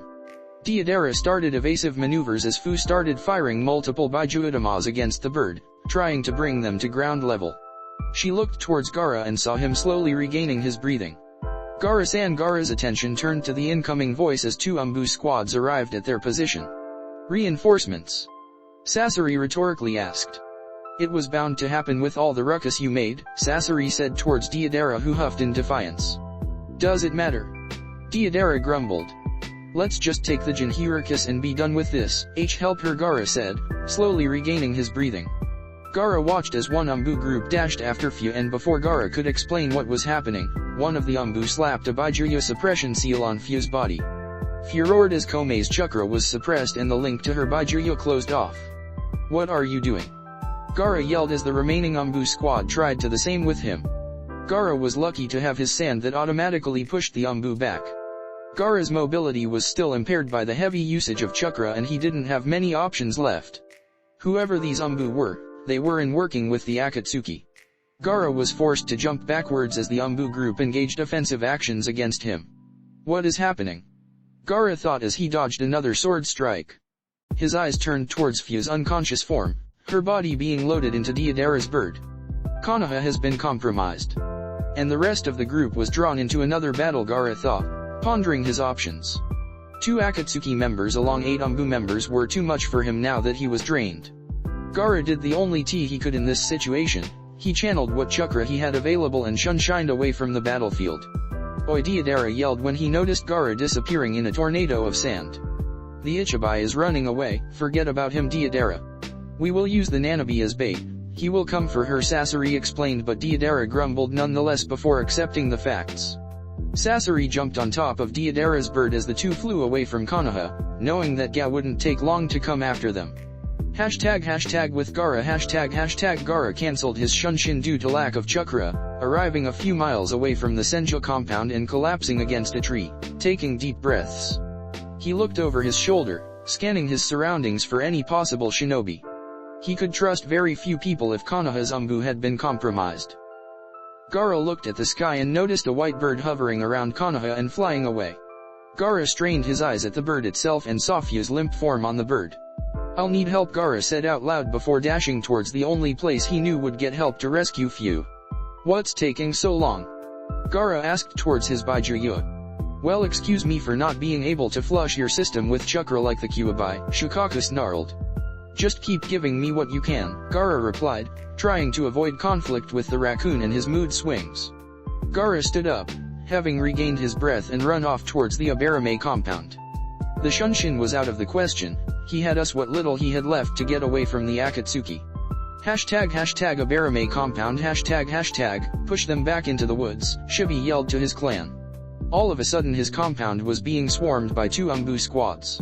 Hihutsu, Mushitatsumaki, insect tornado, Shino said as the bugs surrounded the enemy and started spinning around them at high speeds. As the tornado was spinning, each bug took a bite of each one of the Umbu. It was mere moments later that Umbu were all but disintegrated. It's done, Shivi said, taking a deep breath and falling to his knees. Shivi suddenly began yelling in pain and fell to the ground, squirming in pain. Father! Shino yelled, rushing his father as well some members of the clan. What's happening? Some member asked, clearly wondering what was happening to their leader. Shino laid his father flat on the ground and ripped his chest's clothes to display a growing purple spot in the middle of his chest. Rinkaichua, phosphorus destruction insect, Shino simply said, ignoring the gasps of everyone around them. Rinkaichua, a rare breed of nano-sized, venomous insects that destroy the body's cells, causing excruciating pain in the process. Take him to the hospital, it's too late for that. We would never make in time, Shino replied, ignoring the protests of the rest of the clan. Shino, Shivi gasped, reaching for his son and bringing his closer. The clan, it's up to you, Shivi whispered, dying, and his arm dropping limp to the side. The Abarame clan, a clan that valued logic above all, a clan that taught each member to bury emotions, to remain objective on the field. Even having been taught all that, Shino couldn't help but let out a small tear. Damn it, Shino swore, punching the ground. Report the attack to the Hokage, Shino said, but neither member moved. Now he snarled, startling everyone around him. The members scattered to fix the damage that had been done to the compound and to report to the Hokage. Shino sighed and picked his father's body. He didn't need to worry about the Rinkaicha since they went destroyed themselves once the host they fed upon had died. Shino quickly made his way towards the compound, a small walk but it felt like miles. Shino arrived near his house and looked as the door opened. Shino. A female voice appeared on the other side. No, she whispered when she saw Shivi's limp form being carried in his son's arms. Shivi, she yelled, rushing towards them. Shino stopped and lowered his father to the ground, allowing his mother to envelop Shivi in a desperate hug. Sorry, Shino said, his voice raspy and dry. They took us by surprise and one the attackers was one of us, Shino whispered, watching his mother swallow herself in grief at the death of her husband. He's a better place now, Shino offered, feeling completely helpless.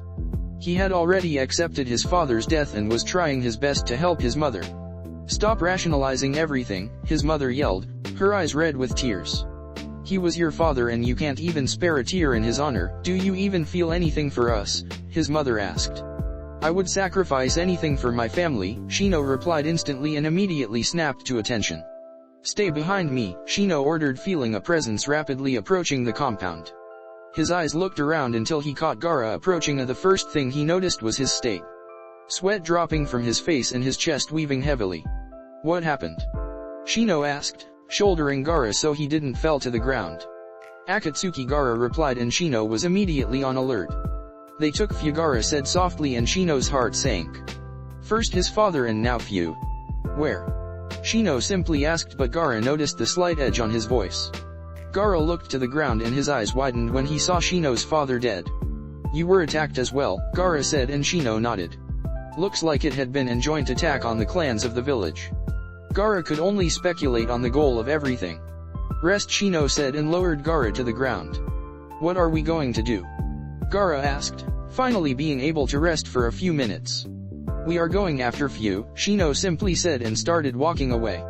Wait for me to come back, Shino said, and Gaara nodded in acknowledgement. Go, his mother interrupted him. Give them hell for me, his mother smiled sadly, and Shino nodded. Hashtag Abarame Hive hashtag Shino arrived at the center of the woods surrounding his compound. He slowly entered the room and made his way towards the center of the room. As he walked, he looked around to see several hives all around the room. Here was where they grew bugs, and where they performed the ceremony on the newborn. Shino stopped right in front of a large box. It was just an ordinary box, standing in a simple wooden desk. While seemingly plain, this box had etched a single word on the front. Forbidden. Shino paid no second thought and opened the box, taking the jar out and gently lowering it to the table. Shino placed a hand on the lid and hesitated ever so slightly, before picking up the jar and smashing it on the ground. As the jar shattered on the hard floor, a large swarm of bugs burst from it, immediately accessing the thread and completely covering Shino from head to toe in a shroud of darkness. Shino gritted his teeth in pain but did not waver for even a second on his decision. "You took my father from me," Shino said, dropping to his knees. "But with you, I will rescue you," Shino replied, his eyes burning with fire, and the bugs seemed to feel his power and determination. The swarm slowed down and began slowly flying around him. The bugs landed softly on him and started slithering their way into his skin. Shino dropped his black goggles to the ground and slowly stood up. His skin was now a deep purple and eyes shining a bright silver. "Let's go hunting."